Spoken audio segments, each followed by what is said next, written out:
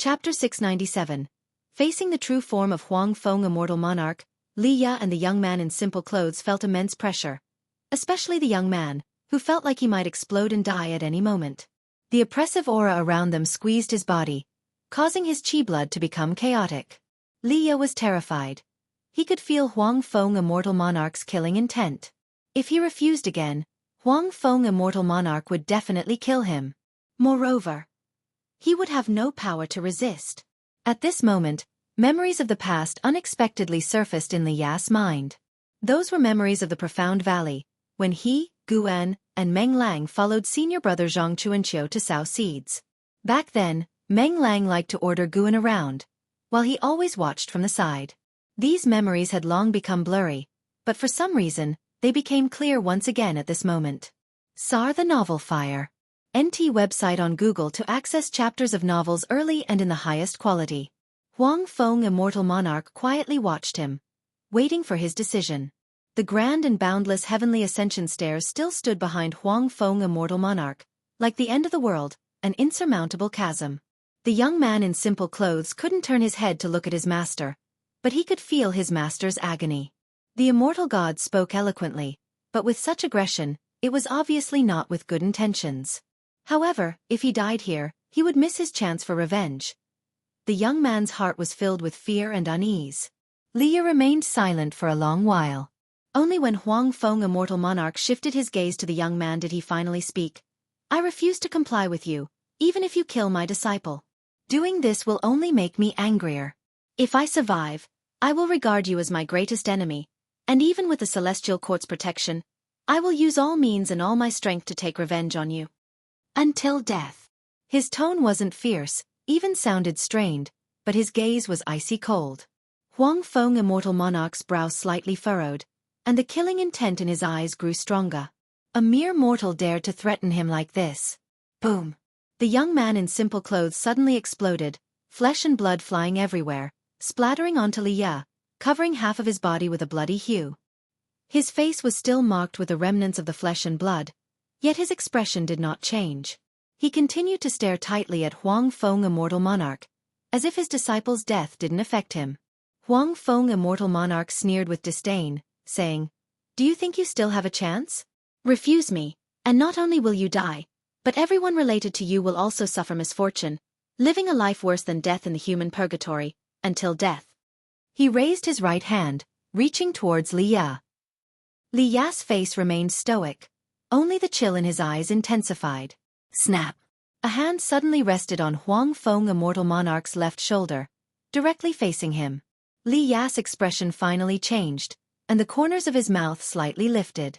Huang Feng, immortal monarch's face slightly altered. He turned his head slightly, using the corner of his eye to glance at the person behind him. Standing behind him was none other than Gu En. Even though they were close, he couldn't see Gu An's true face. Supporting Dao's sword venerable, you finally decided to show yourself. Huang Feng, immortal monarch, spoke, his tone tinged with mockery. Your entry into the celestial spirit great world must have been an accident. If you truly wished to support that son of heaven, you wouldn't have sent him out. Join the celestial court. I will personally petition Songtian. You have no room for refusal. Having captured Tai, immortal monarch, and the 72 immortals of Jin Dong, you've already committed a heavenly crime. If you do not ascend to immortal god status before Songtian becomes aware, you will face the wrath of the celestial court. By then, you will be facing an existence far more terrifying than I. Li Ya fixed his gaze on Huang Feng, immortal monarch, waiting now for Gu An's choice. Can you really represent the celestial court? Gu An's voice rang out, and Huang Feng, immortal monarch's body froze. Just as he was about to respond, a terrifying force suddenly obliterated his body, causing him to follow the same fate as the young man in simple clothes, except he did not explode into a blood flower but instead turned into flying ash and dispersed. Seeing Huang Feng, immortal monarch, unable to resist in Gu An's hands, Li Ya was not surprised, but only his gaze turned complex. Junior brother Gu, why couldn't you appear sooner? Li Ya thought bitterly. He felt he had no right to blame Gu En because the young man's death was his responsibility. Even having lived for hundreds of thousands of years, and after having experienced the tragic death of disciples, his heart still felt filled with guilt and unwillingness. Just then, he noticed a change in Gu An's eyes, a dark red cold light flickering, rendering him momentarily dazed. Master? A familiar voice reached Li Ya's ears, as if it came from a great distance, gradually growing louder. He suddenly opened his eyes wide, awakening like from a dream, turning his head to see his disciple, the young man in simple clothes, standing right beside him. Xian Yu. Li Ya looked at the young man, speaking in shock. He was utterly bewildered, unable to comprehend the situation. The young man named Li Xianyu stood before Li Ya, excitedly saying, Master, I'm not dead. I am alive. I thought I was going to die just now. Was I caught in an illusion technique? Upon hearing this, Li Ya looked down at his robe, noticing that the bloodstains were rapidly disappearing. The previous scene was definitely not an illusion technique. Li Ya turned his head towards Gu An in the distance. Gu An was watching him, yet in his eyes, Gu An's figure was so blurred that he couldn't discern Gu An's current expression. Junior brother Gu. What just happened? Li Ya couldn't help but ask. Upon pronouncing, Junior brother Gu, Li Xianyu's eyes widened, immediately turning towards Gu An. Everything that just occurred was real, not an illusion. I merely turned his death from reality into illusion. He is still alive. Gu An replied, leaving Li Ya and Li Xianyu even more astonished. They couldn't possibly understand Gu An's meaning, filling them with awe towards him. Such unimaginable techniques. What level of cultivation must it be to achieve such? Li Xianyu asked nervously. Then was that immortal god truly dead just now? Hearing this, Li Ya also grew tense, awaiting Gu An's answer. Gu An, facing away from the heavenly ascension stairs, replied, Immortal gods are immortal. Just now he was only a projection. In reality, his summoning of the heavenly ascension stairs wasn't to showcase heavenly might to you, but to summon a path for stronger existence to the human world. Stronger existence? Li Ya and Li Xianyu shivered involuntarily, instinctively looking towards the heavenly ascension stairs.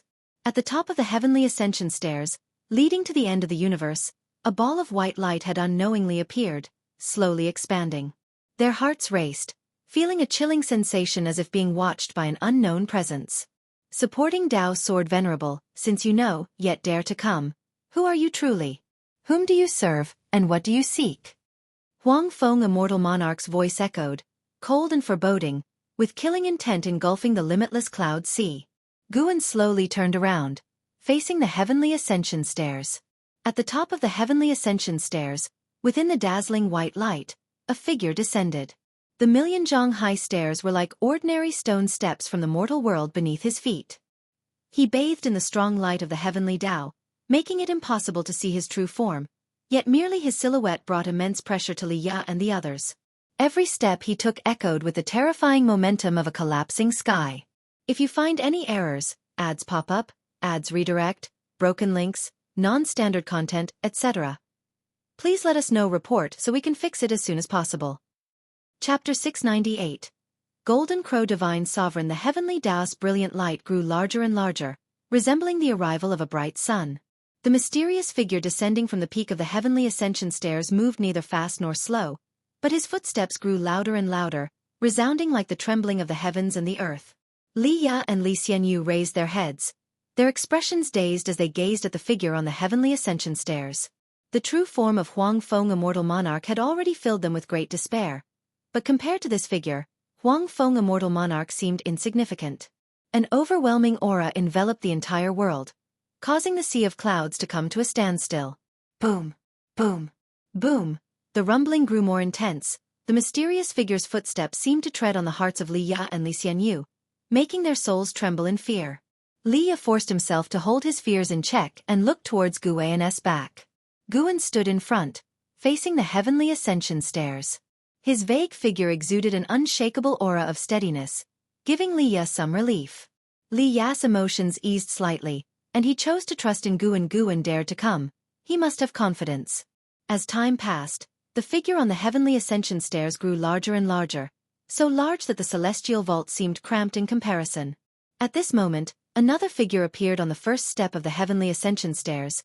It was none other than Huang Feng Immortal Monarch. His figure, like that of a mortal, did not appear majestic. Standing on the first step of the heavenly ascension stairs, he looked insignificant, yet his aura was hard for Li Ya to ignore. As for Li Xianyu, his cultivation level was too low to even see Huang Feng Immortal Monarch's form. He could only stare blankly at the arrival of the mysterious giant immortal. Supporting Dao's sword venerable, the existence behind me is the Golden Crow Divine Sovereign, ranked among the supreme immortals of the Celestial Court, in charge of the celestial law, and able to represent heaven's will. Do you truly intend to defy the will of heaven? Huang Feng Immortal Monarch's voice resounded, his tone solemn.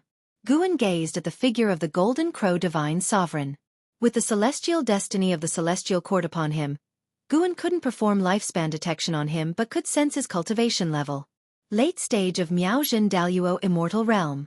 The celestial destiny upon him was extremely thick, far surpassing that of Huang Feng Immortal Monarch.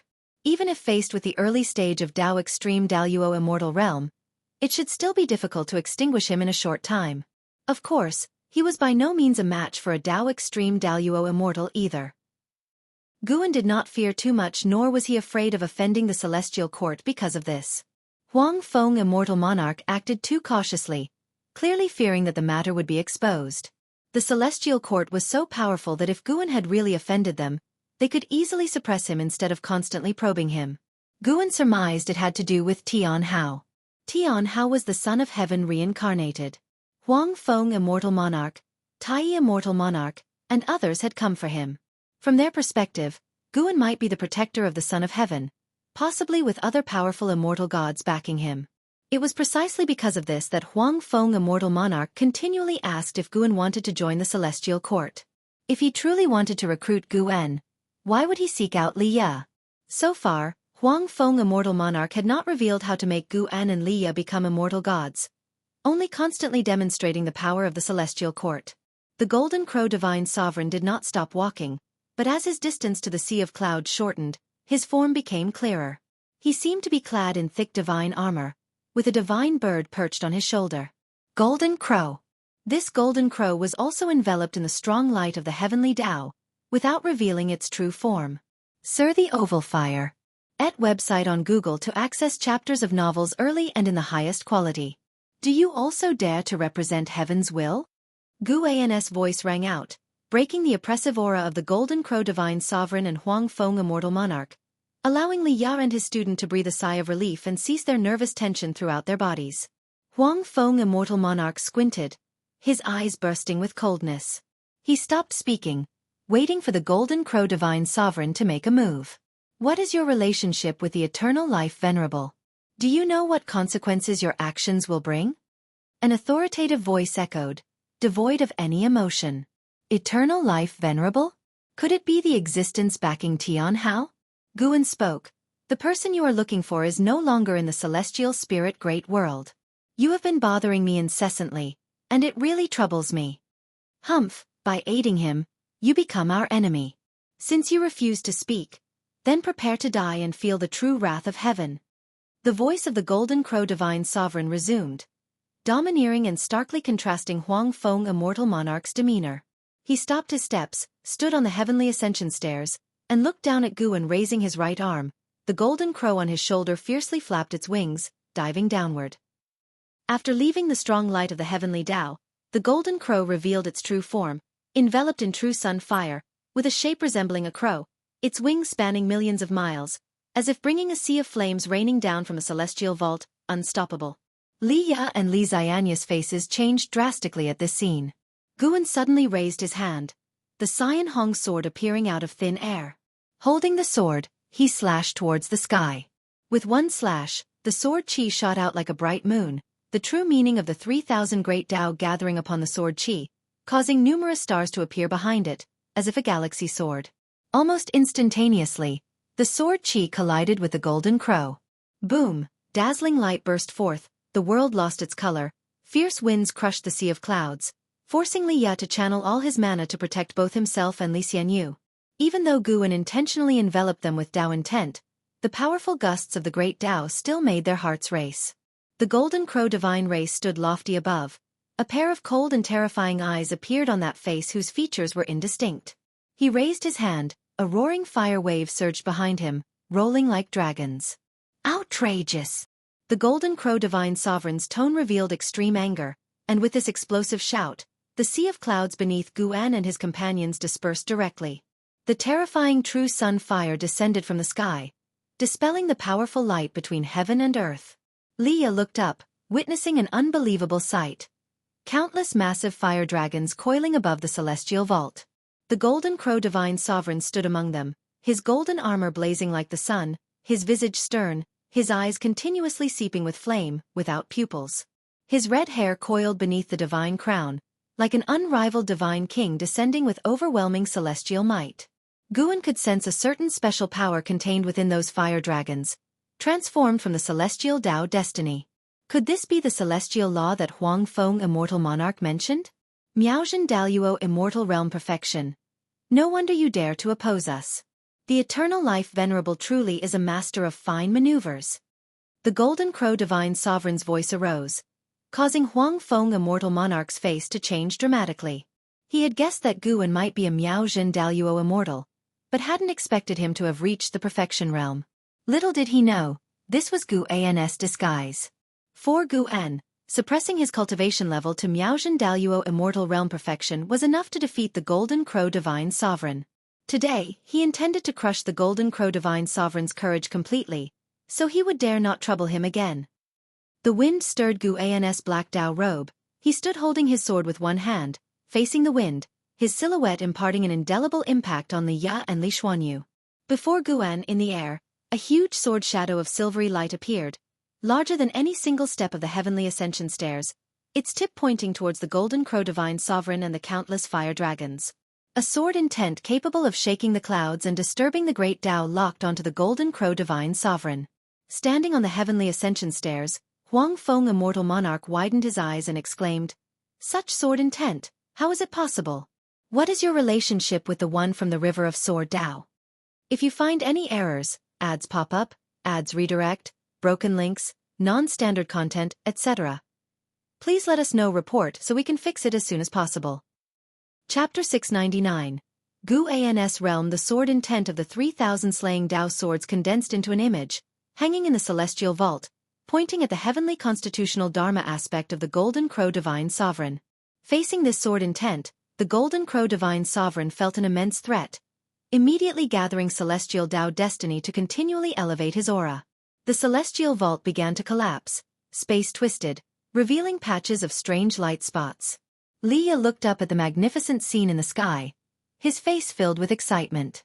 This sword intent. Yes. It was the sword Tao taught to him by Guan, the Taoist technique he had cultivated the longest.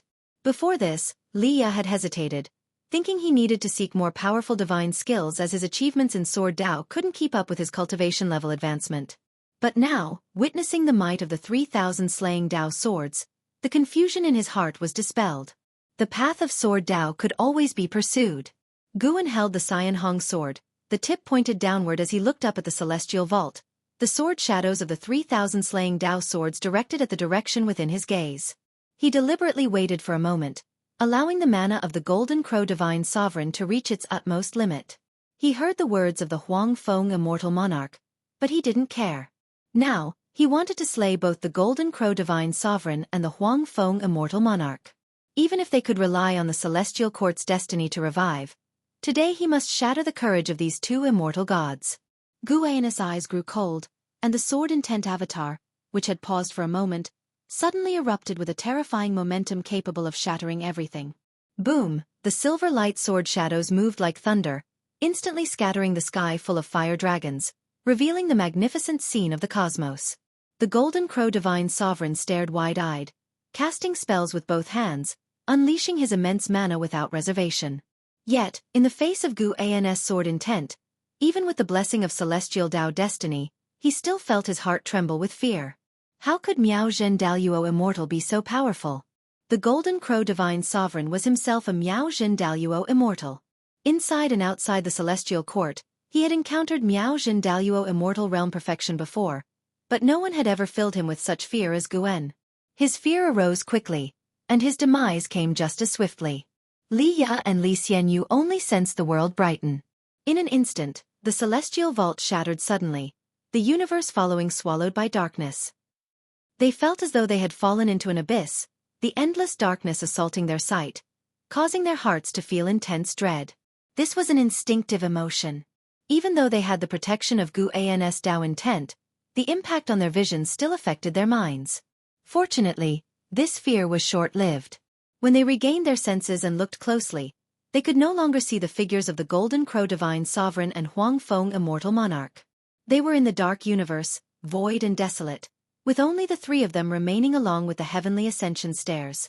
The Heavenly Ascension Stairs still stood, the dazzling golden light becoming the sole source of light in this universe. Guan looked at the Heavenly Ascension Stairs, feeling in his heart that the creations of the Heavenly Tao were truly extraordinary, unable to disperse even the Heavenly Ascension Stairs. He turned to walk toward Li Ya and Li Xianyu, just as the master and disciple were about to speak, when suddenly their vision blurred. The next moment, Li Ya and Li Xianyu felt their feet touch the ground, instinctively opening their eyes to find themselves back by the riverside they had previously passed. Li Ya looked around, already unable to see the figure of Guan. Everything that had happened before felt like a dream. Li Xianyu also did not find the figure of Guan, standing there dazed, recalling everything that had happened before, his expression bewildered. For a long time, Li Ya took a deep breath, looked up to the horizon, and murmured to himself, "Miaozhen Daluo Immortal. Is that your realm? Unheard of, and I wonder how many realms away it is from the profound Yuan-free Immortal." Knowing Guan's realm, Li Ya began to feel excited. At least he now had a target to pursue. Li Xianyu couldn't help but ask, "Master, was that person earlier the uncle master you mentioned before?" "Yes, it was him." Li Ya's expression returned to calm, as enigmatic as ever. "He's amazing. Is he the most powerful existence under the heavens?" "Not just under the heavens. If you look beyond heaven, you won't find many who are his match." "So powerful. How can he be your junior brother? Could it be you're hiding your cultivation?" Li Xianyu asked expectantly, his eyes shining brightly. Li Ya did not answer, merely gazing profoundly toward the horizon, stirring Li Xianyu's imagination and making it difficult for his emotions to calm down for a long time. On the other side, Guan did not return to the Taoist field of the beginningless, but stood on the cliff of a high mountain. In front of him, a sea of clouds churned, with peaks emerging from the clouds in the distance. It was as if he stood above the Zongtian, with beautiful scenery. He was reflecting on the previous great battle. This battle had caused anxiety to arise in his heart. The celestial court's destiny was truly unsolvable, allowing immortal gods to resurrect endlessly. He must devise a method to dissolve the celestial court's destiny. The celestial court's destiny was essentially the celestial Tao destiny, only transformed through some creation, making the celestial court's destiny more complex. If he possessed a method to dissolve the celestial court's destiny, he could kill immortal gods at will. He thought it might be possible to start from the path of cause and effect and the path of chi fortune. Although he could not think of a solution for now, he could conduct lifespan projection and life evolution. He did not immediately set about doing this. Instead, he lifted his eyes to the celestial vault, his gaze hesitant. In the unseen, he sensed a sword intent calling to him from afar, that place being the river of sword Tao. The sword intent used to slay the Golden Crow Divine Sovereign had alerted a powerful being hidden within the river of sword Tao, who used sword intent to show goodwill and wished to meet him. Should he make a trip to the river of sword Tao? Above the boundless sea of clouds, there was a massive vortex emitting golden light, resembling an entrance to an exotic world, magnificently vast. Beside the vortex, two figures appeared out of thin air above the clouds and mist. Precisely the Golden Crow Divine Sovereign and the Huang Feng Immortal Monarch. At this moment, the form of the Golden Crow Divine Sovereign was no longer as huge as it had been before. Though still more stalwart than the Huang Feng Immortal Monarch, they now appeared roughly similar in size. The two immortal gods half-kneeled on the mist, their backs rising and falling, gasping for breath. The Golden Crow Divine Sovereign, with his head lowered and eyes wide open, kept gasping, his eyes full of shock. Though he could revive, the sword intent earlier actually injured his Tao fruit, leaving him with lingering fear. Sir the Novel Fire, any *T website on Google to access chapters of novels early and in the highest quality. Even he was like this, not to mention the Huang Feng Immortal Monarch. Huang Feng Immortal Monarch trembled all over, supporting himself on the ground with both hands. He felt Guan's killing intent still locked onto him. After a while, the Golden Crow Divine Sovereign stood up, turning his head to look at Huang Feng Immortal Monarch, who was still kneeling on the ground. He spoke, "Never go to the celestial spirit great world again." He had already returned to his usual state, solemn and indifferent. The Huangfeng immortal monarch did not lift his head, asking through gritted teeth, "What about the Tai immortal monarch and the 72 immortals of Jindong?" "What do you mean, what about them? Could it be you and the Tai immortal monarch have become close friends? The celestial court is in turmoil now. Supporting the Son of Heaven we have chosen is the top priority. The Son of Heaven protected by the supporting Dao Sword Venerable is too weak, unable to threaten the Son of Heaven we chose. Don't delay the important matters." The tone of the Golden Crow Divine Sovereign was irrefutably firm, causing the Huangfeng immortal monarch to fall silent. Seeing him so dejected, the Golden Crow Divine Sovereign said earnestly, "When the Son of Heaven exits seclusion, sweeping across the great Tao and all heavens, then we will ask him to destroy the celestial spirit great world. It will be no difficult task." The Huangfeng immortal monarch stood up, nodding with a complex expression. He no longer dared to go to the celestial spirit great world. He didn't want to face that sword intent again. Even if he could revive, each revival would deplete his cultivation. Not to mention the feeling at the moment of death was real. Remove the heavenly ascension stairs and pretend it never happened. Do not spread it, understand? The Golden Crow Divine Sovereign stared at the Huangfeng immortal monarch, asking in a deep voice. The Huangfeng immortal monarch took a deep breath and said, "I will bury this matter in my heart forever. If you find any errors, ads pop up, ads redirect, broken links, non-standard content, etc., please let us know report so we can fix it as soon as possible." Chapter 700. Infinite Void Sword Ancestor in the Dark Void. A river that emitted a silver-blue radiance stretched across the universe, twisting slightly, resembling an endlessly long silver dragon advancing slowly. This was the river of Sword Tao, formed by the Sword Tao nurtured by the heavens, on whose surface silver lines continuously emerged, symbolizing the birth of new Sword Tao. Guan appeared out of thin air on the river of Sword Tao. He had spied upon the river of Sword Tao many times, but this was his first time truly coming to it. As soon as he manifested, he stepped forward and walked toward the interior of the river of Sword Tao. The sword intent he displayed when confronting the Golden Crow Divine Sovereign and Huangfeng Immortal Monarch had disturbed the strongest presence within the river of Sword Tao. Guan sensed that the other party's cultivation level had reached the Tao Extreme Daluo Immortal Realm, although their minor realm was not as high as his. This time, Guan suppressed his cultivation level and came to meet this powerful presence with the Miaozhen Daluo Immortal Realm Perfection cultivation level. After entering the river of Sword Tao, Guan was surrounded by sword intent. As he glanced around, he could peer through the sword intent into different worlds, seeing the 3,000 great worlds, countless little worlds, and mysterious planes adrift within the great Tao. The bizarre and colorful scenes along the way could not tempt Guan to halt his steps. Flying within the river of Sword Tao, Guan felt as if he were traversing through time and space. After a while, his feet landed on the grass, which was part of a small island floating in the depths of the river of Sword Tao. On the island was a grove, and on the grassland outside the grove stood numerous steles engraved with the names of various Sword Tao, numbering over 100. After just sweeping a glance at them, Guan walked toward the grove. The grove was serene and not very large. He reached the garden inside the grove after less than 20 steps. In the garden grew many flowers and plants, and there was a small wooden building, not very exquisite, giving off an ancient feel. In front of the building was a stone table at which sat an old man in a gray robe brewing tea. The fragrance of tea filled the air, and Guan could feel a certain sword intent within the tea aroma. "Please have a seat, fellow Taoist." The old man in a gray robe looked at Guan and spoke with a smile. "Infinite Void Sword Ancestor, Tao Extreme Daluo Immortal Realm Early Stage 0/0/0. No lifespan? No wonder he could only stay in the river of Sword Tao. It seemed his physical body and divine soul had already merged with the river of Sword Tao, coexisting with it." Guan silently contemplated as he followed and sat opposite the Infinite Void Sword Ancestor. The Infinite Void Sword Ancestor scrutinized Guan, while Guan likewise sized him up. After a while, the Infinite Void Sword Ancestor took the initiative to speak. "You must be the master of the Sacred Heart Sword Tao. Earlier, I was wondering how this Sword Tao could grow so rapidly with such a great cause and effect propelling it in the future. It turns out it was you, fellow Taoist. The Sacred Heart Sword Tao indeed has good fortune, and it will surely assist you in reaching higher realms. He noticed that Guan was at the Miaozhen Daluo immortal realm perfection, not as high as his own, but he believed Guan would reach the same realm as him in the future, or even surpass him. He himself had achieved today's Dao practice by sacrificing freedom, whereas Guan had lost nothing. Guan nodded, curious as he asked, "Why are you in this river of sword Dao, fellow Daoist?"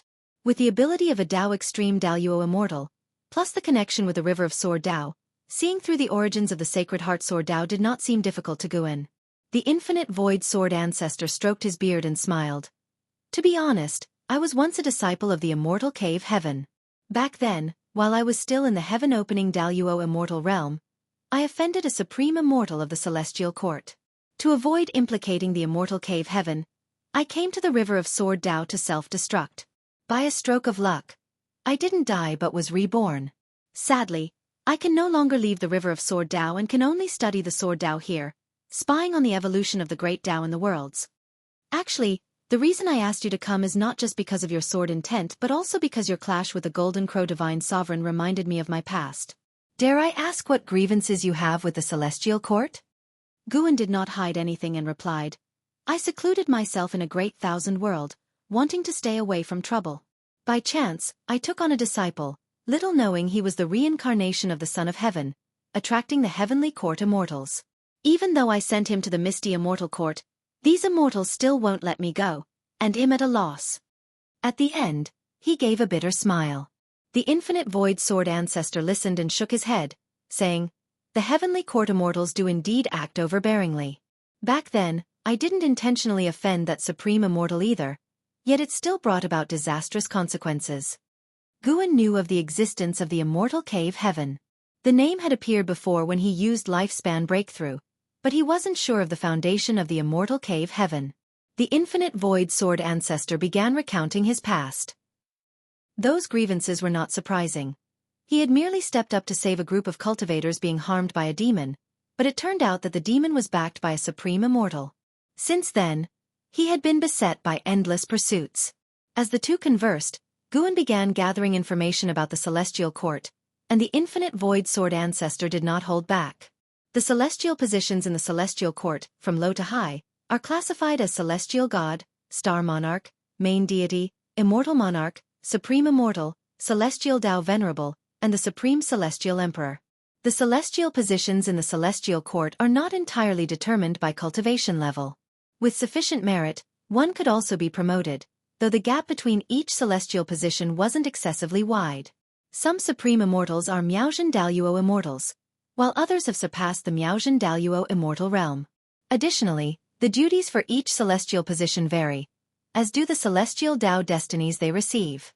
Some immortals exist for combat and are extraordinarily powerful, while others, who are less skilled in combat, hold high ranks but may have cultivation levels lower than their subordinates.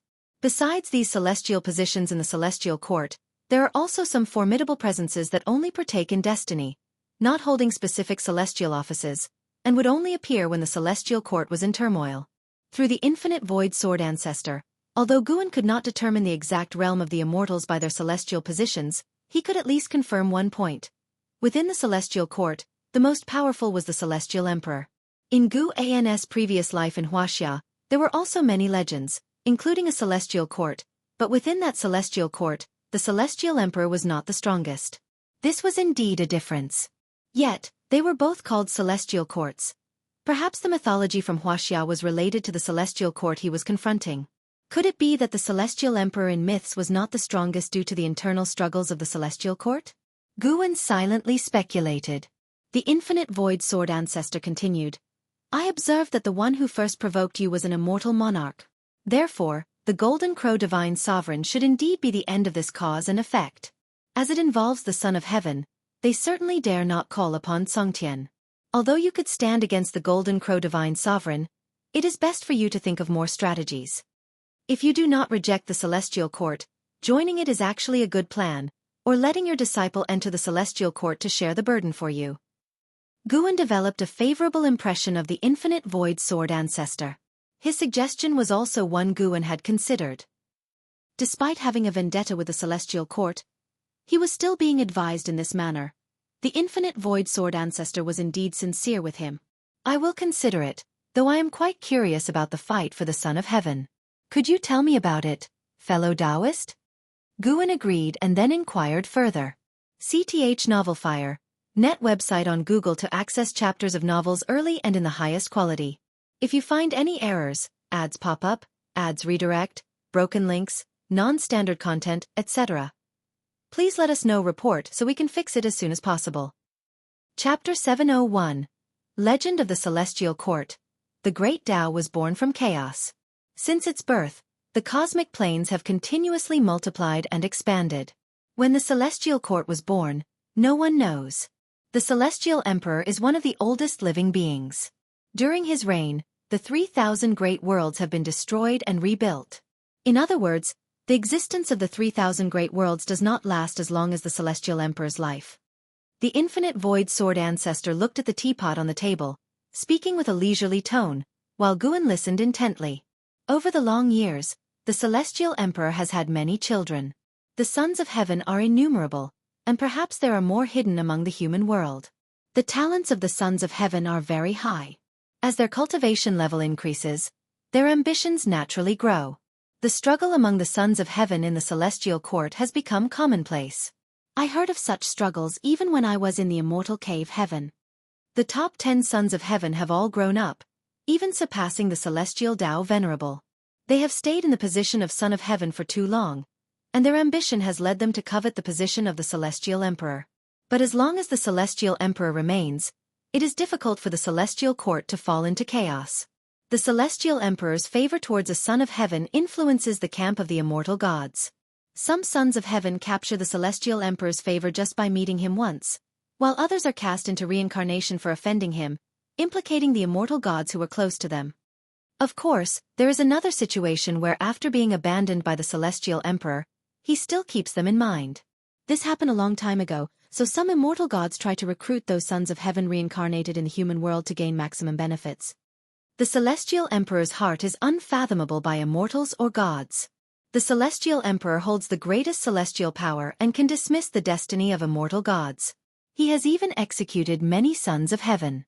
For ambitious immortal gods, the struggle in the Celestial Court is unpredictable in fortune and calamity.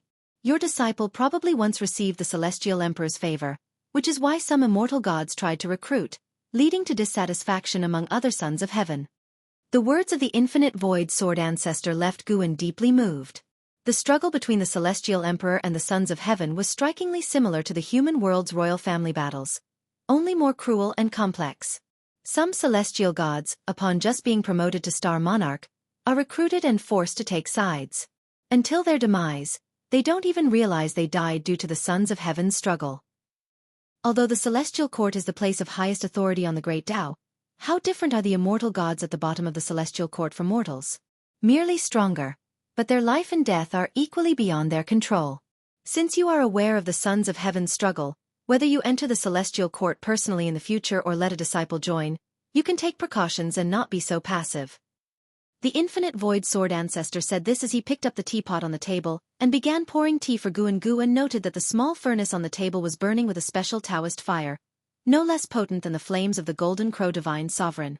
Thank you, fellow Taoist, for telling me so much. I wonder why you have called me here, and what I can do for you. Guan shifted his gaze to the infinite void sword ancestor and curiously inquired. The information the infinite void sword ancestor provided was very valuable to him. He didn't mind reciprocating within his abilities. Upon hearing this, the infinite void sword ancestor chuckled softly. I dwell in the river of sword Tao, eternal and undying. The battles within the great Tao are unrelated to me. What desires would I have? Existences like mine can be found within other rivers of the great Tao too, so I am not lonely. After pouring tea for Guan, he poured a cup for himself. The aroma of the tea filled the air, with smoke like some spirit beast dancing over the cup. So, fellow Taoist has no regrets concerning the immortal cave heaven? Guan inquired while raising the teacup and taking a gentle sip. This tea contained profound truths of the sword Tao, aiding in cultivation. The infinite void sword ancestor laughed. Once within the great Tao, naturally cutting off past karmic ties, I have no relation with the immortal cave heaven anymore. This time, I sought you merely to discuss the sword Tao. I am very interested in the Sacred Heart Sword Tao. I have comprehended it before, Yet it is continually strengthening, and I can never fully understand it. Would fellow Taoist be willing to discuss the Tao with me? Of course, though it cannot be for too long. Guan pretended to hesitate, not wanting to delay picking medicinal herbs. The infinite void sword ancestor laughed heartily and proceeded to drink tea and discuss the Tao with Guan. This discussion lasted a month. Guan seized an opportunity to interrupt, then took his leave, promising to return again in the future. Only then did the infinite void sword ancestor not feel regretful. Upon returning to the celestial spirit great world, Guan first went to various areas of the medicine valley to pick medicinal herbs. Once all the mature medicinal herbs were harvested, he finally exhaled a sigh of relief. He suddenly felt as if he was being controlled by the medicinal herbs. Actually, picking for one less year wouldn't have harmed him, but the habit formed over many years left him unable to stop. Upon realizing this, Guan couldn't help but mock himself with a smile. Still not strong enough, he thought.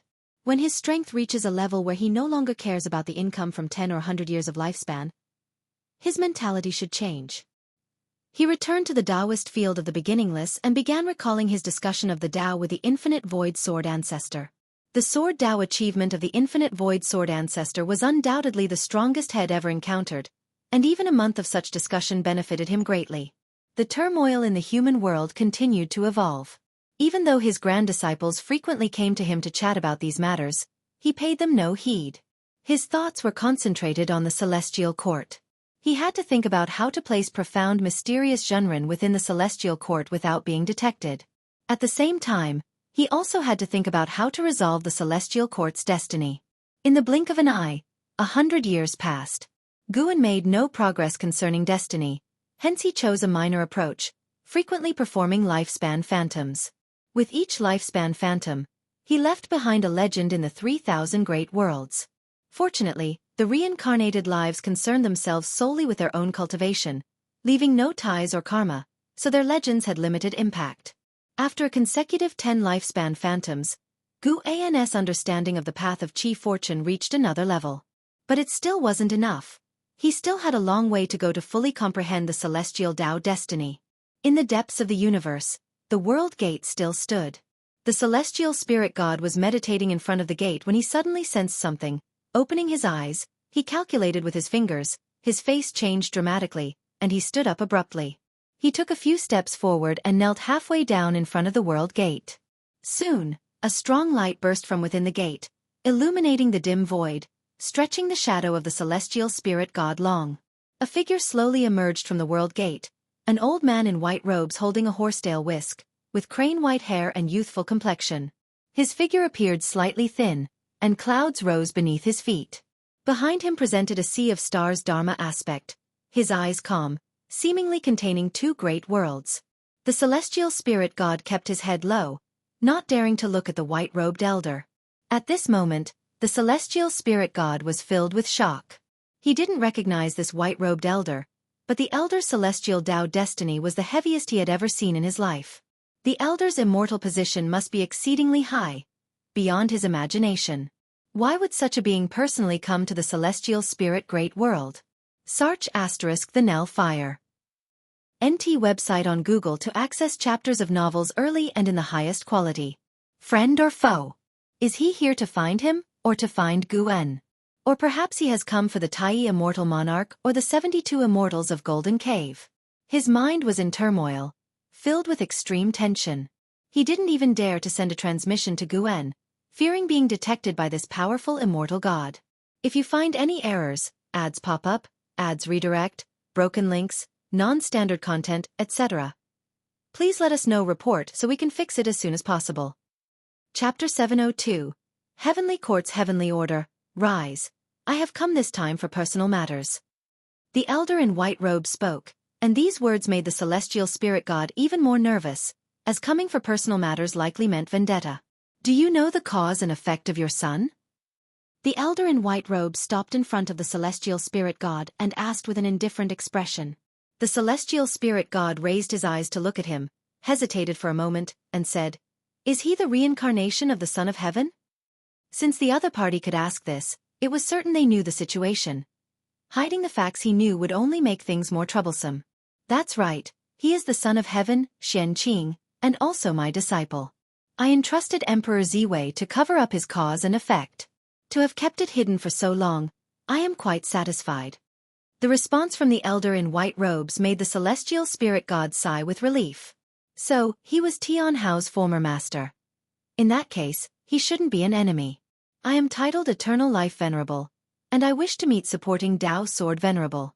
Go and summon him for me. I will wait for him at the World Gate. With an indisputable tone, the elder in white robes spoke, and upon hearing the term venerable, the celestial spirit god's pupils suddenly contracted. Inside, he was in turmoil. He never expected such a legendary figure to come in person. He dared not refute and immediately rose to go find Guan. Eternal Life Venerable waved his sleeve, and the clouds around him dispersed, concealing his figure. 9 Spirit Continent. Chenkuan Sect. Guan and the celestial spirit god met in the city. The two walked on the street, strolling while discussing Eternal Life Venerable. A being in the celestial court entitled as Venerable is an ancient legend. Venerable is an existence above immortal monarch. It's my first time seeing a Venerable. He came for Tian Hao, claiming to see you, the celestial spirit god said with a tightly furrowed brow and a worried face. The arrival of Eternal Life Venerable to seek him was understandable, as after all, he had an inseparable cause with Tian Hao. But why look for Guan? Tian Hao had already left the celestial spirit great world, yet Eternal Life Venerable still sought Guan. Could it be to eliminate Guan? The celestial spirit god had deep interactions with Guan. He knew that if Guan were eradicated, he too would find it hard to escape death. Immortal gods are indestructible, but that's outside the celestial court. Inside, high-ranked immortal gods must die if their celestial court destiny is removed. Guan's expression remained unchanged as he looked around. He wasn't in a hurry to meet Eternal Life Venerable. As soon as Eternal Life Venerable arrived, he had already sensed it. This person's cultivation level was in the early stages of the Dao Extreme Daluo Immortal Realm, far surpassing the Golden Crow Divine Sovereign. Both being supreme immortals, the Golden Crow Divine Sovereign was merely a Miaojin Daluo Immortal. While Eternal Life Venerable reached the Dao Extreme Daluo Immortal Realm, no wonder he could be the master of the Son of Heaven. Guan wasn't afraid of the trouble because Eternal Life Venerable did not harbor hostility toward him, nor did he become his cause and effect nemesis. Ever since the life expectancy prediction upgraded, Guan would always receive hints of cause and effect hatred. Those destined to foster enmity with him numbered over 10 billion.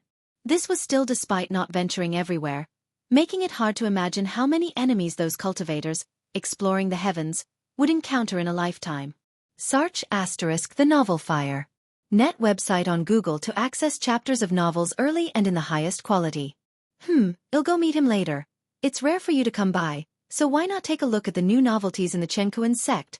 Guan softly laughed after hearing the celestial spirit god's words. Seeing Guan so calm made the celestial spirit god reassured as well, admiring him secretly. Guan's composure was enough to make him pursue for a long time. Despite the admiration, he could never wholeheartedly immerse himself in amusement. It wasn't until dusk that Guan followed the celestial spirit god to the World Gate. Night fell. Guan returned to the Taoist field of the beginningless.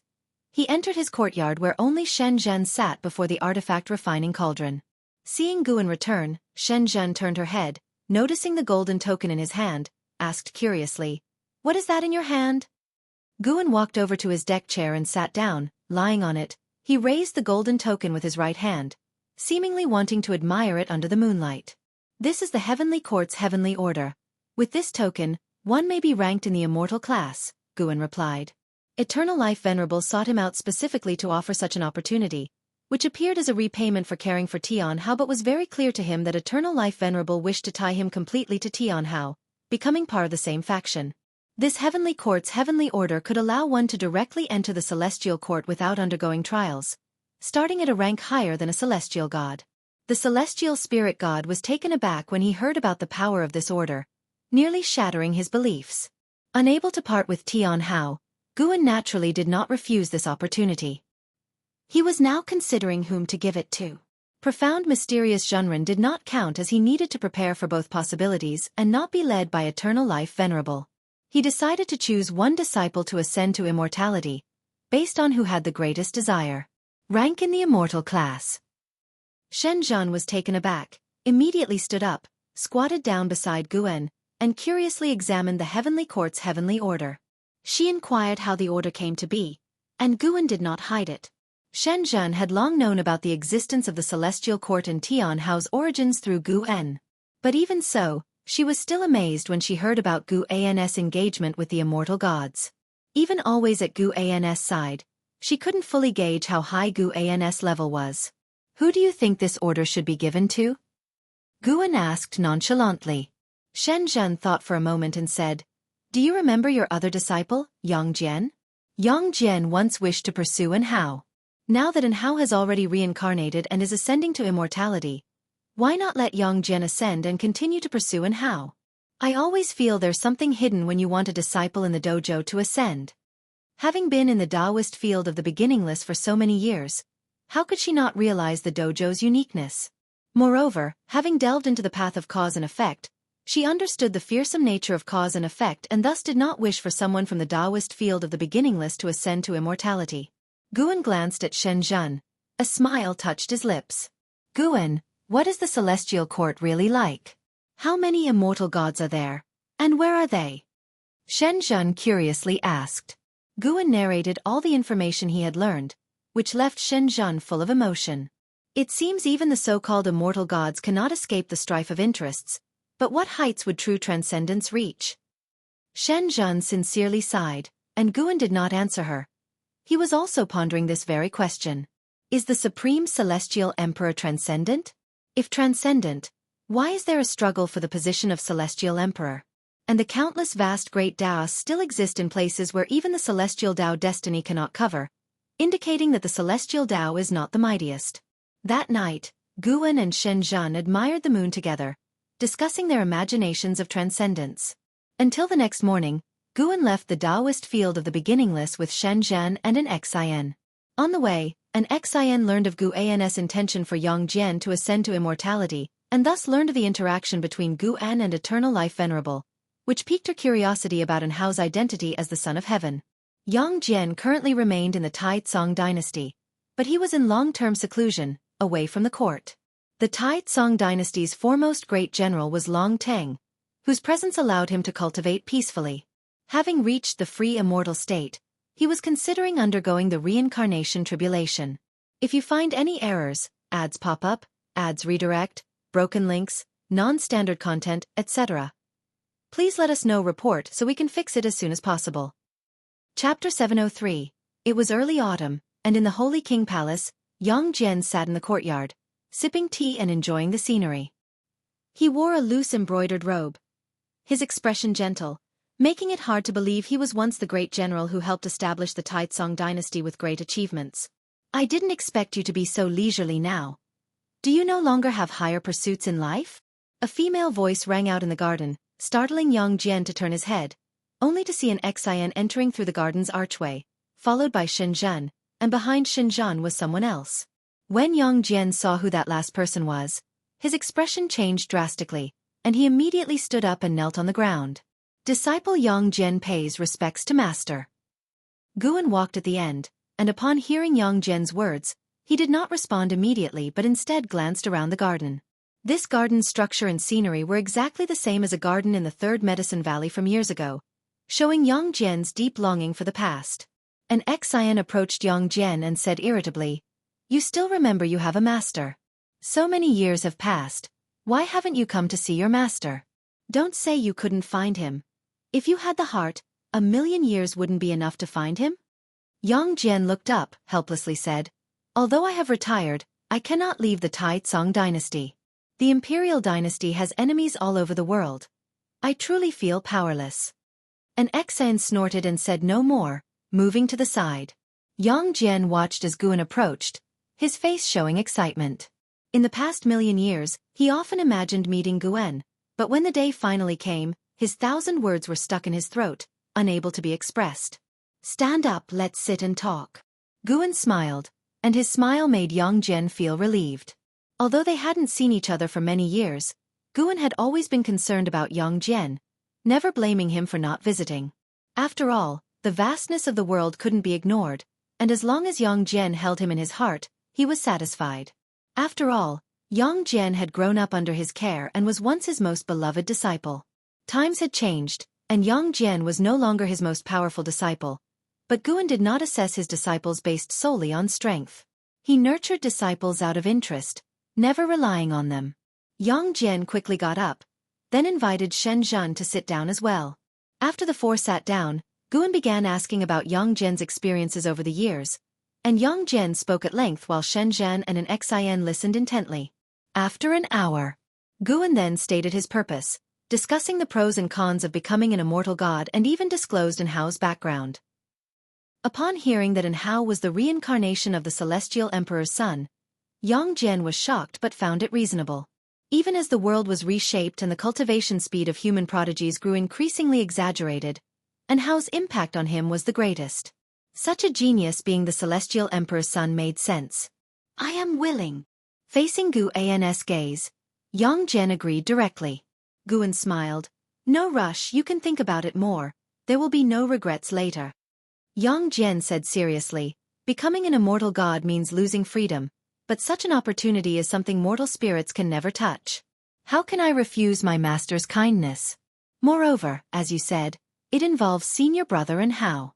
I am willing to enter the celestial court on your behalf, aiding senior brother En Hao while also being your eyes within the celestial court. Having held power in the holy court and a high position in the Taizong dynasty, he understood what he needed to do after knowing the backstory of this cause and effect. Being his master's pawn, he had no worries and even looked forward to it. And he believed his master wouldn't let him down. After staying in the Taizong dynasty for so many years, he had grown tired of the struggles within the human dynasty. Participating in the Heavenly Sons contest in the celestial court thrilled him. Such feelings hadn't surfaced for a long time. Guan's lips turned upward. With Yang Jian's words, he naturally had no reason to refuse. He directly took out the Heavenly Court's heavenly order and placed it on the table. When you're ready, just infuse your divine sense into this token, and the Heavenly Tao will summon you to the Celestial Court. The timing is up to you. With that, Guan stood up and turned to leave. And Xin and Shen Zhan followed closely behind. The novel_fire. @ website on Google to access chapters of novels early and in the highest quality. Yang Jian immediately got up, bowed to Guan's departing figure, and respectfully sent him off. Guan, along with an Xin and Shen Zhan, vanished into thin air within the garden, and only then did Yang Jian lay his eyes on the Heavenly Court's heavenly order. Elsewhere, Guan and his companions arrived on a street in the Imperial City, planning to enjoy themselves for 2 days before returning. Guess how long it will take him to reach the Celestial Court? Shen Zhan asked with a smile. An Xin was just about to speak when suddenly, a deafening roar sounded from afar. A majestic celestial might envelop the entire world, causing everyone on the street to turn their heads. From the east direction of the Imperial City, a white pillar of light appeared, piercing through the skies spectacularly. Shen Zhan was stunned. She sensed a tremendous celestial Tao destiny and immediately guessed it was Yang Jian. She didn't expect Yang Jian to act so swiftly. An Xin laughed. He's smart. The more he prepares, the more he hesitates. After all, he's not a lone wolf. Among the bustling street, only Guan hadn't turned his head. Before he came to find Yang Jian, he knew Yang Jian would agree and had even seen when Yang Jian would ascend to immortality. Now he pondered when to let the profound mysterious Zhenren ascend and where that should happen. Yang Jian's ascension caused quite a stir, drawing great power from all over the Taizong dynasty, including Li Xiandao. During the ascension, Yang Jian confided his intent to ascend to immortality to Li Xiandao but didn't explain how he could do so, hoping Li Xiandao would take care of his descendants. Li Xiandao agreed, filled with shock and wonder. Could there truly be immortal gods? He always thought that so-called immortals were merely beings who achieved immortality through cultivation, like the former Holy Court claiming to be immortals, and now the Tao Court and the 100 sects of the human world claim the same. He also called himself an immortal to his people. But today, witnessing the celestial Tao destiny taking Yang Jian away, he realized his understanding was overly simplistic. The ascension destiny connected to the celestial Tao light layer on the surface of the celestial spirit great world, causing global great powers to take notice. In the following days, more and more great powers arrived to witness Yang Jian's ascension. Yang Jian was not simply ascending. During the process, his physical body and soul underwent purification by the celestial Tao destiny, and his cultivation level surged incessantly. Feeling his rapidly rising aura, onlooking great power cultivators marveled, some even attempting to force their way through, only to have their physical bodies turned to ash by the celestial Tao destiny, with their souls nearly obliterated, deterring others from acting rashly. Subsequently, even the profound Yuan-free immortal arrived, including the master of the Tao court, Yuan Songzi. On the street, Guan calculated that the human world's fortunes had changed. Yang Jian's ascension marked an imminent leap in the celestial spirit great world celestial Tao destiny because people worldwide began to believe in immortals, and the beliefs of cultivators could further bolster the celestial Tao destiny. The Taizong dynasty would thus become world-renowned, with Yang Jian becoming an immortal name passed down through all generations.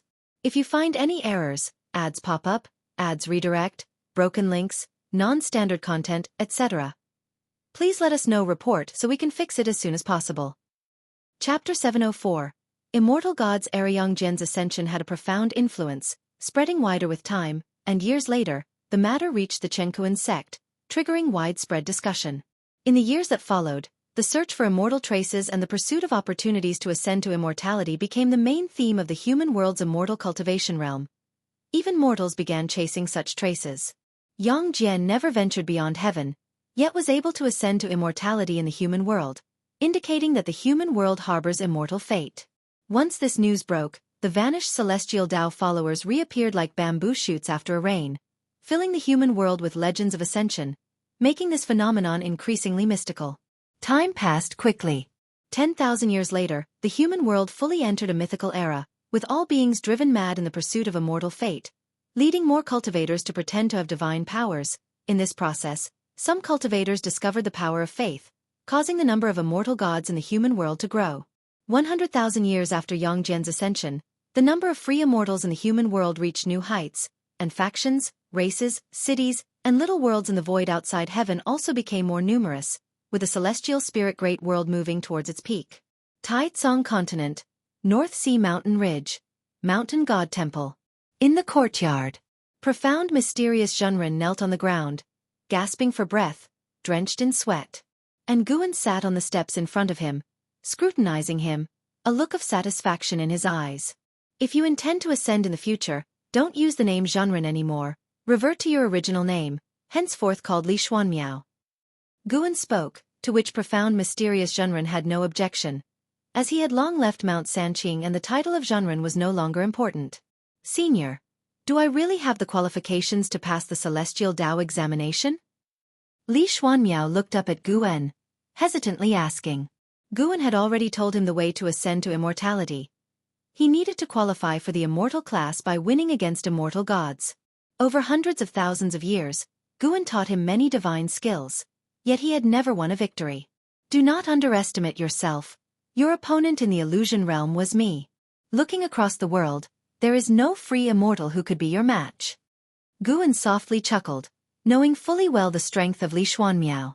Over the years, Guan had cultivated Li Xuanmiao more than an Xian, although this was partly because an Xian was already on the right track. An Xian would walk the path of the reincarnation Tao Emperor, without needing to undergo the reincarnation tribulation. Li Xuanmiao similarly had not undergone the reincarnation tribulation, as Guan was suppressing his cultivation level. The difficulty of challenges in the celestial Tao examination depended on the trialist's cultivation realm. Guan had previously simulated a lifespan to know the process of this examination. This celestial Tao examination was a chance for immortality Lu Xian had once stumbled upon and had already been handed over to Guan. The celestial Tao immortal stone, containing opportunities for ascension, which Guan had understood from the eternal life venerable, was concealed in almost every great world. It represented the celestial court's mercy to all beings of the human world. Those with extraordinary talent could ascend by passing the celestial Tao examination within it, the immortal position determined by their own strength. The celestial Tao immortal stone could not capture fate. Even the eternal life venerable could not deduce its specific location. Whether or not one encounters it depends on fate. The Novel Fire. Net ** website on Google to access chapters of novels early and in the highest quality. Of course, passing this examination is exceedingly hard. Lu Xian had already failed before. It is worth mentioning, if one passes the examination and then refuses to ascend, celestial punishment would ensue, as no one could refuse the celestial court. Truly, Li Xuanmiao asked in surprise, trusting in Gu An's judgment because Guan was the most powerful being under heaven. No. Perhaps even beyond heaven. He was the strongest. Naturally, from now on, call me master. Gu An's words brought delight to Li Xuanmiao, who promptly knelt down to take him as his master. Thereafter, Guan took out a small cauldron and said, "This is the mountain and river unparalleled cauldron and is a Tao treasure of Wuxia. I have temporarily sealed Wuxia's destiny, yet even so, it is still a formidable magical treasure. It will protect you when you are in mortal danger. Just like every Wuxiji disciple has a Tao treasure." Yang Jian did not have one yet, but it was already prepared for when he returned from the celestial court to visit. Li Xuanmiao received the mountain and river unparalleled cauldron with joy. The more he looked at it, the more he loved it. After he played with it for a while, Guan began guiding him to refine the cauldron. "It's time for you to ascend to immortality," Guan thought to himself while looking at Li Xuanmiao. All of Li Xuanmiao's divine skills were personally imparted by him, leaving no shortcomings. Coupled with his demon god body, Guan was eager to see how Li Xuanmiao would perform once he became a god. Meanwhile, the path of the great Tao. The blood prison great saint sat cross-legged atop a mountain peak, surrounded by the aura of the great Tao, casting an oppressive atmosphere across this void. In the distance, on the barren land, Feng Xian stood shoulder to shoulder with 5 cultivators, gazing at him. "I wonder if the second brother will succeed?" "He surely will. His talent in the primordial Tao Emperor far surpasses ours. The second primordial Tao Emperor among us is about to be born. It's truly exciting. We must also strive. Once all 7 of us become primordial Tao Emperors, we can challenge the Taoist Emperor to vindicate the primordial Tao Emperor. Haha, in actuality, there's no need for us to act. Xuanji Emperor alone can vindicate with his talent. He is bound to become a primordial Tao Emperor." Feng Xian did not engage in the conversation with the other 5. He looked at the blood prison great saint, his gaze steady, confident in the latter's success. Feng Xian had already attained the primordial Tao Emperor, fully aware of its power, and no longer deemed it necessary to compete with the Taoist Emperor. In his view, no great Tao destiny could compare to the primordial Tao Emperor. The Taoist Emperor relied on combat and deprivation, the celestial Tao destiny on faith, while the primordial Tao Emperor only required enlightenment. The 3,000 great Taoists never mentioned one Tao devouring another. Thus he felt the primordial Tao Emperor was the truly correct path. Nevertheless, he had no reason to dampen the enthusiasm of his sworn brothers. More than fretting over whether the blood prison great saint would succeed, he feared that success would lead to separation. Since the destruction of the battle court, Feng Xian drifted alone, with the blood prison great saint as his only confidant and support, and he did not wish for him to leave. However, if return was his chosen path, he would not obstruct it. At this moment, an overwhelming pressure descended, compelling Feng Xian and the 5 others to turn their heads, seeing a massive black hole appearing in the depths of the void, seemingly about to devour from the ends of the earth. From within the black hole, numerous dreadful auras emerged, clearly indicating an incoming force. Prepare for battle. There are always those seeking shortcuts. Feng Xian spoke emotionlessly.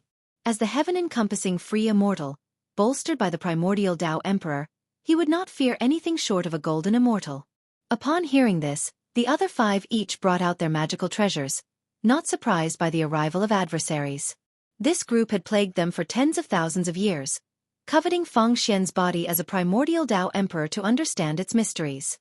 Feng Xian was the first to fly forth, his formidable aura erupting suddenly, matching the combined aura of the mysterious force within the black hole.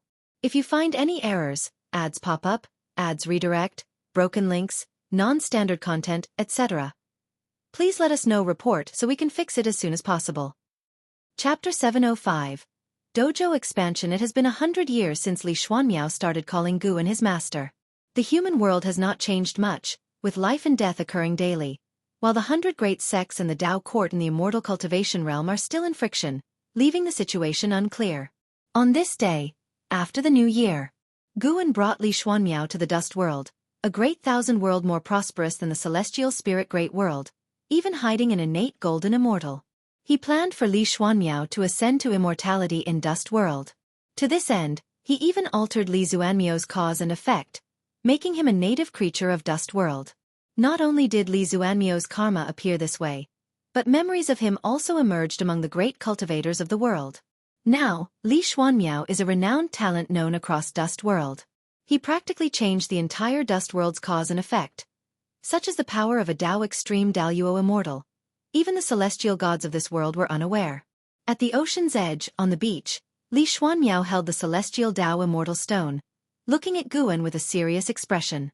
Guan smiled and said, "Don't worry too much, you've already experienced the trials inside, only this time your opponents are immortal gods. To be cautious, I'll first hide your memories of me, and after you achieve immortality for 10,000 years, these memories will resurface." Li Xuanmiao took a deep breath and nodded slightly. Guan immediately waved his sleeve. A gust of wind sent Li Xuanmiao into a daze. When he regained consciousness, Guan was nowhere to be seen. He looked down at the celestial Dao Immortal Stone in his hand and immediately probed it with his divine sense. After the time of one stick of incense, the sand beneath his feet suddenly erupted with a skyward blast, shooting straight into the clouds, followed by a brilliant light forming a celestial Dao beam, as spiritual energy in the world frantically surged toward him. He passed the heavenly Dao trial. Beyond the heavens, deep in the cosmos, at the world gate, the celestial god guarding the dust world opened his eyes, displaying a peculiar expression. There are people in this realm who can pass the evaluation of the celestial Dao Immortal Stone? Impressive. The celestial god muttered to himself, his face showing a look of anticipation. Having an immortal god born in this world also benefits him, as he will receive rewards from the celestial court, and this newly ascended immortal's position will surely be higher than his, possibly allowing them to become acquainted. Many ascended gods and trial gods hold nostalgia, and some great thousand worlds are rich in heritage because of their numerous immortal gods, far surpassing other great thousand worlds. He stood up, intending to go and meet the new immortal god, where he could offer some advice as a form of greeting, establishing familiarity. Guan returned to the Taoist field of the beginningless, feeling elated that Li Xuanmiao was about to join the immortal class. It was uncertain what level of celestial Dao immortal position Li Xuanmiao could attain. According to the Eternal Life Venerable, whether by using the Heavenly Dao command or through the celestial Dao Immortal Stone, the immortal position will be above the celestial gods. The Eternal Life Venerable also listed other methods of achieving immortality, so he would not guess that Guan had a celestial Dao Immortal Stone in his possession. There are dozens of methods to become immortal, and any path involving the heavenly ascension stairs is a superior one. Most celestial gods are appointed through recommendations from immortal gods or selected from participating in heavenly soldier trials. Even the most gifted among celestial spirit gods, unable to advance through the celestial Dao Immortal Stone, required recommendations from immortal gods. Talent is the least noticeable in the celestial court because there are so many gifted geniuses aspiring to become immortals. Even the greatest talent in a single great thousand world is considered insignificant within the great Dao. Guan strolled leisurely along the small river in the dojo. Ahead, someone was cultivating by the river, none other than Emperor Tianhong. After many years, Emperor Tianhong had awakened some memories of immortal gods, making him cherish his time cultivating in the Taoist field of the beginningless even more, as he knew he would eventually return to the celestial court. Hearing footsteps, Emperor Tianhong opened his eyes and turned his head, and upon seeing it was Guan, he quickly got up and bowed to Guan. "Continue your cultivation, I'm just taking a stroll." Guan said with a smile. Li Xuanmiao's ascension made him view Emperor Tianhong more favorably. Without necessity, he indeed need not oppose the celestial court, as he preferred peaceful, enlightenment-seeking days over battles and killings. As he passed by Emperor Tianhong, the latter breathed a sigh of relief and continued meditating and cultivating. Despite having spent many years together, he still felt great pressure facing Guan. Guan, hearing his inner thoughts, did not mind much either. As the number of people in the Taoist field of the beginningless grew, he could not befriend every disciple, as that would be too exhausting. Among the third-generation disciples, only Shangguan Xianer seemed interesting to him, and he was lazy to bother even with Zizai, whom he had taken to see the world. After walking 100 miles further, Guan saw Lu Zidao, celestial demon child's disciple, sparring with Zhang Lan, and Xin's second disciple, in swordsmanship. The two used neither mana nor divine skills, only exchanging sword techniques, their movements sharp and swift. Upon noticing Guan approaching, their faces changed, intending to stop, but Guan's voice reached them. "Don't stop, I'm just passing through." The novel Fire. Net ** website on Google to access chapters of novels early and in the highest quality. Hearing this, Lu Zidao and Jianglan's eyes sharpened, and their movement techniques became even faster. The third-generation disciples all wanted to win Gu An's favor, and they took this rare opportunity to showcase their talent in front of him more earnestly. Guan bypassed them and entered the mountains and forests. If the dojo's disciples reach 100 in the future, it might need expanding. Guan silently contemplated, as high realm disciples' combat would inevitably have a broad impact, even if restrained. Expanding the dojo required a lifespan. He planned to incorporate the entire nine-spirit continent into the Taoist field of the beginningless. His consideration stemmed from seeing the future, where the Chenkuan Church would face calamity, causing chaos within the sect and significant casualties among the continent's beings.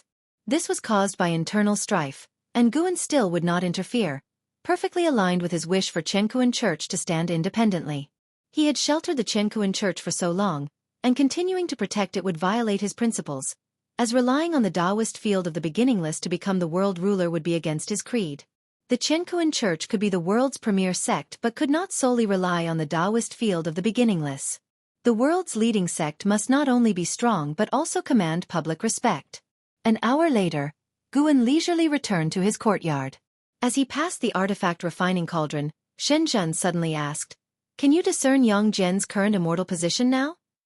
Since Yang Jian ascended to immortality, she had been curious about this and asked many times. Without stopping his steps, Guan replied, "Still can't, but you'll know when he returns." He had to go back inside to read.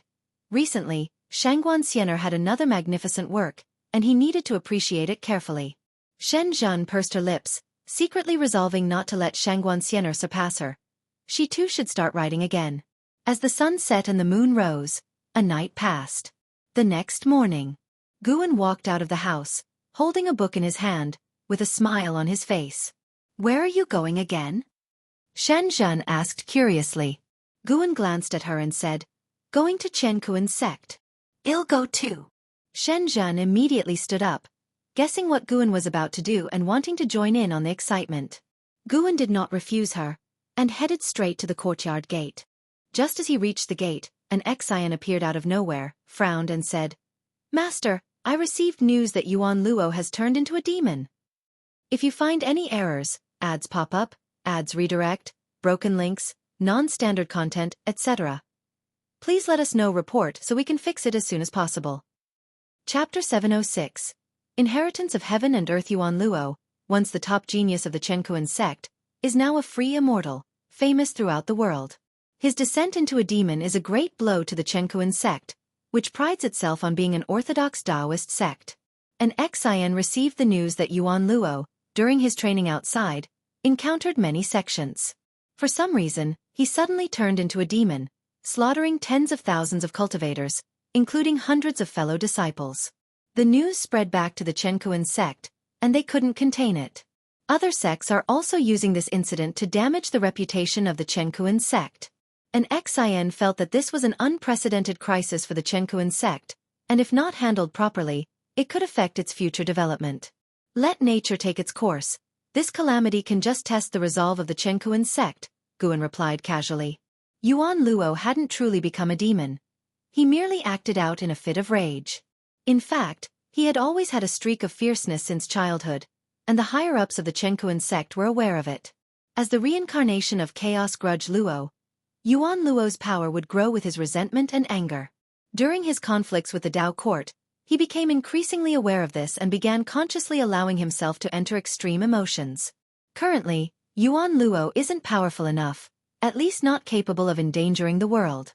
The Chaos Grudge Luo is sealed, so he can only borrow a little power. In fact, aside from Yuan Luo, there are other hidden dangers within the Chenkuan sect. The rules of the righteous Dao sometimes incite hatred and can become tools for those with intentions. Upon hearing Gu An's words, an Xian realized something. She stepped aside to make way for Gu, and watching the departing backs of Gu and Shen Zhen, an Xian sighed slightly. She understood that her master had grown tired of caring for the Chenkuan sect.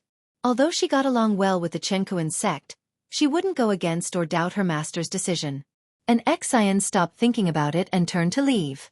Recently, she had been immersed in the reflections of reincarnation, gaining deeper insights into the primordial Tao Emperor. She increasingly felt that the primordial Tao Emperor was unfathomable, and it was a path with limitless potential. She was resolute in her determination to become a primordial Tao Emperor. The disciples of Wuxia all walk the path of the primordial Tao Emperor, and she aims to become the first primordial Tao Emperor within the beginningless, aside from Guen.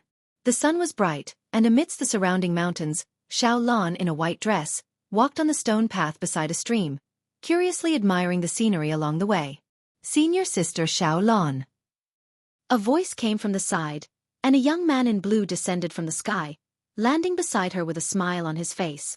The blue-clothed man's figure was tall, with an elegant demeanor, and his smile felt as gentle as a spring breeze. Xiaofan nodded towards him and asked, "Junior brother Cheng, you're here too?" "Master said that the Ting Master wanted to see me, so I came. I didn't expect I wasn't the only one. As it seems, there might be other disciples as well." Junior brother Cheng smiled.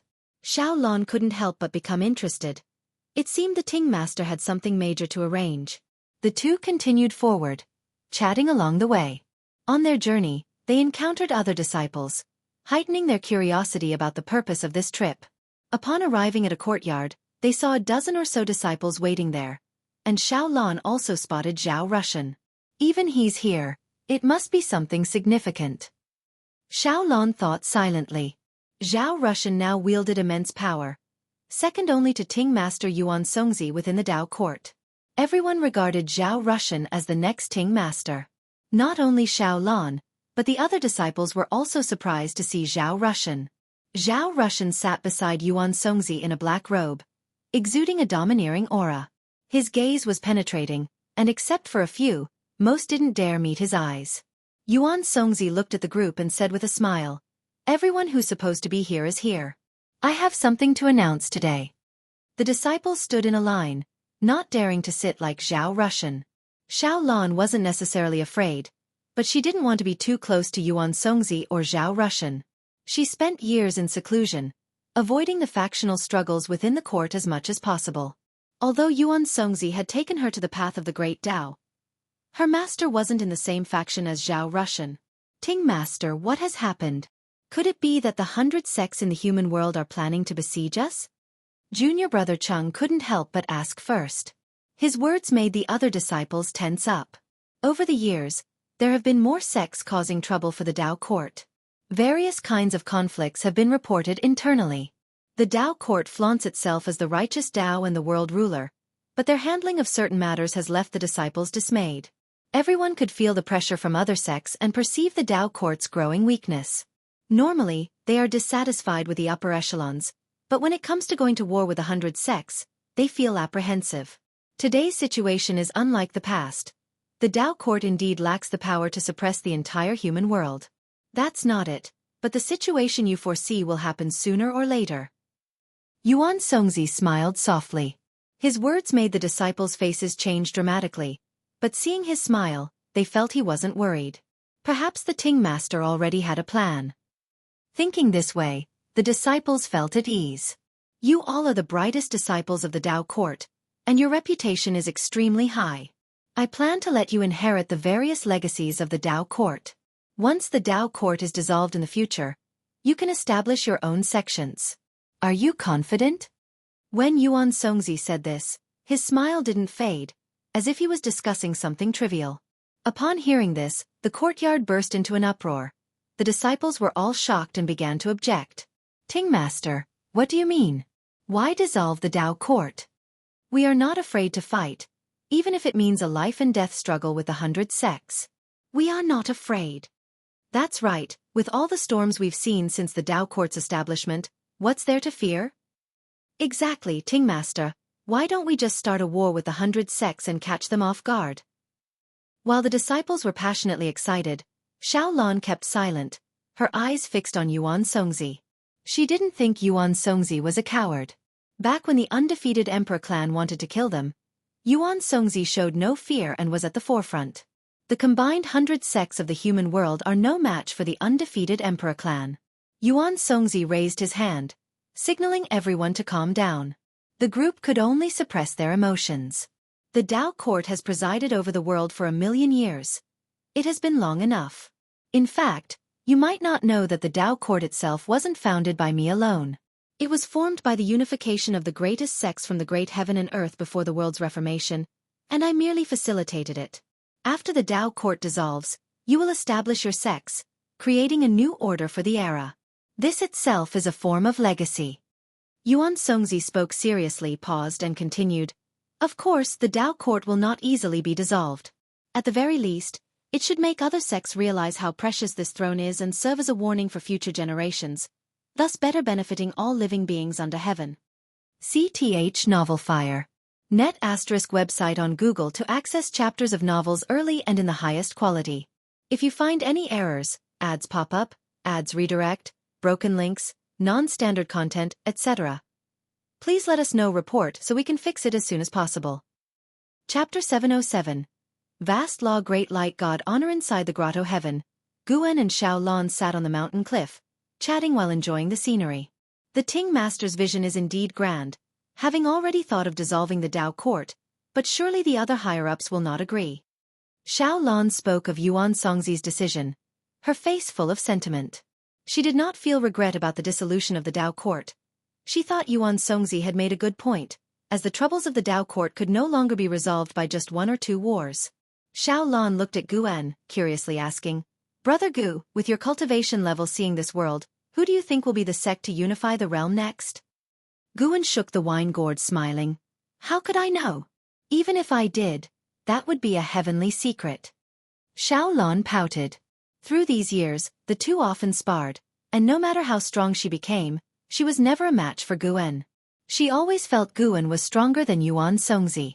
Guan's existence made her find the disputes between major sects quite laughable. The truly great powers were hidden in the human world, watching the tides rise and fall.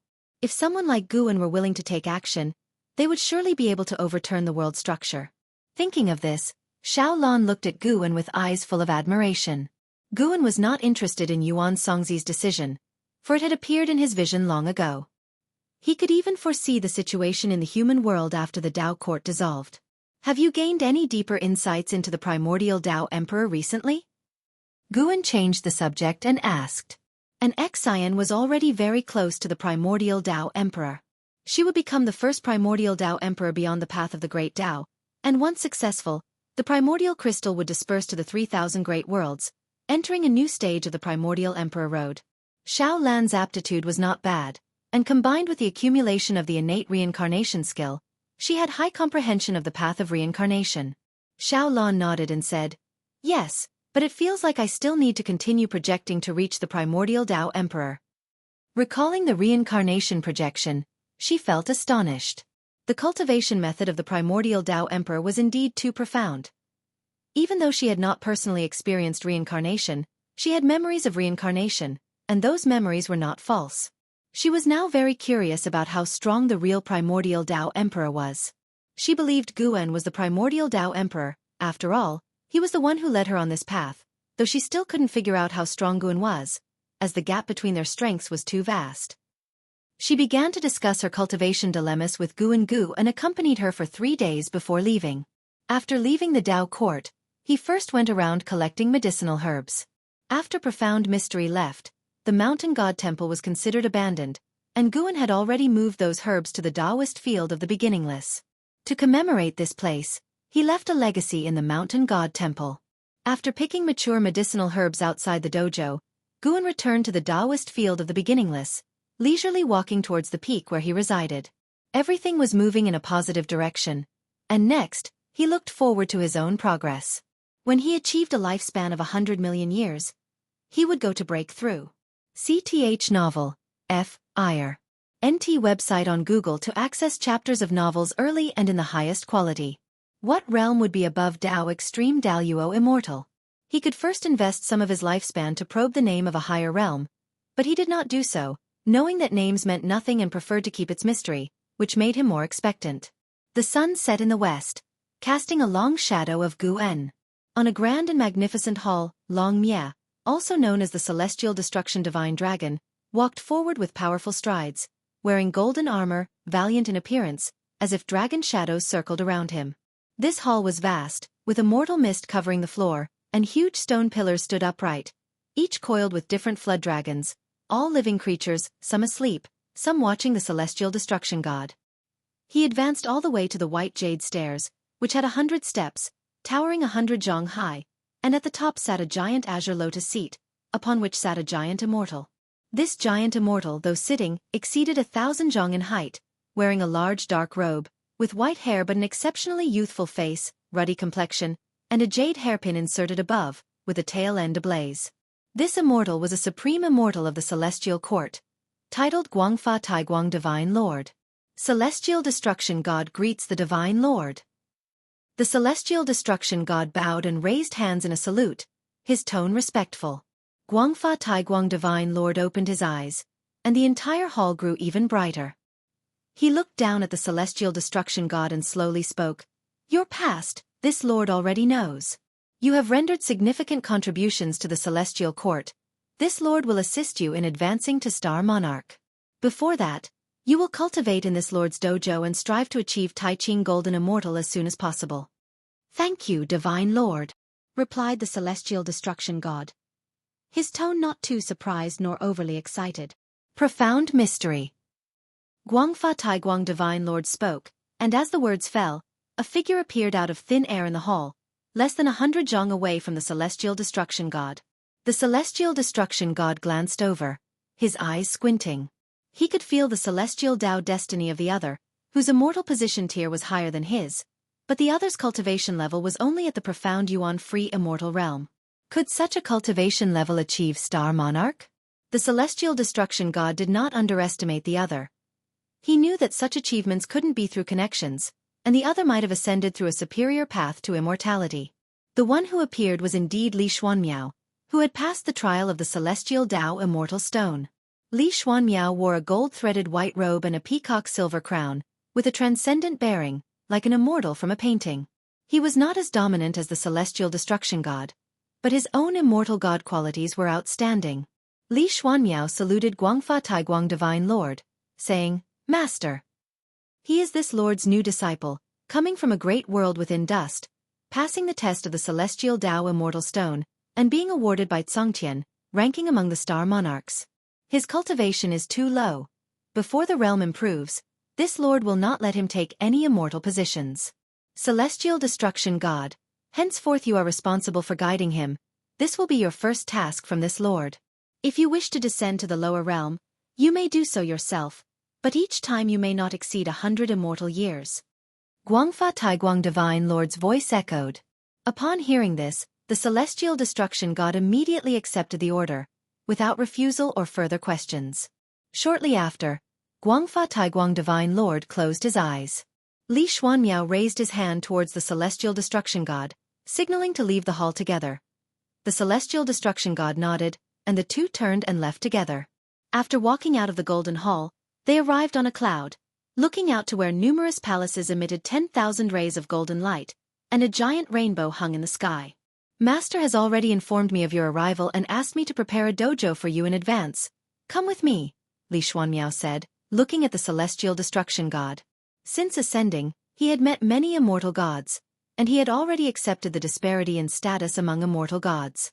As a Star Monarch, he could direct celestial gods, and even though the Celestial Destruction God's cultivation was higher than his, he need not be polite, nor did he need to bow. Thanks, Star Monarch. The Celestial Destruction God cupped his fist, showing no displeasure on his face. Li Xuanmiao began leading the way, and as he walked, he turned to ask, Celestial Destruction God, I heard you destroy worlds. Could you tell me about the duties of celestial gods? Being new here, I want to gain more understanding of the Celestial Court. If you find any errors, ads pop up, ads redirect, broken links, non-standard content, etc., please let us know report so we can fix it as soon as possible. Chapter 708. Below the realm facing Li Xuanmiao's inquiry, the Celestial Destruction God did not refuse and began to narrate about the celestial gods. Although celestial gods hold the lowest tiers of the Celestial Court's immortal positions, there are tens of thousands of types. The most numerous are the celestial gods guarding the worlds, including the 3,000 great worlds and many cosmic planes. Where there is guardianship, there is destruction. The Celestial Destruction God belongs to the Destruction faction, wielding the power of punishment. Above celestial gods are the star monarchs, and above them are the main deity and the immortal monarch. The pinnacle of the celestial destruction gods faction is the god of destruction, a main deity position. After joining under the command of the majestic gods Venerable Guangfa Taiguang, the celestial destruction god essentially left the god of destruction's faction, embarking on another path. Li Xuanmiao had long known that the majestic god's Venerable Guangfa Taiguang was extraordinary, but he didn't expect him to hold such a high position. According to the celestial destruction god, 90% of celestial gods will never face the supreme immortal in their lifetime. The celestial destruction god was also filled with curiosity about Li Xuanmiao and, after introducing his understanding of the celestial court's immortal positions, he inquired about Li Xuanmiao's ascension experience. Li Xuanmiao had a favorable impression of him and did not hide anything.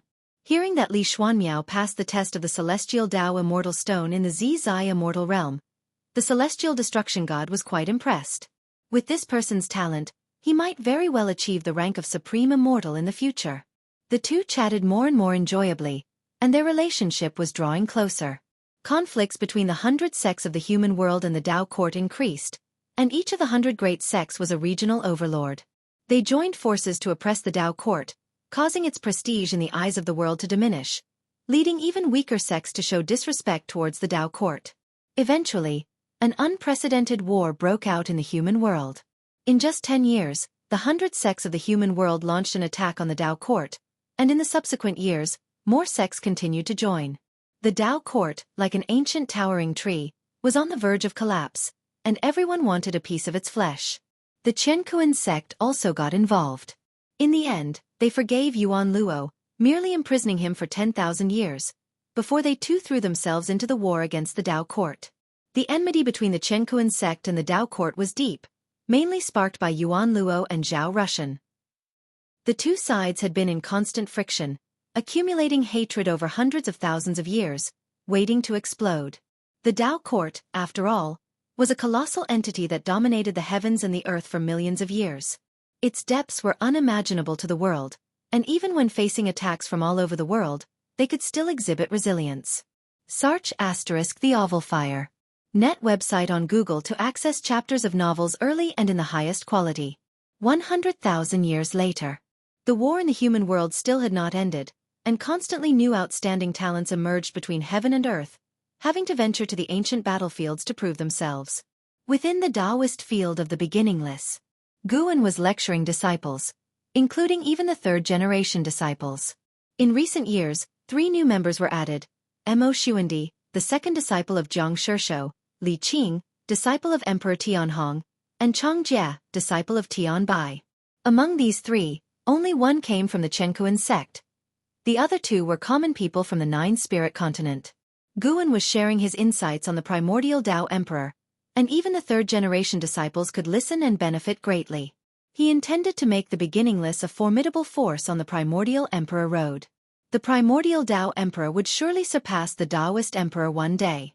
By then, many sects would join, but no one would think of the connection between the primordial Dao Emperor and the beginningless. After finishing his lecture, Guan invited the disciples to ask questions one by one, and the most active ones were the third-generation disciples, eagerly seeking knowledge. This time, Guan was very patient with them.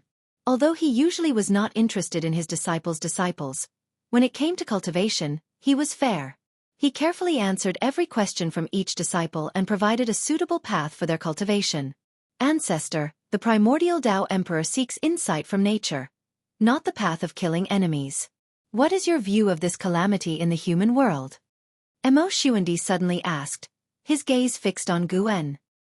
He appeared to be in his early 20s, with skin not very fair, and his brows were marked with bitterness due to years of frowning. He came from the Qiankuan sect, with parents who died in the war against the Dao court, harboring a long-held seed of revenge. Upon hearing his question, Jiang Shi sighed but did not stop him, hoping Guan could enlighten Mo Xuandi. Guan looked at Mo Xuandi and said, since ancient times, there have been natural and man-made disasters, each with its own cause and effect. While I do not like conflict, I do not abhor it either. Everything you see is a result of the Dao rules. The calamity in the human world stems from ambition, and more beings are swept along by the flow against their will. I know you seek revenge, but perhaps before you succeed, Your enemies might just die in war, like your parents. You may harbor hatred, but you should consider who to hate and what to do after. These are the things you need to ponder. Mo Xuandi hesitated to speak. Guan continued, the primordial Tao Emperor will project through the reincarnation of all heavens. When everyone reaches that stage, they will undergo the pain you are experiencing. Once you reach that point, you may return to me to ask about revenge. To not enter the free immortal realm, one can't leave the 9-spirit continent. This was a rule set by Guan for his third-generation disciples, and no one could bypass it. Every disciple was informed of this before entering Beginningless, but at that time, they were all immersed in the vastness of the realm and had not realized how lengthy the years would be to reach the Zizai immortal realm. Upon hearing this, Mo Xuandi immediately thanked Guan. He held hatred in his heart, but it was not directed at any individual. He loathed the world's conflict, believing that following Guan in cultivation would lead him to the answers he sought. Ancestor, it's my turn.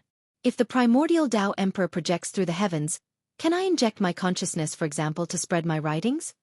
Shangguan Sienna raised her hand to ask. After asking, she looked at Guan with anticipation. The other disciples didn't give it much thought.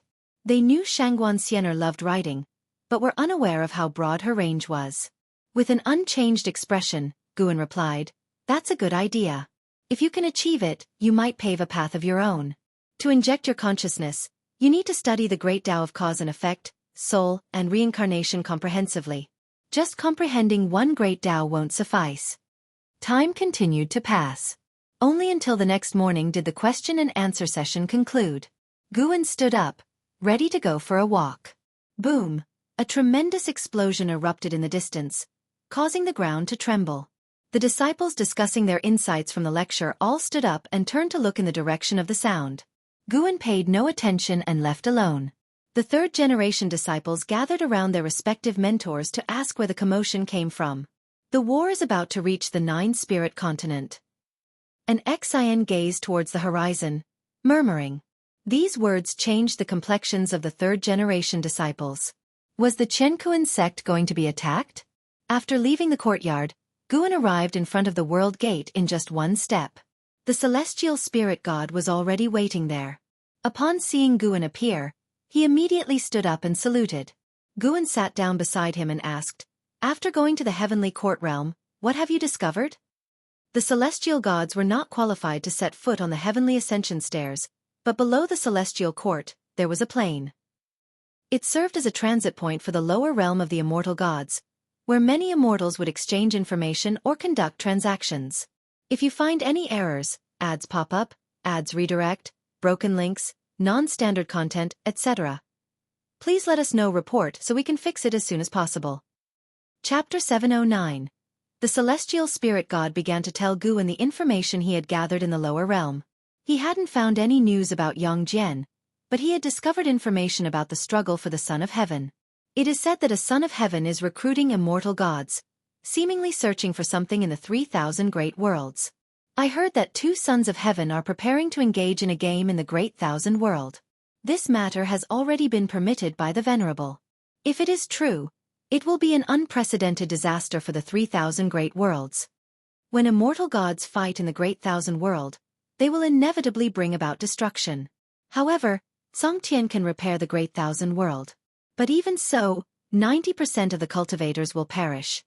At this point, the celestial spirit god looked at Guan, furrowing his brows. Guan asked, why? Because the immortal gods will recruit cultivators to fight for them. The struggle for the Son of Heaven is merely a matter of pride. No matter who wins or loses. Even if the celestial court discovers it, the punishment will be insignificant. But the immortal gods under the Son of Heaven will recruit cultivators to do their bidding. Cultivators recklessly involving themselves in the struggles of the celestial court will incur Kangshan's punishment. The celestial spirit god sighed, and Guan also remained silent. This matter is indeed unsolvable. Even if they inform the cultivation forces of the 3,000 great worlds about this point, cultivators will still fight for the hope of ascending to immortality. The path of cultivation is inherently about competing with others and contending with heaven and earth. Although Guan cannot yet see such a future, through the words of the celestial spirit god, he can already foresee how dark those years will be. How long do you estimate it will be before the struggle for the Son of Heaven sweeps across the 3,000 great worlds? Guan asked. The celestial spirit god replied, in the celestial court, there's the immortal years concept. One day in heaven is a year in the human world. According to the time in the human world, it could be as fast as 10 million years, or as slow as several hundred million years. Such is the difference between immortals and mortals. To the immortal gods, 10 million years pass quickly, but for the human world, 10 million years are enough to change the course of history. Fortunately, for Guan, time isn't that rapid either. 10 million years are enough for his power to soar. Of course, even if this catastrophe were to erupt now, he wouldn't be afraid. He exists at the perfect Taoist Great Luo immortal realm level. Even in the celestial court, if he's not the strongest, he wouldn't be an easy target either. What about the two sons of heaven's strength? Will they personally take part? Guan asked. That's not something I could investigate, but they will certainly take action. Such struggles have occurred many times before. To become the celestial emperor, besides being powerful, one must also rely on the strength they control. Therefore, they will first act as the players. If they are on the brink of losing it all, they will undoubtedly step in personally. The celestial court is the same. The celestial emperor is supreme, often in seclusion or asleep in reincarnation. But if the celestial court encounters a catastrophic calamity, the celestial emperor will certainly act, capable of turning the tide. The celestial spirit god showed a look of longing and then recounted some legends about the celestial emperor. In the celestial court, even if the celestial emperor hasn't appeared, his legends are enough to make all immortal gods trust in his abilities. The celestial court has controlled the heavens for countless years, and the reason they have their current status is that they've suppressed wave after wave of opponents and rebels. Even when the chaos evil demons launched a massive invasion, they couldn't shake the celestial court's celestial Tao destiny. The legends told by the celestial spirit god were exaggerated, almost praising the celestial emperor to be omnipotent, as if without the celestial court, the celestial emperor would still be the most powerful being, capable of suppressing all beings. Guan thought these legends weren't false.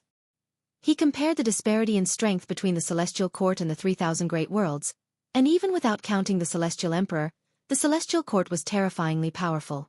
With so many immortal gods, there are always those with ambition. For the celestial emperor to permanently occupy that seat, his power must be overwhelmingly superior. After discussing the celestial emperor, the celestial spirit god asked, Master, how do you view the celestial spirit great world? Do you let it be, or find a way to help them avoid this catastrophe? As long as they don't support the immortal gods, even if affected, they can be resurrected by Tsungtian after death. If we do nothing, once the news spreads, they will surely choose to assist a son of heaven. So the novel, F.I.R. Net website on Google to access chapters of novels early and in the highest quality. Between the two sons of heaven vying for power, there will be one winner. But even following the winner, besides a few can ascending to immortality, others will face Kangshan's punishment. Even as a son of heaven, they don't have the authority to distribute a large number of celestial Tao immortal positions. Guan replied, if I can protect the entire world, I won't refuse. I just won't join the internal conflict. You and I have lived in this great world for many years, not without grace, but also with fate. Find a way to help them avoid it, but don't expose our existence. This matter doesn't need him to act personally. The celestial spirit god now serves him and naturally has to work on it. Of course, Guan wouldn't treat him unfairly. After finishing the official matters, Guan began to expound the Tao for the celestial spirit god. Even after becoming a celestial god, cultivation is necessary. But the higher one ascends, the more challenging it becomes. Guan used his achievement in Tao Extreme Daluo Immortal to guide the celestial spirit god, which was a great opportunity for the celestial spirit god. The celestial spirit god had never stepped into the celestial court, and he naturally couldn't access teachings from supreme immortals or the celestial Tao venerable. Every time Guan expounded the Tao, the celestial spirit god listened intently. Serving Guan wasn't just to protect himself and his son Tianhao. He also wanted to improve. No matter how strong his talent, the endpoint could only be a star monarch, but now the situation was different. The celestial spirit god's ambition was also growing, and he was consciously paving the way for Guan and Wuxia. Above the sea of clouds, a beam of blue light swept across. On closer inspection, it was a blue round fan, and on the fan stood a dozen figures, led by the eternal life venerable who had previously visited the celestial spirit great world. Yang Jian, clad in silver armor, stood among the crowd, his gaze continually scanning the surroundings, admiring all the scenery along the way. In the distance, the sea of clouds surged, transforming into various shapes that were magnificently breathtaking. Occasionally, true dragons and phoenixes leapt out from the sea of clouds, raising clouds and mist. Brother Yang, you are fortunate. Upon your first arrival, you can accompany the master to the Tao lecture. That white-haired ancestor is a celestial Tao venerable, staying outside the celestial court most of the year, seldom returning. She's also among the few willing to expound the Tao. A gray-robed Taoist looked at Yang Jian and said with a gentle smile. All those around were immortal gods, with the lowest immortal position being a star monarch. There were even main deities and immortal monarchs present. Each of them possessed an imposing aura and unfathomable presence. Yang Jian couldn't help but curiously ask, Celestial Tao Venerable? Is someone bearing the title of Venerable the highest in the celestial court's immortal position? The gray-robed Taoist smiled. Naturally. Even among celestial Tao venerables, there are degrees of superiority. When we encounter them, we must salute and dare not offend in our hearts, or the heavenly Tao will punish us. When you meet her, you will never forget it. Being able to behold a celestial Tao venerable is a great blessing in itself. Songtian will greatly increase our celestial Tao destiny, saving us years of arduous cultivation. Moreover, the Tao teachings of a celestial Tao venerable are beyond your imagination, certain to yield abundant gains for you. These words made Yang Jian even more expectant of the upcoming Tao lecture. He also felt more grateful to Guan Master. I am about to face a celestial Tao venerable and listen to her teachings. If you knew, would you be pleased for me? Yang Jian felt a bit regretful because he felt he was attending in place of his master. Such a grand opportunity should have belonged to his master. If you find any errors, ads pop up, ads redirect, broken links, non-standard content, etc., please let us know. Report so we can fix it as soon as possible. Chapter 710. Great Tao Reincarnation. True Self Return. Guan did not know that Yang Jian was thinking about him. He continued to live his leisurely life, and besides regularly harvesting mature medicinal herbs, he began to travel the human world. In this turbulent era, more features of the human world emerged. Observing and experiencing them helped him in his enlightenment. He always felt that understanding the Great Tao didn't necessarily require walking the path of the Great Tao, as the Tao is omnipresent, and from the microscopic, one can observe the vast. As warfare engulfed the entire realm, living souls perished daily, the Tao court was besieged, and the attacking sects were numerous, making it easy to control the world's narrative. When the war reached a stalemate, the image of the Tao court in people's hearts began to overturn. Later, the Tao court was portrayed as the most evil force in the human world, the root of all calamities. The mortal spirit knew nothing of the golden ages from tens of thousands or hundreds of thousands of years ago. They only knew that various sects currently attacked the Tao court, and with the addition of those rumors, they loathed the Tao court deeply. Another 220,000 years passed since the celestial spirit god informed Guan about the struggle for the Son of Heaven. The Tao court finally came to its day of dissolution. Legend has it that the defense lines of the Tao court were breached in various directions. To safeguard the lives of the Tao court's disciples, the Ting Master announced its dissolution, and the once dominant entity fragmented, plunging the world into a kind of frantic chaos. The foundations of the Tao court were too deep, and the disciples fled the court by faction, leading to a lot of infighting during this process, while cultivators from other sects, hearing the news, madly rushed into the Tao court to seize opportunities. Dark clouds rolled, smoke filled the air, and Guan and Xiaofan stood on a cliff, watching a great city in the distant mountains engulfed in flames, with countless cultivators flying in and out, and battles even occurring in the distance. The glow of the flames shone on Xiaolan's face, her expression very calm, her long purple dress fluttering in the wind, untainted by dust. Guan turned his head to look at her and asked, "Any regrets?" The great city ahead was one of the Tao court cities, once a prosperous hub for immortal cultivation trade, renowned throughout half the world, and now reduced to such a state, sigh-inducing indeed. Although Xiaolan did not intend to perish alongside the Tao court, having stayed there for 1,000,000 years, she did have feelings for it. The Ting Master is still alive, just gone to outer heaven, the legacy is still there, passed on to the disciples, and now it's only the name of the Tao court that is gone. What's there to regret?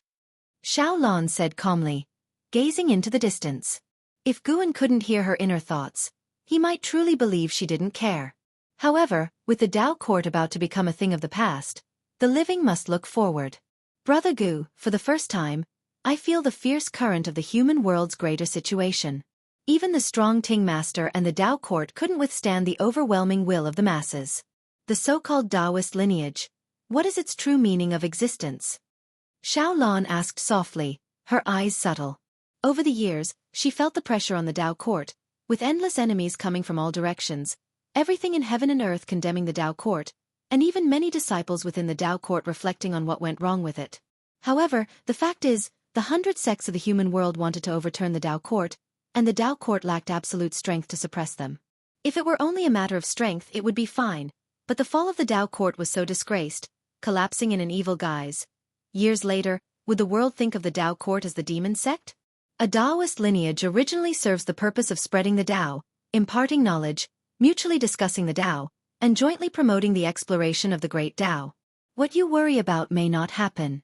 Although the Tao court's current reputation is poor, over the long years, it has helped many living beings, and those deeds will be remembered by those with heartfelt appreciation and eventually etched into history. Guan replied, stating facts. Not to mention those beings who are grateful or aspiring towards the Tao court, the 100 sects of the human world will eventually follow in the Tao court's footsteps, and then, later generations wishing to topple them will naturally rehabilitate the Tao court to slander them. Right and wrong, black and white will be judged by future generations, and indeed these distinctions will disappear over time. In this era, looking back, how many people remember the Holy Court and Immortal dynasty? In the red dust of the great Tao, nothing truly matters. So-called history is just a possession of the human world. Discussing history in the face of the great Tao seems somewhat ridiculous. Guan finally understood why those great power cultivators viewed the masses with indifference. Living long enough, one realizes that all things seem to go through a kind of reincarnation, where good and bad will both turn to dust, and what can be done eventually becomes futile. Of course, Guan merely lamented slightly. He always felt he was human, not immortal, and the most important thing for people is emotion. He wouldn't deliberately erase his feelings. Whatever he cherishes, he will protect, seeking only peace of mind. Xiaolon was also contemplating Guan's words, but recalling all sorts of past events made her feel like she had experienced a vast and illusory dream. When she glanced at Guan beside her, she felt a sense of solidity. The road they traveled was not a dream. What are your plans for the future? Will you cultivate in my dojo? Guan looked at Xiaolon and asked. The dissolution of the Tao court did have an impact on Xiaolon, and over the years, past memories had continuously flashed in her mind. The former Yilon was about to return. Xiaolon was lively and innocent, while Yilon was more rational and had her own ambitions. Forget about it. I want to return to the Xiao family to protect them. In the future, I will visit you at the 9-spirit continent, and you can always come to find me. I should grow up and cannot always cling to you. Xiaolon looked at Guan and said seriously. Guan smiled, looking at her expression, knowing that his junior sister was indeed about to return. As for his junior sister, he wouldn't treat her like the other disciples who went out. He would proactively visit her. Then let's go. I'll accompany you to the Xiao family. After all, I have some ties with the Xiao family. Guan laughed and then raised his right hand. Xiaolon smiled, took his hand, and they disappeared from where they stood. Search * the novel Fire. Net website on Google to access chapters of novels early and in the highest quality. A few days later, Guan returned alone to Within the Beginningless. Today, Within the Beginningless was somewhat lively because LV Xian had returned. The disciples gathered in Guan's courtyard to listen to LV Xian recount his experiences and the state of the world. The third-generation disciples had never seen LV Xian and were full of curiosity about this senior from the sect. After learning that Within the Beginningless had a third generation of disciples, LV Xian no longer acted frivolously, instead putting on a grandmaster demeanor. Junior Master LV, in your view, which sect will be the next world ruler? And Zin's second disciple, Zhonglan, asked curiously. The other disciples also stared intently at LV Xian. LV Xian, being out for years, would surely discern the trend. LV Xian pondered, just about to answer, when he suddenly saw Guan's figure at the courtyard entrance. His eyes lit up, and he immediately dashed over to Guan, bowing in salute. Master, I have important matters to tell you. Can we speak privately? LV Xian said excitedly. In front of Guan, he didn't bother to pretend. Upon hearing this, Guan nodded slightly, then walked towards his pavilion, and the other disciples all stood up, bending in salute towards him. If you find any errors, ads pop up, ads redirect, broken links, non-standard content, etc., please let us know report so we can fix it as soon as possible. Chapter 7:11. The final trial. Inside the room, Guan sat by the table, pouring tea for himself. LV Xian closed the door, then came before him, mysteriously taking out a long box and placing it on the table. This scene reminded Guan of the time LV Xian handed him the celestial Dao immortal stone, making him feel both amused and helpless.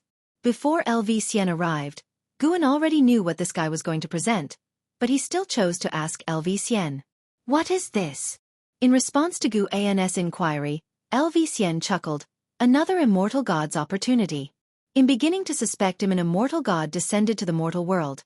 Inside is a piece of divine wood, containing a chance to ascend to immortality.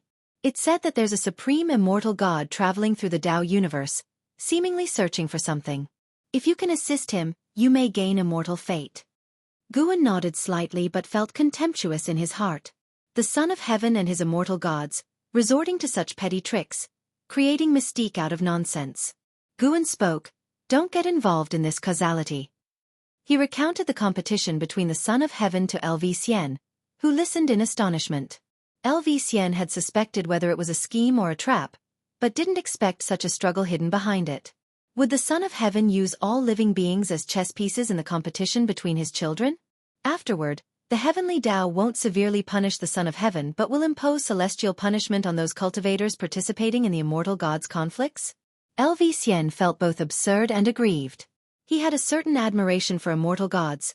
To be precise, all cultivators aspire to ascend to immortality, and everyone has a vision of immortal gods in their hearts. LV Xian didn't believe immortal gods had necessary protection duties towards all living beings, but he felt immortal gods were exalted, distinct from mortals, and the struggle between immortal gods should be a confrontation between them. How could they toy with mortal spirits who are vastly weaker? Search *the Nafire.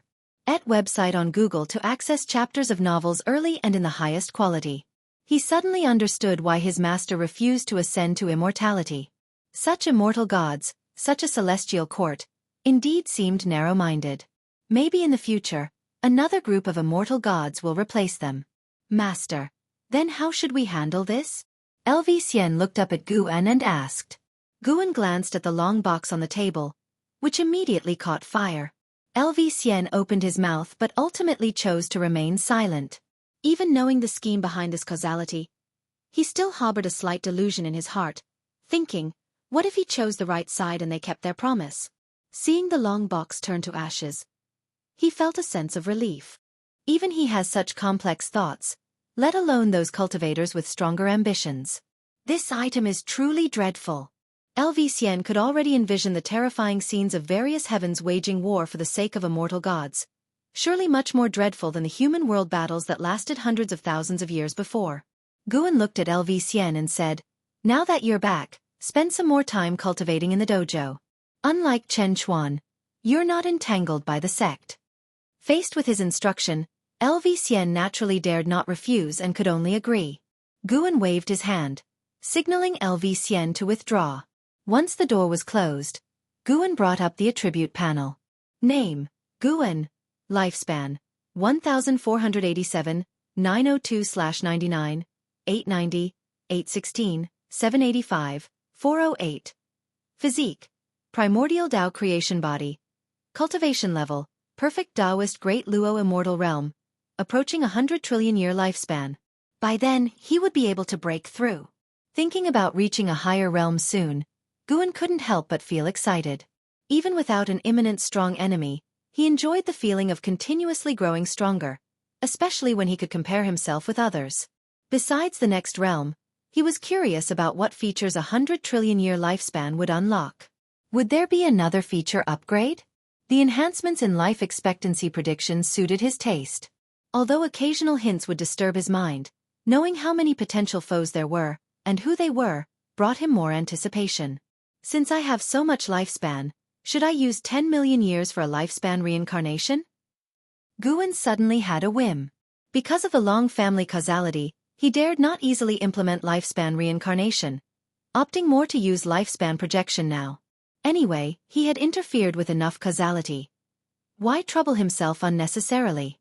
Even aside from him, other great power cultivators also change the causality of others, heavens, and universe on their path to greater strength. The causality of the great Tao has never been fixed, constantly changing.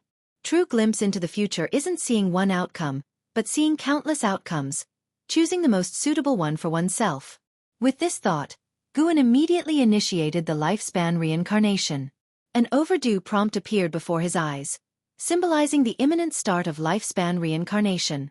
Beneath the blue sky, endless mountains undulated like the spines of ancient dragon beasts, fierce and spiky. On a mid-mountainside, Zhang Buku and Su Yu sat cross-legged together, gazing at a landscape filled with the sitting figures of heavenly soldiers as far as the eye could see. Su Yu suddenly opened his eyes, looking up towards the celestial vault. Shortly after, Zhang Buku also opened his eyes. More and more heavenly soldiers opened their eyes, all gazes directed towards the celestial vault. In the vast expanse of blue sky appeared a crack, lightning woven through it, as if the celestial vault had been cleaved open, frightening and daunting. From within the crack stepped a figure, radiating golden light like a brilliant sun in the sky.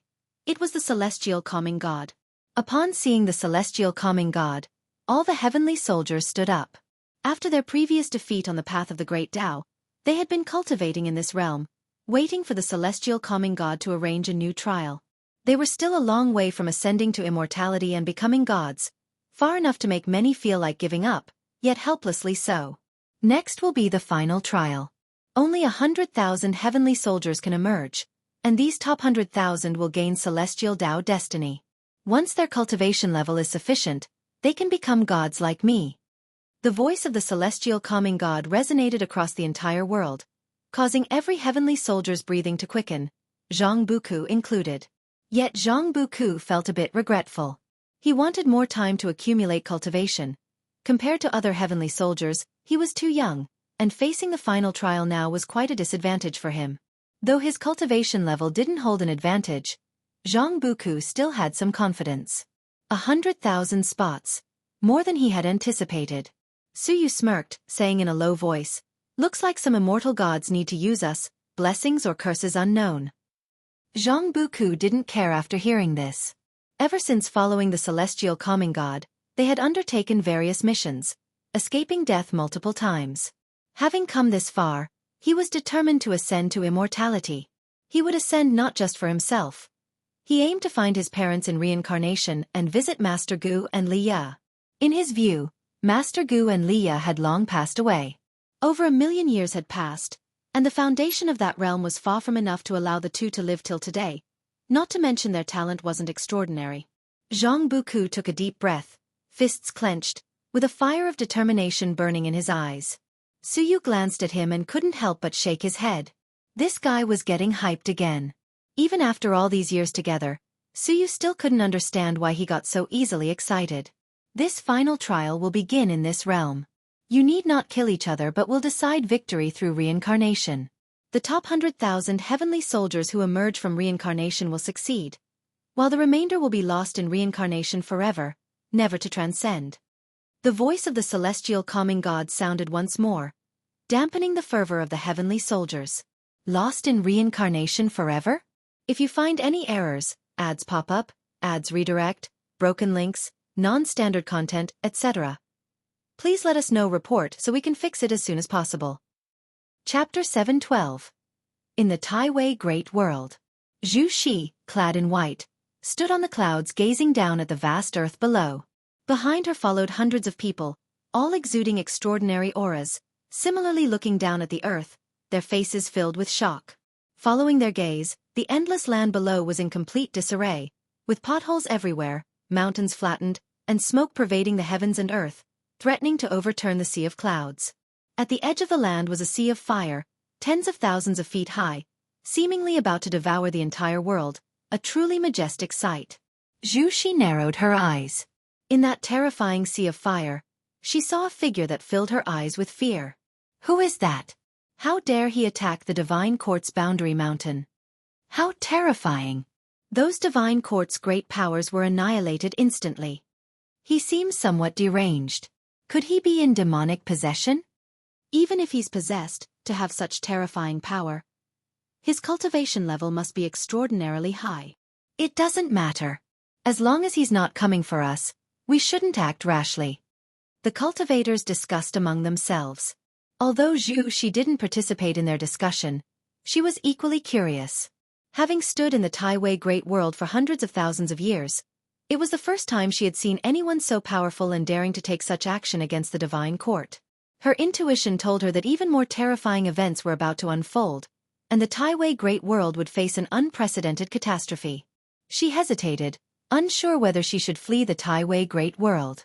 The divine court had been colluding with the immortal gods, committing heinous acts. She always felt that the divine court's actions would eventually be exposed, leading to a transformation of the Taiwei Great World.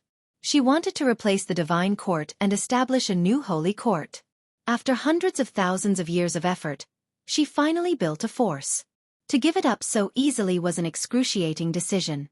Moreover, the figure in the sea of fire gave her an inexplicable sense of familiarity.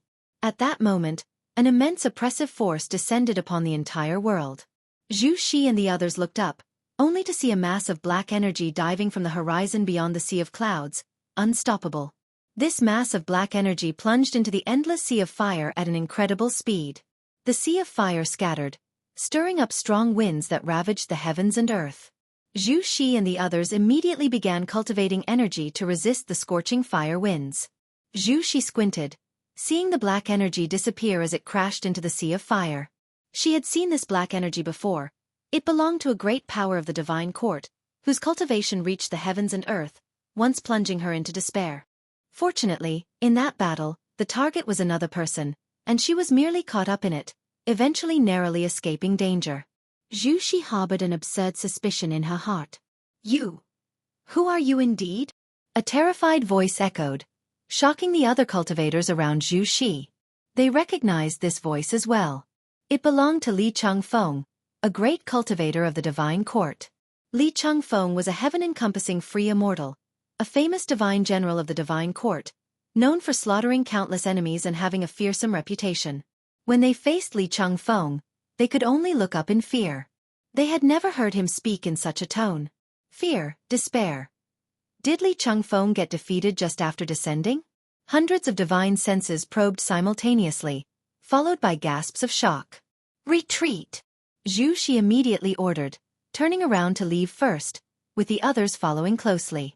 No one hesitated, all scared out of their wits. In the distance, the sea of fire dispersed, revealing a white-haired man with a bare upper body standing on an extensive charred plain. He held a purple-robed man's neck, lifting him high. This purple-robed man was Li Changfeng of the divine court, with disheveled hair and a face full of blood, his eyes filled with terror. One move. With just one move, the opponent shattered his Dao fruit, causing all his mana to dissipate. He had no strength to break free, only awaiting death. The unfathomable power of the opponent disturbed him, foreshadowing great trouble for the divine court. He had never encountered such an enemy, whose very presence filled him with unease. The white-haired man was tall and muscular, his upper bodice muscles well-defined, with flame-like blood marks on his fair skin and a handsome face, but with eerie pale pupils. Longevity fruit. Longevity fruit? The white-haired man asked coldly, his voice intermittent, seemingly incoherent.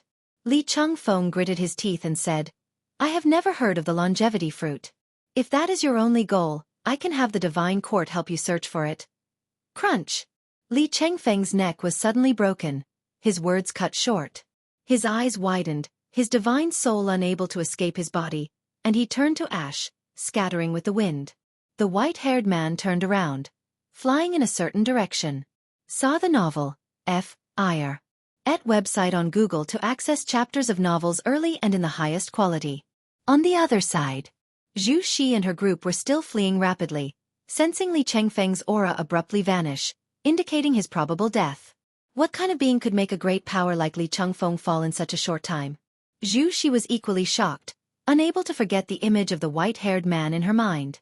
Facing such a terrifying being, She couldn't think of anything else, her heart filled with dread. Bang!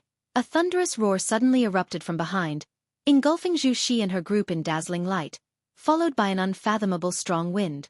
At the same time, in the depths of the universe before the world gate, a celestial god opened his eyes, reflecting the scene of the Taiwei Great World within them. From the universe's perspective, the Taiwei Great World appeared as a glowing continent, surrounded by countless little worlds. At this moment, the glowing continent was trembling, with billowing black smoke emerging from a certain area. Where does this person come from? The celestial god muttered to himself, beginning to calculate with his fingers, his expression growing increasingly strange.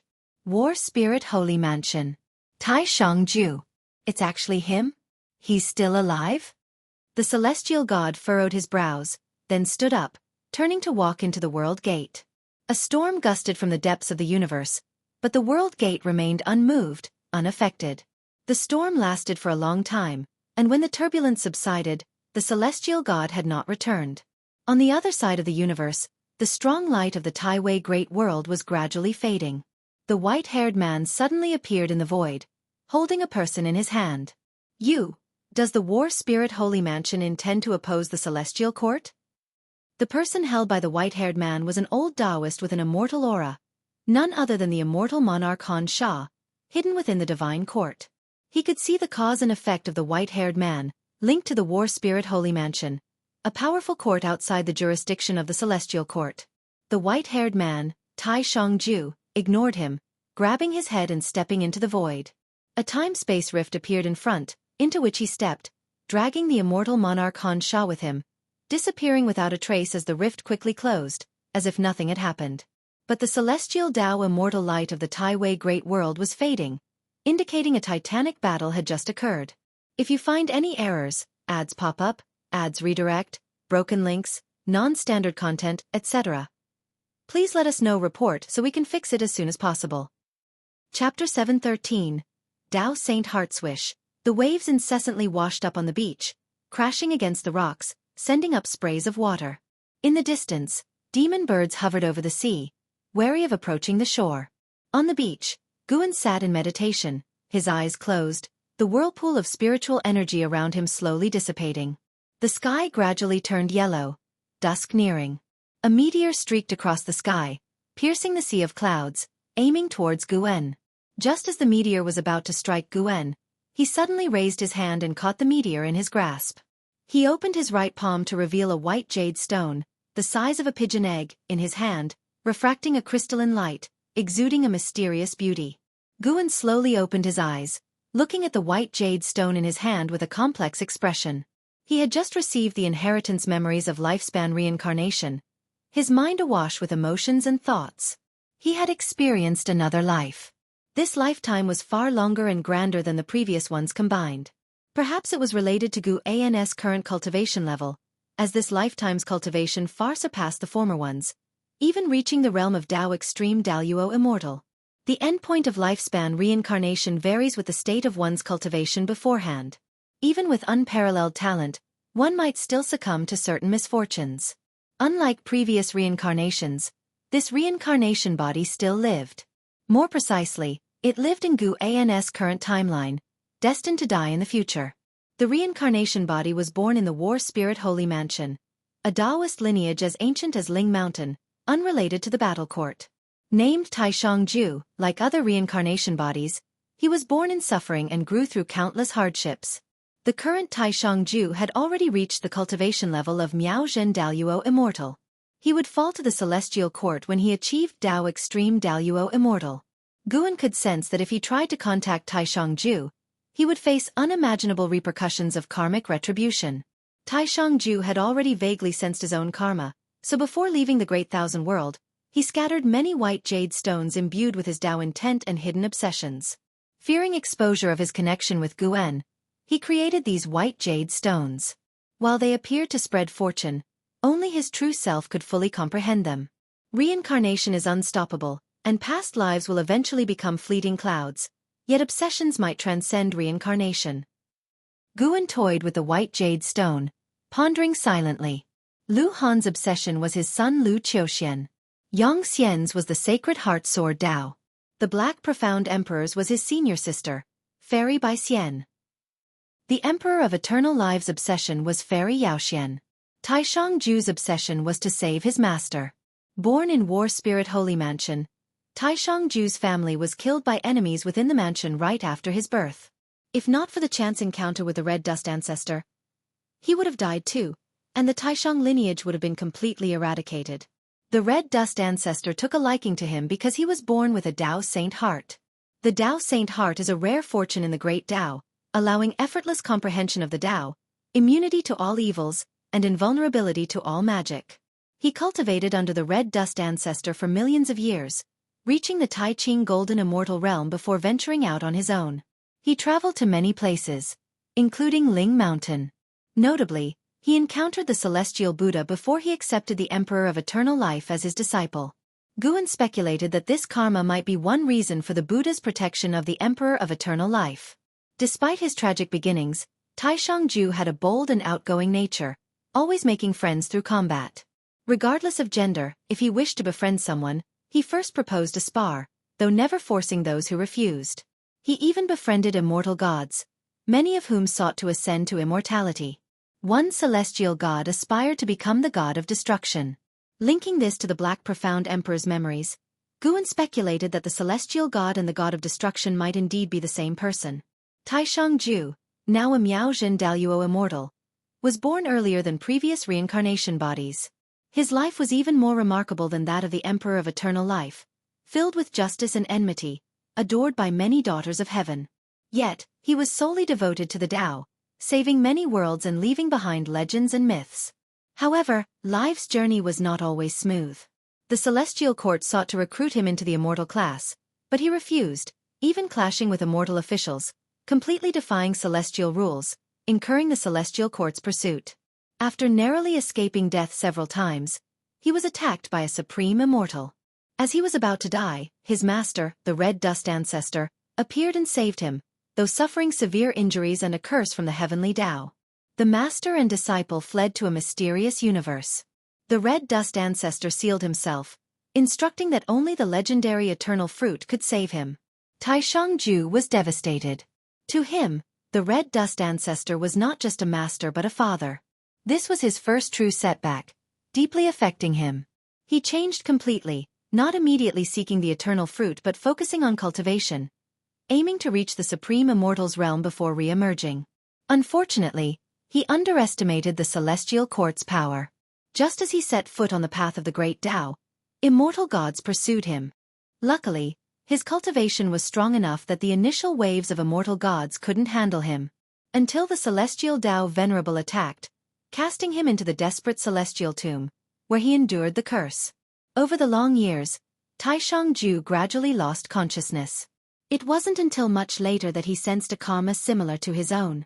Using this karma to break free from the desperate Celestial Tomb, he escaped, leaving the other person behind in his place.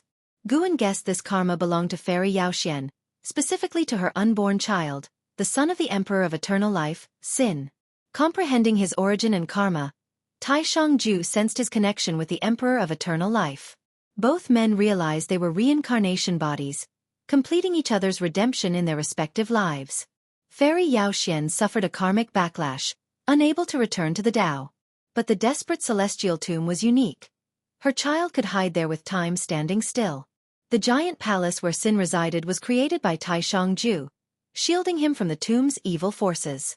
Taishang Ju saved the Emperor of Eternal Live's son while the Emperor, through his offspring, helped Taishang Ju escape the tomb's suppression. Thinking of this, Guan felt deeply moved and somewhat proud. No wonder it's him. After escaping the tomb, Taishang Ju wandered the void of the Great Tao for a long time before returning to the Great Thousand World recently. He harbored a deep hatred for immortal gods but felt a slight kinship with Zhu Xi, deriving from their shared karma. That's why he acted against the immortal gods of the divine court. Though he seemed insane, he retained a shred of his will. He captured Han Sha, immortal monarch, to investigate the plot behind the demon god, intending to use the immortal gods for finding the eternal fruit. Taishang Ju was unaware of his destiny, but Guan, having inherited his memories, knew. Taishang Ju would cause many upheavals, ultimately falling to the Celestial Court, never finding the eternal fruit before his demise. He scattered the white jade stones across the 3,000 great worlds, fearing such an outcome. If he failed, he hoped his true self would help him find the eternal fruit. Since it's my own request, I naturally must help you. Guan looked down at the white jade stone, thinking thus. Inheriting Taishangju's memories deepened his comprehension of the great Tao, and his soul began to transform. CTH Ovalfire. Net website on Google to access chapters of novels early and in the highest quality. Tao Saint Heart. If you find any errors, ads pop up, ads redirect, broken links, non-standard content, etc., please let us know report so we can fix it as soon as possible. Chapter 714. He is also my master. Taishang's life was extraordinary and moving. To the very end, he became a figure representing rebellion against the celestial authority in the hearts of all living beings. Guan could not intervene in Taishang's life, nor did he intend to. Taishangju was his reincarnation body, and Guan had a guiding role in the path Taishangju walked. After all, during lifespan reincarnation, he could make choices for Taishangju. Moreover, Guan discovered that although the reincarnation bodies within lifespan reincarnation couldn't directly interact, they could intertwine through cause and effect. This gave Guan many ideas about the path of cause and effect. Lifespan reincarnation started from him, so none of his reincarnation bodies would appear in his world. They couldn't meet, nor would they affect each other's lives. The path of reincarnation seemed to have levels. Lower-level reincarnations followed a sequence over time, while higher-level ones could disregard time. Even the Supreme Celestial Emperor enjoyed reincarnation, but no one knew where he was. Taishang's master, the Red Dust Ancestor, once said that the Celestial Emperor was omnipresent, at the beginning and end of reincarnation. He could even appear simultaneously in different spaces and times. Could lifespan reincarnation be akin to the Celestial Emperor's path of reincarnation? Guan had wondered whether he might be related to the Celestial Emperor. But as soon as this idea was born, he dismissed it, thinking he was overthinking. His lifespan reincarnation couldn't penetrate the Celestial Court, indicating that Celestial Tao destiny would block lifespan reincarnation. Also, his reincarnation bodies were repeatedly eradicated by Heavenly Court Immortals, forming a grudge. Moreover, his reincarnation bodies were destined to die, their lives' end visible to him. With the setting sun sinking into the sea, Guan reviewed Taishang's memories while feeling his heart transform into a Tao Saint Heart. Throughout this process, his many great Tao achievements were enhancing. Lifespan reincarnation was a gamble. If a reincarnation body died prematurely, it was a loss. But Taishangju lived long, and the benefits to Guan were immeasurable. Of course, lifespan reincarnation could also bring other cause and effect troubles. Though people couldn't directly deduce his identity through the reincarnation bodies, some causes and effects touched his heart. As night fell, Guan's heart fully transformed into a Tao Saint Heart. Beyond that, he also mastered many of Taishang's divine skills and Taoist techniques. He was Taishangju, and Taishangju was him. The night was cool, and the bright moon reflected on the sea.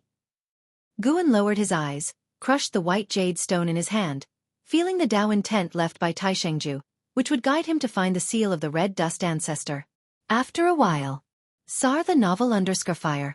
Et website on Google to access chapters of novels early and in the highest quality. Guan slowly stood up. Desperate celestial tomb, it's time to settle this cause and effect. Guan murmured to himself. With his current cultivation level, he could now detect the location of the desperate celestial tomb and sense the curse and evil forces within it. Sin and Fairy Yaoxian had suffered from the karma retribution from the great Tao of cause and effect, forever barred from the great Tao. The desperate celestial tomb, a special area within the great Tao, could accommodate Sin. The grand palace Taishangju built could shield Sin from torment. This was the only thing Taishangju could do. His cultivation level was not enough to counter the great Tao of cause and effect. Guan couldn't do it now either, but he was gradually able to see through the desperate celestial tomb. He foresaw that once he reached a higher realm, he could resolve the curse on Sin and bring Sin to Wuxia for cultivation. As for Fairy Yaoxian, still lost to the great Tao of cause and effect, he believed he could trace her through Sin. And Lu Qiuxian in the River of Destiny. Guan would find a way to help him escape the path of destiny. These tasks were not troublesome for Guan. They were remnants of his past lives, and through these past lives, he became stronger. Next, He would wait to live 1 billion trillion years. Gu An's lips curved upward as he disappeared from the spot. After the Tao court dissolved, the world fell into greater chaos. The 100 great sects scrambled for territory and resources, and all living beings gradually awakened. It turned out that the world's illness did not lie with the Tao court. The major sects of the world did not care what the people thought. They only saw unparalleled opportunities and wanted to compete to become the sole ruler of the world. Even the Qiankuan sect went mad, and the 5 leaders, I Ching Shan and others, could hardly control it. 1,000 years later, the human world remained in chaos, with constant slaughter. In a courtyard within the Qiankuan sect, I Ching Shan, Lin Chuan, Cheng Meng, Gu Chongsheng, and Gu Chengdao were entertaining an Xian. The 5 of them had founded the Qiankuan sect, now renowned across the world. Their disposition and mindset had matured, whereas an Xian seemed younger than them. We are truly old now. Even our juniors no longer listen to us. Cheng Meng sighed while pouring tea for an Xian. The others agreed. The entire Qiankuan sect was eager to expand, placing more value on cultivation resources than the virtues of the righteous Tao. With young talents like Yuan Luo leading the charge, many already sought to force the elders to relinquish power or even step down. An Xian spoke. Since ancient times, any sect that wishes to endure through the ages must undergo such trials. Now is the test for both Qiankuan sect and you. Guan only allowed her to protect the 9-spirit continent, so she couldn't interfere. She watched I Ching Shan and the others founding the Qiankuan sect. Over more than 1,000,000 years, new generations of disciples represented Qiankuan sect, paying tribute to her. Through these disciples, she sensed the growth of the Qiankuan sect. She regretted the fate that awaited it but wouldn't alter it. Forget it, we are tired. We founded the sect to seek revenge and rebuild our homeland. Now that these wishes are fulfilled, it's time to let go. I Ching Shan said with emotion, and the others agreed. They were truly weary and wanted to focus on their cultivation. An Xian did not refute. Perhaps it was the best outcome. I Ching Shan hesitated for a moment, then looked at an Xian and asked, "Senior, we've always wanted to know about our master's situation. Is he well?" Back then, they came here knowing Guan was in seclusion. They thought, like them, Guan was under Nzin's protection. After more than 1,000,000 years, Guan often went to Qiankuan sect but never met them. They could never forget the master who taught them immortal cultivation in their youth. Though they no longer remembered his face, his figure remained etched in their minds. An Xian put down her teacup and under their expectant gaze said, "He is well." These 3 words brought great joy to the 5. Actually, he is my master too. He has never needed my protection. It is he who protects me. By that, I can be considered your senior sister, an Xian calmly explained. These words left I Ching Shan and the others stunned. They witnessed Nzin's strength but did not know how powerful Guan was, as he once told them his realm was only the foundation establishment realm. If you find any errors, ads pop up, ads redirect, broken links, non-standard content, etc., please let us know report so we can fix it as soon as possible. Chapter 7:15. Guan turned out to be Nzin's master. This fact deeply shocked I Ching Shan and the other 4, their emotions unable to settle for a long time. It turns out that the master has always been here, secretly supporting them. They were filled with gratitude, and Cheng Meng's tears gushed out uncontrollably. I Ching Shan took a deep breath. He did not question Nzin's words but instead asked, "Can we enter Wuxia to cultivate, serving the old master?" The other 4 snapped back to reality, looking toward an Xian with anticipation. An Xian smiled and said, "I can't decide on this matter, I need to ask my master. You should first deal with the Qiankuan sect. Once you enter Wuxia, coming out won't be so easy." I Ching Shan and the others naturally knew this, and they hurriedly agreed, promising to handle the aftermath of the Qiankuan sect. Meanwhile, inside Wuxia Daoist field, Guan was picking mature medicinal herbs, the ghost mother of ephemera following behind. Suddenly, a series of prompts appeared in front of Guan. Frowny face, your lifespan has broken through for the first time to 100 trillion years, beginning random upgrades of lifespan function. Your lifespan barrier function upgraded. Lifespan barrier upgraded successfully. Lifespan barrier. Consume lifespan to activate lifespan barrier. It can block all prying, perception, and deduction. The consumed lifespan is determined based on your cultivation aura and the required spiritual energy. The range of the lifespan barrier can be freely manipulated. As expected, it was an upgrade of function. Upgrading to lifespan barrier is indeed a good thing. Guan had long felt the lifespan barrier was too small. He wondered how large the new lifespan barrier could be and how much lifespan it would consume. The most important thing is, he can prepare to break through. Guan didn't stop what he was doing, continuing to pick medicinal herbs, only stopping after he finished harvesting all the herbs in this medicine garden. Sarch * the novel. F. Iyer. Net website on Google to access chapters of novels early and in the highest quality. All picked medicinal herbs were collected by the ghost mother of ephemera. Seeing him finished, the ghost mother of ephemera couldn't help but remark, "Master, what I most admire about you is your perseverance. Whether it's writing, painting, or picking medicinal herbs, you can persist for so many years. Watching you pick herbs, I feel every move contains profound meaning, embodying the principles of the great Tao." Guan couldn't help but laugh and said, "Your ability to flatter has reached the transformation realm." "I wasn't flattering. I truly think so," the ghost mother of ephemera said earnestly. After over 1,000,000 years together, she knew Guan was not a stern person, so she dared to speak her mind with him. The great Tao is everywhere. In anything done with persistence, you can sense the Tao. The primordial Tao Emperor perceives the path of natural Tao without fighting. Calming oneself to feel everything around is very important. Guan said sincerely, not speaking nonsense, for indeed the Tao is omnipresent, and the Wuxia Taoist field is filled with his Tao intent, making it easier to comprehend the Tao here. The ghost mother of ephemera nodded and said, "I usually strive to understand the Tao and have not neglected cultivation. Although you joined me not through good fortune, after spending so many years together, I've always seen your efforts.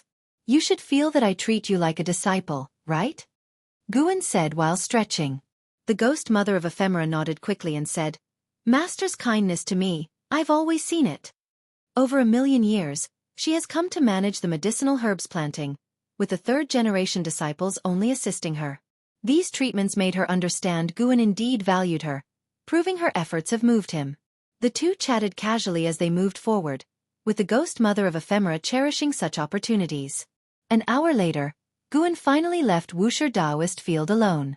He walked in the woods on the edge of the Chenkuan sect, silently practicing lifespan breakthrough. You have activated lifespan breakthrough function, and based on your current realm, the following breakthrough sites are selected for you. 1. Path of the Great Tao. 2. War Spirit Holy Mansion. 3. Hongmeng Great World. 4. Deep Domain. 5. Jiuhong Great World. 6. Endless Tao Mountain. 7. Boundless Yin Yang Inverted Realm. 8. Final End. 9. Supreme Origin Forest. Some places appeared before, and some were seen for the first time, unheard of. Guan first thought that the foundations of Path of the Great Tao, War Spirit Holy Mansion, Hongmeng Great World, and Endless Tao Mountain are terribly frightening, capable of nurturing beings surpassing Tao Extreme Daluo Immortal. Like the Great Thousand World, it simply couldn't bear his breakthrough. Now he felt the Celestial Spirit Great World was fragile. If he sneezed hard enough, the Celestial Spirit Great World would shatter. Not just the ground beneath him. The entire universe couldn't withstand his power. Thinking it over, Guan decided to go somewhere new. After all, lifespan breakthrough would transport him to a safe place. Guan's gaze fell on the 9th option, Supreme Origin Forest, which had appeared before. It was worth checking out. Boundless Yin Yang Inverted Realm and Final End sounded dangerous and strange. Better not to test them. Guan decided. Teleporting to Supreme Origin Forest requires consuming 10 billion years of lifespan. Continue. Continue. Guan made the choice, his figure disappearing from the original spot. After a long-awaited state of no sensation, Guan opened his eyes, immediately activated lifespan barrier, then began to observe his surroundings. He stood above a silver-blue Qi sea, with gigantic silver trees towering in front of him. The narrowest tree had a diameter exceeding 1,000 zhang, while far off were terrifying giant trees with diameters surpassing millions, billions of li, making everything seem tiny in comparison.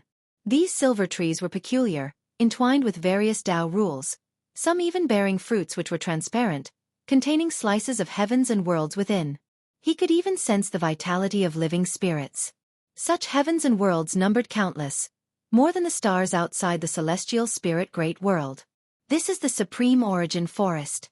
Guan looked down. The silver-blue chi sea underneath felt like solid land, yet within it lay an even more expansive region, deep and unfathomable like another great heaven and earth. He looked carefully and found numerous soul-like entities drifting in the depths, some human-like, some beast-like, bizarre and diverse. Moreover, the Tao spiritual chi here was extremely abundant and very unique.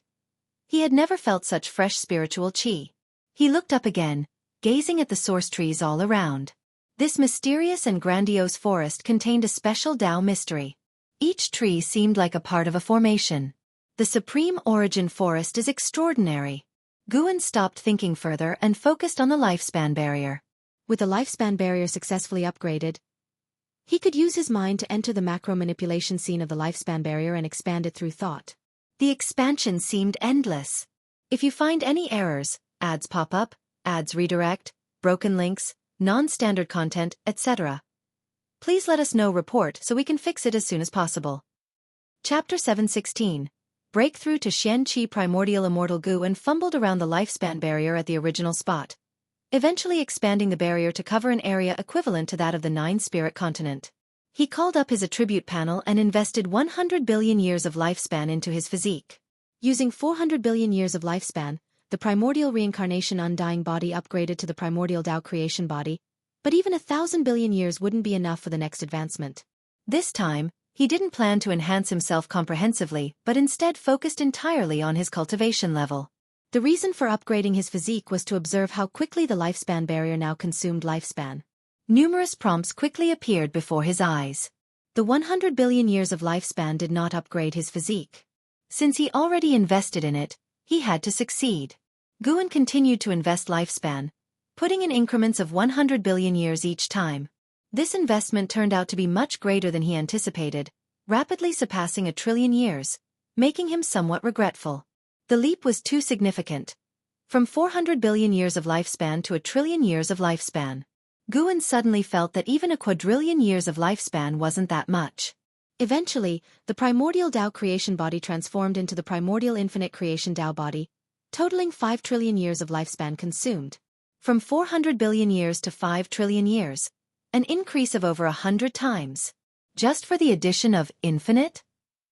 Guan took a deep breath, and the Tao spirit chi of the supreme origin forest began to surge violently into his body. He fixed his gaze on the lifespan barrier, watching the lifespan numbers flash by rapidly. Though faster, the consumption was still within an acceptable range. Before long, numerous Tao insights penetrated his mind, forcing his consciousness to sink into the comprehension of the Tao.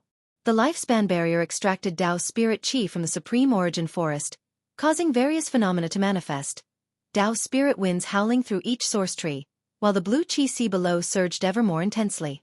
An hour later, Guan successfully transformed into the primordial infinite creation Tao body.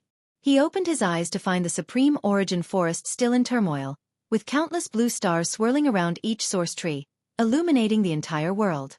Not seeing other beings, he focused on the lifespan consumption of the barrier.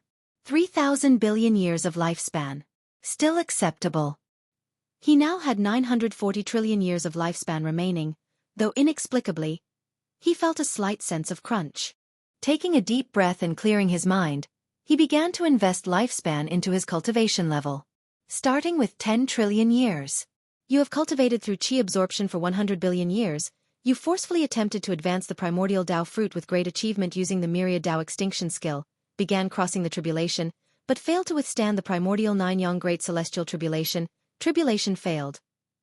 You have cultivated through chi absorption for 200 billion years. You forcefully attempted to advance the primordial Tao fruit with great achievement using the myriad Tao extinction skill, began crossing the tribulation, but failed to withstand the primordial 9-yang great celestial tribulation. Tribulation failed. 100 billion years each time. Good heavens! Earlier, advancing to Tao extreme Tao Yuo immortal only required 20 billion years each time, highlighting the vast difference between Tao extreme Tao Yuo immortal and primordial Tao fruit. Though this difference created pressure, it also heightened Guan's anticipation. Previously, breaking through the major realm consumed 23 trillion years of lifespan. This time it should succeed within 50 trillion years lifespan. Calculating the prompts before him, Guan's heart raced. Ultimately, even investing 10 trillion years of lifespan each time failed to succeed. Guan remained calm and continued investing lifespan, still putting in 10 trillion years each time. The phenomena in Supreme Origin Forest were calming down, with the giant source trees radiating various shades of silver-blue light, making the whole world seem magical. After a while, Guan's expression began to turn grim. Even investing 100 trillion years lifespan failed to break through. Clearly, it was impossible to reach the perfection realm for the next major realm this time. No matter what, achieving the next major realm first was a must. A determined look in Guan's eyes, he continued investing lifespan. However, the next 10 trillion years lifespan also failed to see success. He started to imagine the terror of the primordial Nine-Yang Great Celestial Tribulation. Someday, he would have Yang Jian and Li Xuanmiao investigate this tribulation in the Celestial Court, to understand the difficulty of the tribulation he was crossing.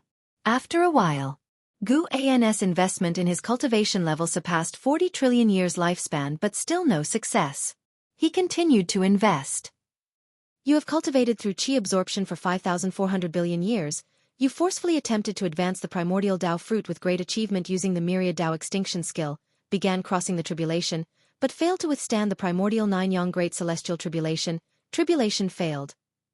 You have cultivated through qi absorption for 5,500 billion years. You forcefully attempted to advance the primordial Dao fruit with great achievement using the myriad Dao extinction skill, began crossing the tribulation. You withstood the primordial Nine-Yang Great Celestial Tribulation. Tribulation succeeded. Your cultivation level advanced to the early stage of Xian-Qi Primordial Immortal Realm. You have cultivated through qi absorption for 1 trillion years. Your cultivation level increased. Finally succeeded. From the perfection realm of Dao Extreme Daluo Immortal to the early stage of Xian-Qi Primordial Immortal Realm, it actually took 43,500 billion years of lifespan. Truly exaggerated. So long as the breakthrough succeeded, Guan was revitalized, anticipating the might of Xian-Qi Primordial Immortal. The Dao spirit qi in this realm surged abruptly, the dark sky suddenly lit up, and Guan saw a gigantic mountain larger than the entire celestial spirit great worlds heaven and earth. No, it wasn't a mountain, but a source tree. Squinting, Guan saw an even larger presence behind the source tree. Sir the novel, F.I.R. Net website on Google to access chapters of novels early and in the highest quality. This realm was also boundless. Even with the cultivation level of Dao Extreme Daluo Immortal, it was impossible to see an end in a short time. As Guan was about to break through, the Dao rules within Supreme Origin Forest started to disorderly scatter. Unlike the previous phenomena during breakthroughs, now the Dao rules became perilous, even twisting space. The Dao seemed to sense danger, instinctively resisting, and when the Dao gets angry, the world it built naturally faces upheavals. The blue qi sea beneath Guan surged violently, like a storm-tossed sea, the waves rising higher and higher. Suddenly, Guan glanced into the distance, and felt a formidable presence emerging from a distant source tree, stronger than Dao Extreme Daluo Immortal, searching for the cause of the Dao disturbance. Such a powerful presence, and it seems closely linked to the source tree here. Could it be that the Supreme Origin Forest is his creation, and he established the formations for the forest distribution? Guan remained vigilant, fortunate that the entity did not fly towards him. Even an existence surpassing Dao Extreme Daluo Immortal couldn't detect the lifespan barrier. As Guan pondered, he suddenly felt numerous presences rushing out from the blue qi sea below, ceaselessly and irresistibly. Boom! In the distance, the blue qi sea exploding and stirring up giant waves, countless silver cheilants of varying sizes rushed out, scrambling for the sky. Guan could sense the strength of these silver cheilants. Even the weakest had the cultivation level of free immortal, and the strongest reached the heaven-opening Daluo Immortal Realm. As they sped away, those chaotic Dao rules actually avoided them, not causing them harm, making Guan curious about these silver cheilants. If you find any errors, ads pop up, ads redirect, broken links, non-standard content, etc., please let us know report so we can fix it as soon as possible. Chapter 717. My name is Guan. Guan watched the group of silver cheilin for a moment. Then his consciousness was drawn to the enlightenment of the great Dao breakthrough, and he quickly entered a state of enlightenment. Primordial Dao fruit. This is the final stage of the Dao fruit, and also the beginning of the Dao realm. The so-called Xian Qi belongs to his Dao Qi, and his destiny will converge here as well. The Dao fruit is not just formed to induce mana. Its true goal is to create the great Dao. Guan has already created his great Tao, which is the primordial Tao Emperor. In the unseen, the word primordial has long been inspiring him. The ultimate of Tao is primordial. As Guan comprehended the primordial, he returned to the starting point of each of his lives, repeating his life endlessly. In his past life on Earth Wuxia, he was just an ordinary person, growing up stumbling, working an ordinary job, marrying, having children, and living a life like most people. As Chu Lu, Xiao Shengtian, Long Zhan, Black Profound Emperor, Lu Hanqi, he lived the rugged and arduous life of immortal cultivation. As Ji Shi, he lived an adventurous life of battles, fighting continuously from the moment he gained awareness, constantly breaking through in battles, traveling to different worlds and realms for battles, never stopping until death. As Yang Xian, he was obsessed with sword Tao, living only for the sword. As Emperor of Eternal Life, he could not achieve eternal life due to his obsession, and the repetition of his life left Guan deeply exhausted. As Tai Shangju, he was like a true cultivator, carefree before offending the celestial court, traveling across the heavens, making good friends, experiencing enmities and lovers' feuds, even reincarnating, meeting immortals, going to the 9 netherworlds, and even beyond the great Tao. The breakthrough of lifespan could be completely digested within an hour, but Guan, immersed in reincarnations, seemed to fall into a permanent sleep. When he opened his eyes, his appearance had not changed, but his overall aura had undergone a tremendous transformation. He was no longer a Tao Extreme Daluo immortal, but a Xian Qi primordial immortal. Opening his eyes again, everything in the Supreme Origin Forest had changed in his eyes. He saw the end of the Supreme Origin Forest, where a blue Qi sea flowed down, falling into endless darkness. Everything in the Supreme Origin Forest was in his eyes, including those hiding in the shadows. The powerful existence he had previously startled was a Xian Qi primordial immortal. Although he couldn't determine if the other's cultivation level was higher than his, the other did not make him feel in danger. Apart from the Xian Qi primordial immortal, the second strongest in the Supreme Origin Forest was a Miaozhen Daluo immortal, the realm master of the Supreme Origin Forest, ruling over countless living beings, all of whom lived far away. The lifespan breakthrough had transported Guan far from them. Guan could see through their cause and effect. The Xian Qi primordial immortal was the one who created the Supreme Origin Forest. Of course, this world was not created by the Xian Qi primordial immortal.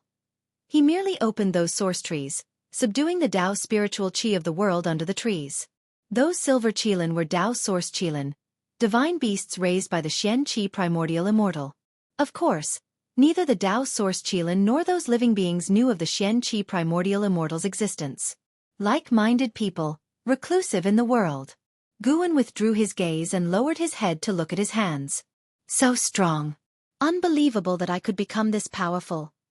Guan murmured to himself. At this moment, he felt invincible. He could even sit here and gaze at the 3,000 great worlds, the celestial spirit great world, misty immortal court, and desperate celestial tomb all in his view. Countless parallel worlds, little worlds of varying sizes formed by intertwining cause and effect, all presented before him, enough to drive those immortals insane. Guan looked at his lifespan. This breakthrough had consumed more than 20 trillion years of his lifespan, leaving him with less than 30 trillion years. Breaking through to the perfection realm seemed impossible. But another minor realm breakthrough should not be difficult. Guan began to invest his lifespan into his cultivation level. He spent 19 trillion years of his lifespan and successfully reached the mid-stage of the Xian Qi primordial immortal realm. Opening his eyes again, the Tao rules of the Supreme Origin Forest were still rampant. Countless Tao source Qilin and cultivators patrolling everywhere. But as vast as this realm was, they never passed over Guan's head. Guan looked at his lifespan. Now less than 6 trillion years. Sir the Novel Fire, any *T website on Google to access chapters of novels early and in the highest quality. Let's stop here. Guan stood up, looking in the direction of the Xian Qi primordial immortal. He didn't plan to make acquaintances with the other. His breakthrough needed to be kept hidden. Although it needed to be hidden, the leap in strength gave him more confidence to deal with any trouble the celestial court might bring. He could already see the location of the celestial court, where the celestial Tao destiny was vast and scorching, sacred and inviolable. Guan silently activated the teleportation function of the lifespan breakthrough. In fact, he could just jump out directly, but there was a Xian Qi primordial immortal here, and he feared leaving traces. He didn't want to gamble because he could easily earn back this bit of lifespan. After returning to the celestial spirit great world, he didn't go back to the Taoist field of the beginningless but stepped out of the outer heaven, arriving at the desperate celestial tomb. The desperate celestial tomb was still desolate, with dust everywhere, massive buildings buried by sand and wind, mysterious and ominous. Fairy Yaoxuan's 1,000-foot-long finger was still there, pierced into the ground. The original power within had disappeared, replaced by the sinister energy of the desperate celestial tomb. Guan raised his hand and placed the giant finger into his sleeve, then stepped towards the massive palace where Sin was hiding. This 1,000-foot-long finger would have descended upon the 3,000 great worlds in the future, bringing terrible catastrophe to all living beings. But now, this fate had been changed. At least this finger would no longer affect the 3,000 great worlds. As Guan walked, the wind and sand swirled around him, unable to touch him. Sinister powers were brewing within the desperate celestial tomb, but they couldn't harm the Xian Qi primordial immortal. He walked through this realm, completely unaffected. As he walked, he continued to comprehend the desperate celestial tomb. This realm buried an ancient skeleton, too long deceased for Guan to determine its cultivation level. But from this point, it could be inferred it was likely the skeleton of a Xian Qi primordial immortal. Otherwise, why would he need to reach the Xian Qi primordial immortal level to be unaffected by this realm? Guan always felt that this Xian Qi primordial immortal would revive again. The sinister power of this realm was spreading out from his skeleton, as if feeding on the blood and qi of living beings to prepare for resurrection. Of course, this matter had nothing to do with him. He was not interested in interfering with other cause and effect.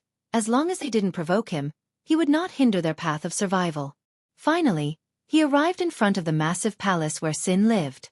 The door was slightly ajar, only a crack visible, but up close, this crack also appeared very wide, the inside pitch black, like a gateway to the nine-nether purgatory. He did not step into the palace, only waited at the crack of the door. Soon, footsteps came from the darkness. A young boy slowly poked his head out of the darkness, curiously looking at Guan, cautiously asking, "Who are you? Why are you here?" He spoke the language of the immortal cultivation realm. It seemed Fairy Yaoxuan's finger had helped him a lot. Guan showed a smile and said, "My name is Guan, I've come to take you home. If you find any errors, ads pop up, ads redirect, broken links, non-standard content, etc. please let us know report so we can fix it as soon as possible." Chapter 7:18. As the sun set and dusk enveloped the mountain range, Guan and Sin paced through the forest's edge, their shadows elongating under the slanting rays of the sun. Trailing behind Guan, Sin glanced left and right with wide-eyed curiosity. He was fascinated by every flower, plant, and tree, a stark contrast to the lifeless scenery of the desperate celestial tomb. Every now and then, Sin would look towards Guan. His eyes filled with wonder. Although he didn't know Guan, he felt an inexplicable warmth upon first sight. Of course, this was primarily because he had yet to form any perceptions, not understanding good from evil or the intricacies of human nature. As they walked, Guan and Sin encountered one of the third-generation disciples, Zhonglan, practicing his swordsmanship in the woods. Upon noticing Guan, Zhonglan immediately stood upright and bowed. He then noticed Sin at Guan's side. Another junior brother? Zhonglan wondered silently.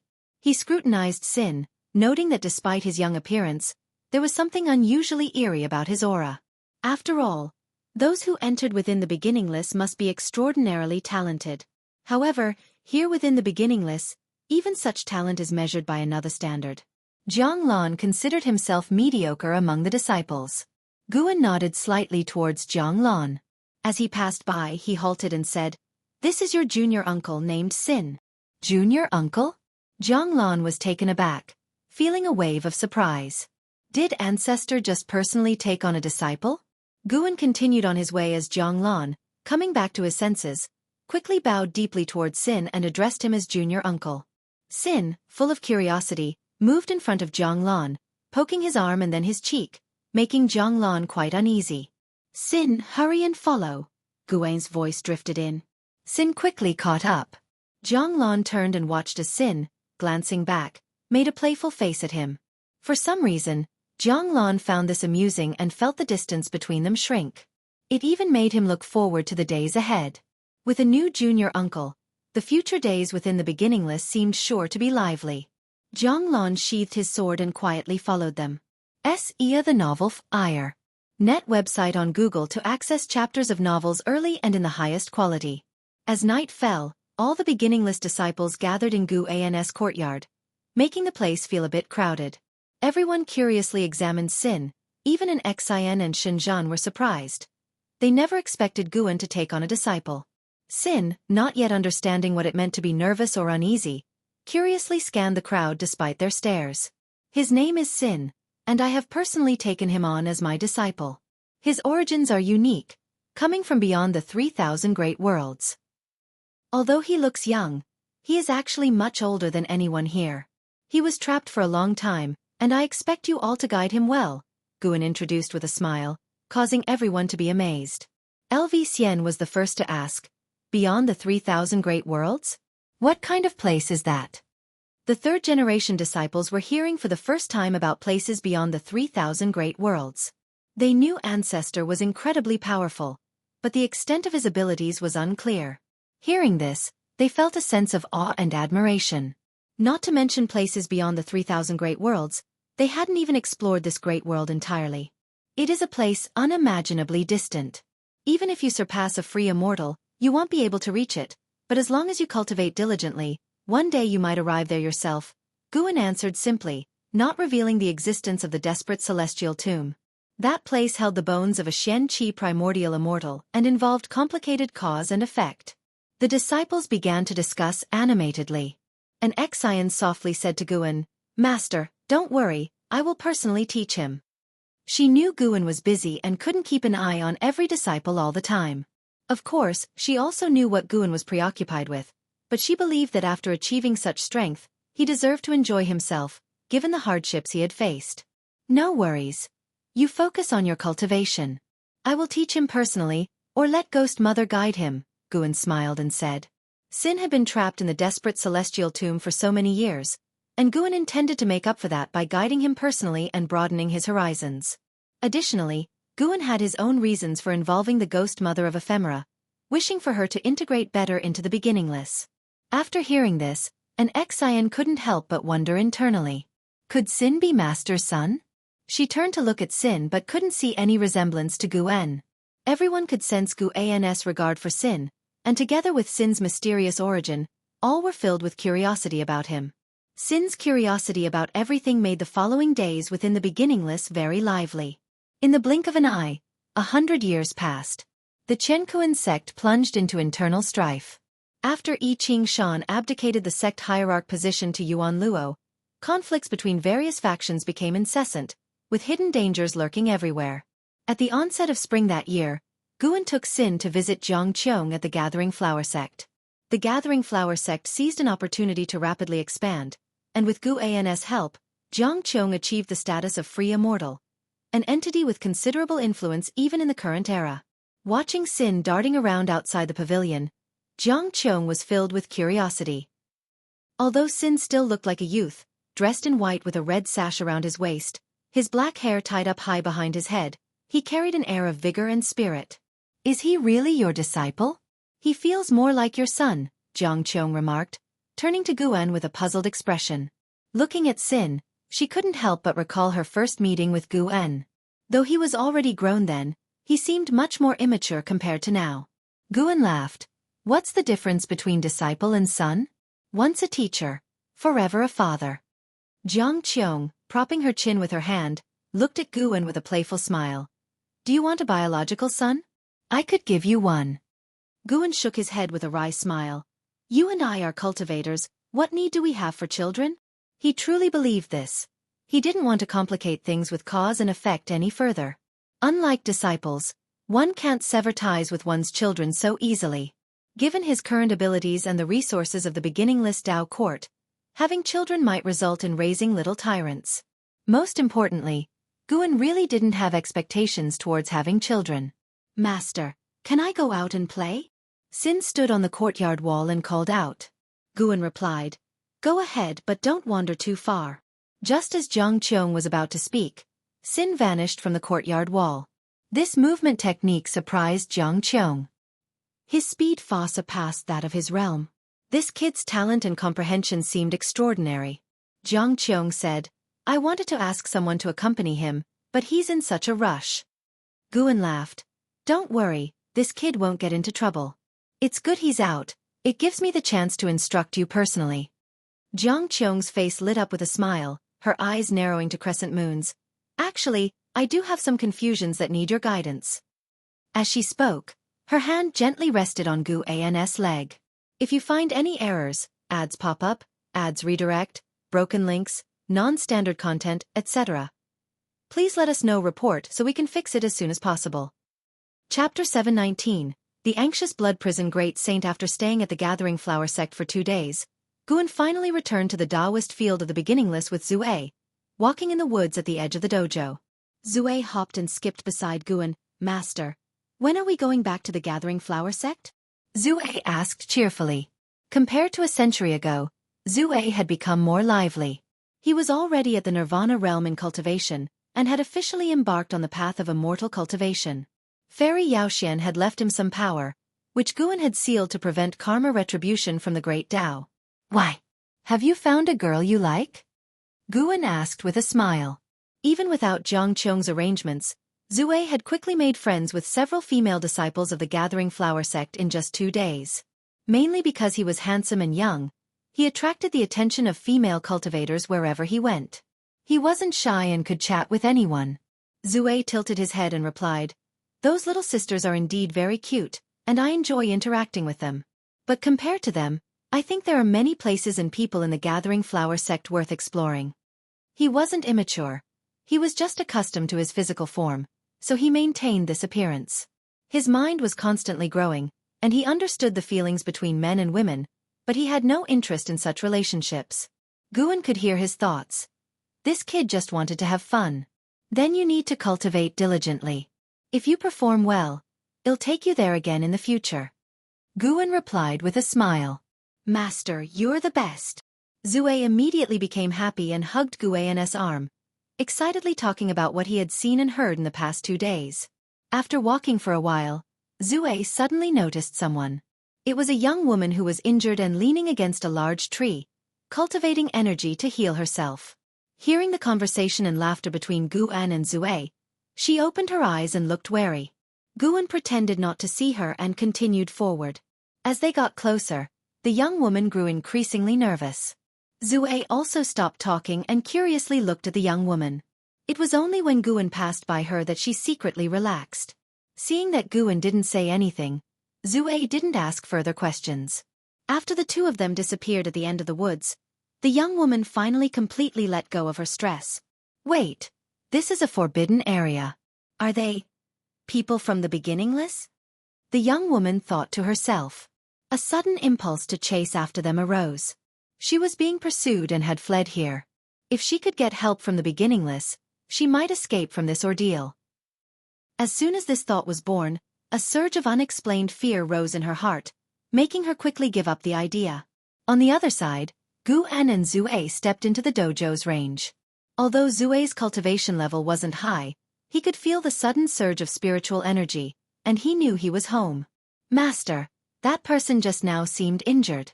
Is there a problem with the Qiankuan sect? Zue couldn't help but ask. He had been to the Qiankuan sect before but hadn't sensed the internal conflicts of the sect. Guan looked ahead with a long gaze and said slowly, The Qiankuan sect is going to disband. Our dojo will become larger in the future. Are you happy? What's there to be happy about with it becoming larger? Master, there are so many people on this continent. Are you going to drive them away? Zue pursued. What do you hope I should do? I hope you will let them stay.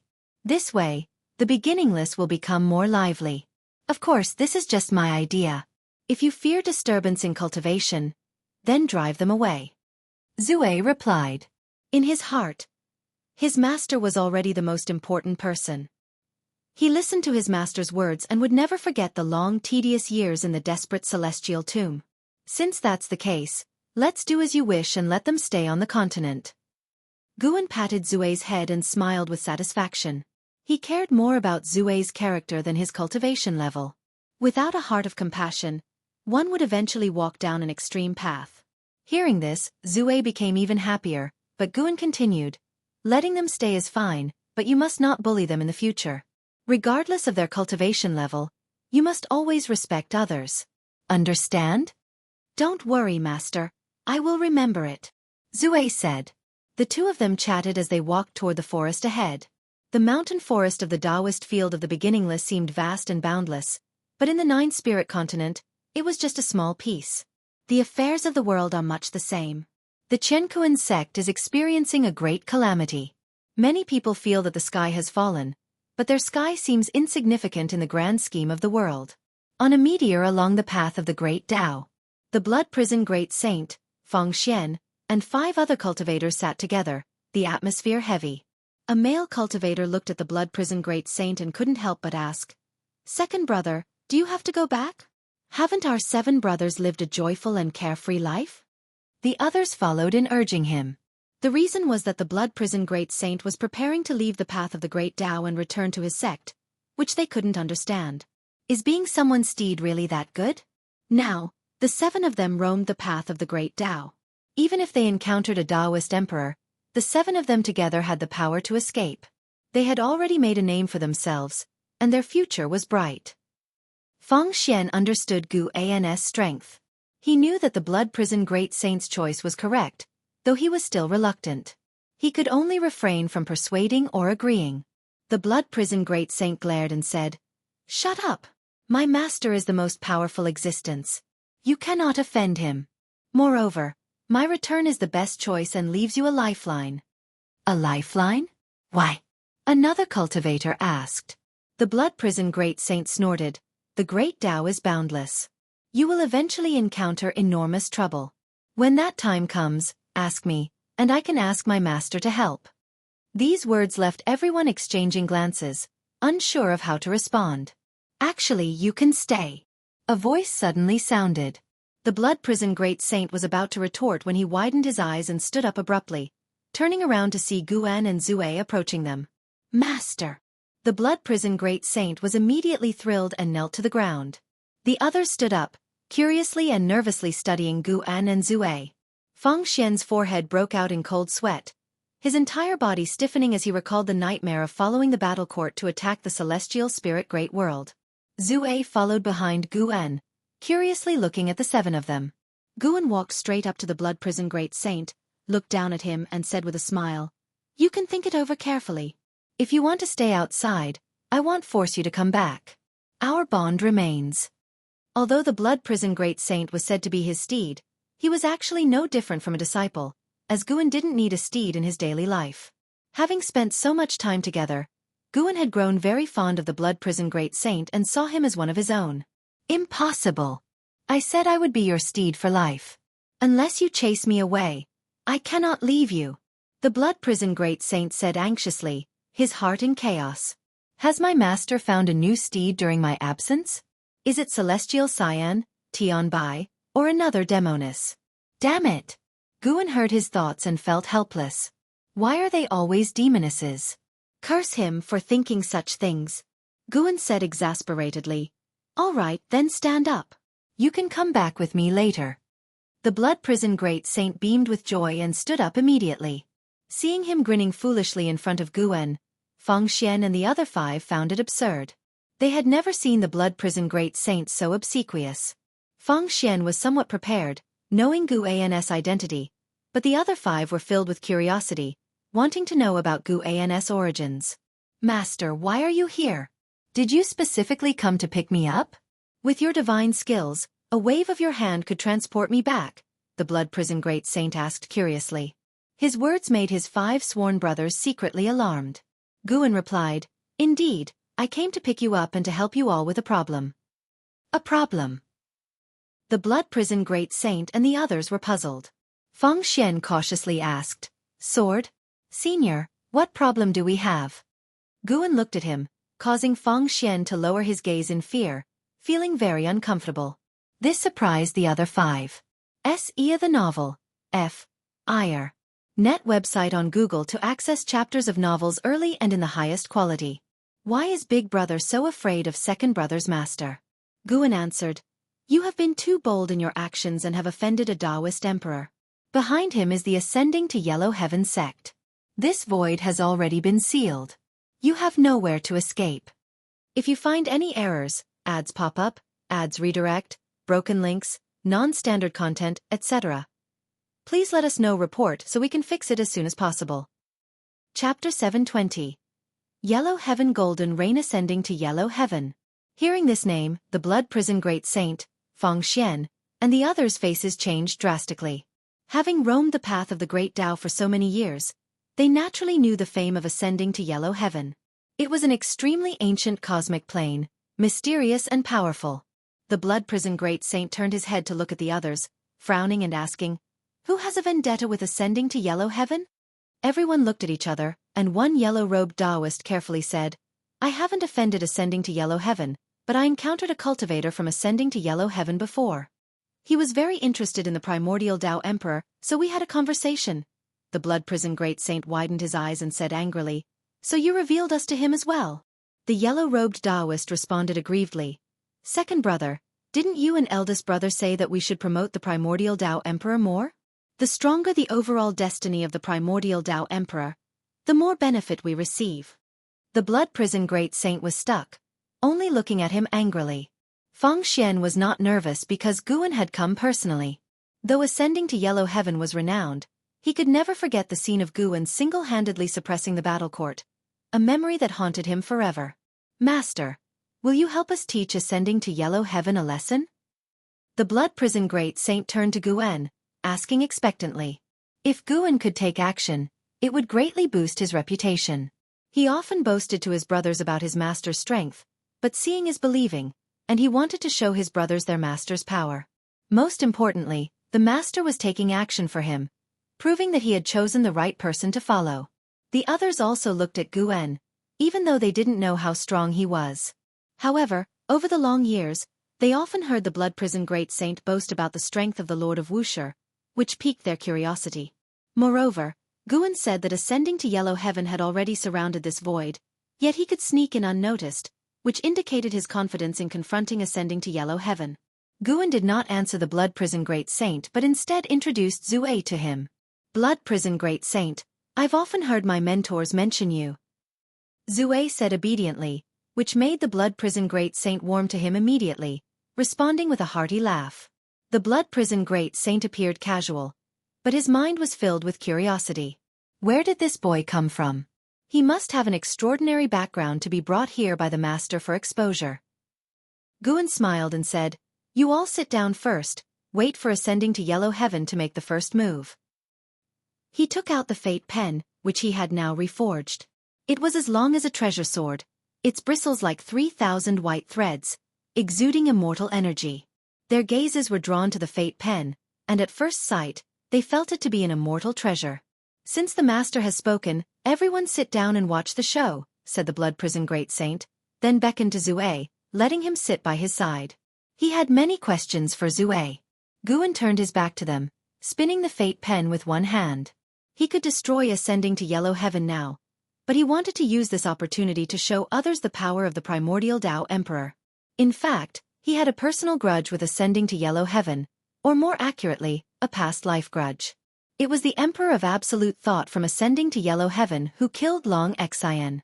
That was an existence even the silent destruction god Emperor couldn't contend with. To the current Guan, the Emperor of Absolute Thought was nothing. The strongest within ascending to Yellow Heaven reached only the heaven-opening Daluo immortal realm, and there were only 3 of them. Of course, having 3 heaven-opening Daluo immortals as support made ascending to Yellow Heaven exceptionally formidable. Besides the Daluo immortals, ascending to Yellow Heaven had over 100,000 golden immortals. To know, most celestial gods guarding the Great Thousand World only reached the innate golden immortal realm. By comparison, one can see how terrifying ascending to Yellow Heaven's foundation was. The Blood Prison Great Saint chatted with Zue, and though Feng Xian and the 6 others sat down, they dared not speak. Soon, they were drawn by Zue's words, as he spoke of the current situation of Wuxia, sparking their curiosity. As time ticked away. An hour later, the Blood Prison Great Saint turned his head to Guan, about to ask where ascending to Yellow Heaven was, when suddenly, a dark yellow light screen descended from the darkness at the top of the void. It moved so fast that it quickly enveloped the void they were in. The meteor under their feet seemed like a tiny speck of sand within the light screen, insignificantly small. Everyone's faces changed dramatically, rising to their feet, looking up. Sir, the novel fire. Net website on Google to access chapters of novels early and in the highest quality. Within the dark yellow light screen, they saw golden rain falling from the top of the universe, growing heavier. As it was about to fall on the meteor, the golden rain turned to mist, quickly dispersing. Ascending to yellow heaven golden rain. This rain has extremely strong corrosive properties, capable of annihilating both the soul and form of a being. At the same time, it can imprison time and space, locking cause and effect, making it impossible for the enemy to escape. Feng Xian said, his tone heavy, eyes filled with tension. Even though he had full confidence in Guan, seeing the legendary yellow heaven golden rain still made him feel uneasy, a primal response to the terrifying power. As the golden mist spread, the cosmos brightened, but the area around the meteor became hazy and eerie. Looking around, they could see no exit. The speed at which the yellow heaven golden rain descended was incredibly fast. They felt the weight pressing on their flesh and souls, as if an invisible giant mountain was crushing them, making it hard to breathe.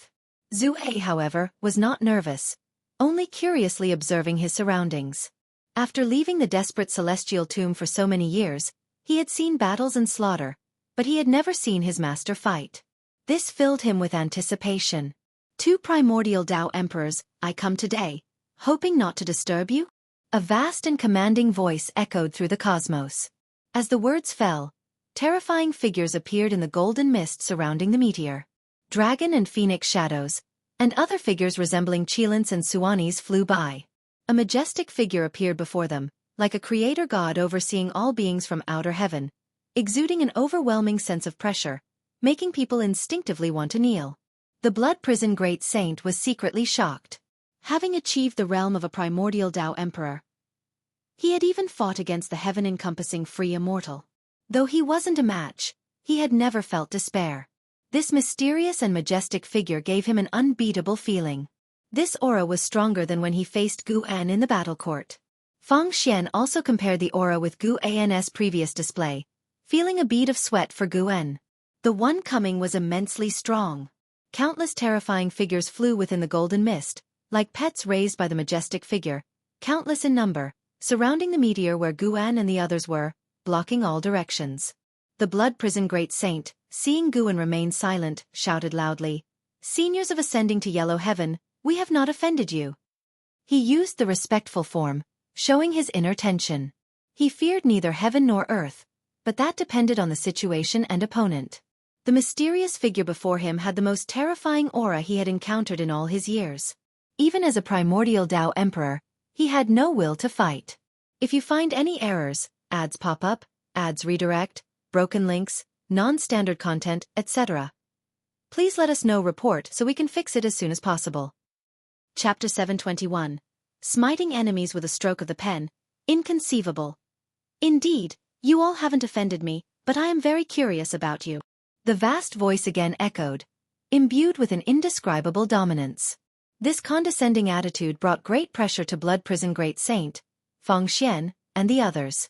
The mysterious beast shadows within the yellow heaven golden rain were still hovering, and distant shouts from thousands seemed to emerge from the yellow heaven golden rain.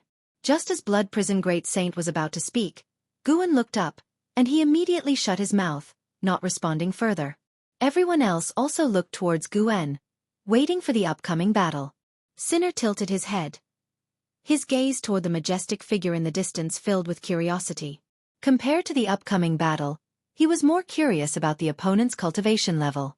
To those ascending to yellow heaven, take this moment before the battle starts to retreat. Cultivating for thousands and thousands of lifetimes isn't easy. Don't let your path end in vain. Gu An's voice rang out, though not as imposing as the majestic figures, but clear and understandable to everyone present. Upon these words, the shouting within the yellow heaven golden rain ceased. The entire void fell into silence. That majestic figure looked down, gazing at Guan, seemingly astonished by his words, surprised that someone dared to address him in such a manner. "Do you know my name?" The vast voice sounded again, filled with a teasing tone. Guan chuckled. "What, fellow Taoist wants to report your realm to pressure me?" He had just recently broken through and was eager to show his divine skills. He had already reached the Xian-Qi primordial immortal realm. Even if he had concerns, such existence wouldn't be the one in front, nor within ascending to yellow heaven. Among the myriad causes and effects in ascending to yellow heaven, even the strongest beings invited here were mere ants before him. It seems you have some backing. In that case, I'll give you a chance. Tell me, which force or divine being makes you so confident in facing ascending to yellow heaven? The vast voice inquired, seemingly cautious, yet filled with ridicule. If Blood Prison Great Saint and others truly had significant backing, they wouldn't have suffered multiple serious injuries in the past hundreds of thousands of years and stayed hidden here. Ascending to yellow heaven was interested in primordial Tao Emperor but never acted rashly. They had observed Blood Prison Great Saint and others, confirming they didn't have a significant background like Xuanji Emperor before making a move. Moreover, judging from the Seven's causes and effects, they never deduced them up to golden immortals, merely a group of lucky great world cultivators. If you still refuse to retreat, I'll assume you are hopelessly stubborn. Guan didn't answer the vast voice's inquiry but warned again. The vast voice laughed in anger. This universe has already been sealed by us. You can only rely on yourselves now. Though you have hidden your aura, if you have the ability to take them away, why not leave directly? With these words, the countless shouts within the yellow heaven golden rain erupted again. The divine beast shadows accelerated, ready for battle at any moment. The golden mist surrounding Meteor began to churn violently, causing Meteor to tremble, as if it might shatter at any moment.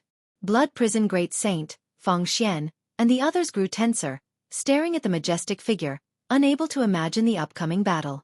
Even if Guan could win, it would likely be a fierce battle. They wondered if they could endure it. Guan shook his head, having already advised. Since the opponent sought death, he could only reluctantly accept their lifespans. Since it's come to this, let me personally teach you. The vast voice sounded again, a terrifying intensity suddenly erupted. However, before he could finish speaking, Guan suddenly raised the fate pen, drawing a stroke towards the sky like a drunken poetry immortal splashing ink across the sky. With just a stroke, the golden mist before him scattered instantly. The true forms of true dragons, phoenixes, cheilants, and other divine beasts began to appear and then turn to ashes, revealing the majestic figure's true form. A middle-aged man in a large black robe, larger than the entire meteor, his eyes like stars. Facing Gu An's stroke, he had no time to react, merely widening his eyes instinctively. Boom! His majestic body exploded into ash, as the yellow heaven golden rain scattered, resembling a vast golden ocean split open, forming two magnificent golden streams in the universe, like the opening of the universe's eyes. You have successfully seized 190,872,902,371 years of life from Immortal Emperor Bu Yuan, late stage of heaven balancing golden immortal realm. You have successfully seized 280,111,904 years of life from bloodthirsty profound flood dragon, mid stage of heaven encompassing free immortal realm. You have successfully seized 170,892,417 years of life from Chen Tao, perfect innate golden immortal realm.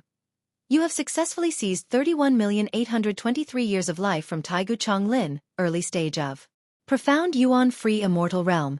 Countless notifications frantically popped up before Gu An's eyes. The majestic figure speaking to him was precisely Immortal Emperor Bu Yuan. The one who came wasn't the true form of Immortal Emperor Bu Yuan, but Gu An's fate pen was a supreme treasure of cause and effect, erasing the true form hidden within ascending to yellow heaven along with him. Not only Immortal Emperor Bu Yuan but also thousands of great cultivators from ascending to yellow heaven guarding beyond the universe were slaughtered by him. Being enemies, Guan certainly wouldn't be merciful. The yellow heaven golden rain quickly dissipated, and the trembling meteor began to regain peace. All fell silent. Blood Prison Great Saint, Feng Xian, and the others were left dumbstruck. Even having witnessed Gu An's battles before, they were deeply shaken. Sinner's expression wasn't as exaggerated, but his eyes shone brightly, fists clenched, body trembling with excitement. Guan turned, looking at Blood Prison Great Saint, smiled. The trouble is resolved. Let's go. Sinner instantly flashed to his side. Blood Prison Great Saint snapped out of it, running over, carefully asking, Master, didn't you mention this universe being surrounded by ascending to yellow heaven? What about the enemies beyond the universe? The others snapped out of it too, nervously looking at Guan. Guan waved his sleeve, taking Blood Prison Great Saint and Sinner away, but his voice still lingered, reaching Fang Xian and the 6 others. "No need to worry, they are all dead." Hearing this, Fang Xian and the 6 felt incredulous once more. A cultivator raised his hand instinctively, mimicking Gu An's stroke, feeling as if in a dream. SEA the Novel Fire, NE*T website on Google to access chapters of novels early and in the highest quality. Just one stroke. How high is second brother's master's cultivation? The yellow-robed Taoist couldn't help exclaiming. The others began to open up, expressing their excitement. Fang Xian recalled those nightmare-like experiences, his heart now filled with curiosity. What kind of existence is the supporting Tao sword venerable? Could he be an immortal god descending to the human world for leisure? Ascending to yellow heaven, colossal to the 3,000 great worlds, seemed insignificant before the legendary celestial court. Fang Xian took a deep breath, not joining the discussion with his brothers. He gazed into the distance, the 2 golden streams still lingering in the void, evidence of the previous events. He suddenly had a thought. Perhaps the Blood Prison Great Saint's choice was right. If they meet again, Blood Prison Great Saint's cultivation might very well surpass his. If you find any errors, ads pop up, ads redirect, broken links, non-standard content, etc., please let us know. Report so we can fix it as soon as possible. Chapter 722. Yellow Heaven Emperor Ancestor Fang Xian took a deep breath, trying to clear his mind of distractions. He looked at the distant afterimages of 2 golden streams and said, "All right, let's stop chatting and carefully sense the power of the primordial Tao Emperor. This is the opportunity left to us by that senior." Upon hearing this, the remaining 5 people fell silent and began to carefully perceive their surroundings. Immediately, they all became excited. Indeed, it is the destiny of the primordial Tao Emperor, so vast and overwhelming. Was that senior also a primordial Tao Emperor? Nonsense. Have you forgotten? Second brother was directed to the path of the great Tao by that senior. It's to make him walk the same path. Perhaps that senior purposely showcased the power of the primordial Tao Emperor to us, so we could gain stronger determination. That's certainly possible. One day, I will possess the same demeanor as that senior. The 5 cultivators did not say much more and soon immersed themselves in a state of enlightenment. Meanwhile, the Blood Prison Great Saint had already returned to the Taoist field of the beginningless. Having ventured out for so many years, his return brought a sense of nostalgia for what was lost. The speed at which he returned from the path of the great Tao was incredibly fast. He felt as if he had only blinked, and he had been separated from his sworn brothers forever. Even though he had achieved the status of primordial Tao Emperor and possessed might that swept across realms, he still couldn't fathom how his master could carry him and Zue across such a vast distance instantly. "Master, what realm was that person in earlier?" Zue followed beside Guan and asked curiously. The fight was too swift for him to catch the details, leaving him puzzled. "Heaven Balancing Golden Immortal Realm." Guan responded while glancing at his attribute panel. The ascension of over 1,000 great cultivators to Yellow Heaven provided him with nearly 40 trillion years of lifespan, surpassing tens of thousands of years of accumulation. At this moment, a disturbance had already occurred within the Yellow Heaven, as these cultivators left behind their destinies within Yellow Heaven. If they perished, Yellow Heaven would detect it no matter where they were, especially since the true body of immortal Emperor Bu Yuan died within Yellow Heaven. "Heaven Balancing Golden Immortal Realm," Zue murmured, memorizing this realm's name. He hadn't heard of this realm before, indicating that aside from his master, no one else in the dojo had reached this realm. The Blood Prison Great Saint snapped out of his thoughts, took a deep breath, and caught up with Guan and Zue, his heart filled with excitement. He was satisfied with his completion of the task, and he looked forward to sparring with an Xian again. This time, he was determined to win. As Guan answered Zue's questions, he transmitted a message to the other Wuxia disciples, asking them to prepare to listen to the Blood Prison Great Saint's lecture. An Xian was just a step away from becoming a primordial Tao Emperor, and the others were still pursuing this path. The Blood Prison Great Saint's lecture could inspire them. In the vast world covered in yellow sand, towering peaks stood as if they were the pillars of the world. On one of the most magnificent giant mountains, a huge palace sat atop, bathed in majestic golden rain. Inside the palace, figures sat cross-legged on stone seats, surrounded by yellow sand, arranged in an orderly fashion. At a glance, it was hard to tell how many people were present, each with an extraordinary aura. Sitting at the forefront was an elder, 10,000 feet tall, clad in a loose Taoist robe. His right hand held a finger to his chest, his white hair flowing, and 3 bright suns floating behind his head, illuminating the grand hall. At this moment, the atmosphere in the hall was very tense, as the cultivators of the yellow heaven secretly transmitted their thoughts to each other. Immortal Emperor Bu Yuan is dead, cursed by a powerful force of cause and effect. Although his true body was within yellow heaven, his avatar took people to the path of the great Tao. I need someone to explain. The elder in the Taoist robe slowly spoke, his tone cold. Sir, the novel fire. Net website on Google to access chapters of novels early and in the highest quality. He was the master of yellow heaven, the yellow heaven emperor ancestor. Once he spoke, someone immediately stood up and said, Ancestor Emperor, I sent my disciple to investigate the primordial Tao Emperor. I instructed him to act cautiously, but unexpectedly, he acted recklessly and offended a supreme being. If this matter brings trouble to yellow heaven, I am willing to take responsibility. As soon as he finished speaking, several others stood up, expressing their awareness of the matter. They all believed that the primordial Tao Emperor could change the layout of the great Tao, hence supporting Immortal Emperor Bu Yuan's investigation of the primordial Tao Emperor. The Yellow Heaven Emperor ancestor squinted his eyes and asked, Primordial Tao Emperor? How does he compare to the Taoist Emperor? As he spoke, he began to deduce the primordial Tao Emperor, and was surprised to find that the primordial Tao Emperor's destiny had already spread on the path of the great Tao, and even some great worlds harbored his destiny. Just sensing this destiny, he felt its potential rivaled that of the Taoist Emperor. Immortal Emperor Bu Yuan's master began to narrate his understanding of the primordial Tao Emperor, with others adding their insights.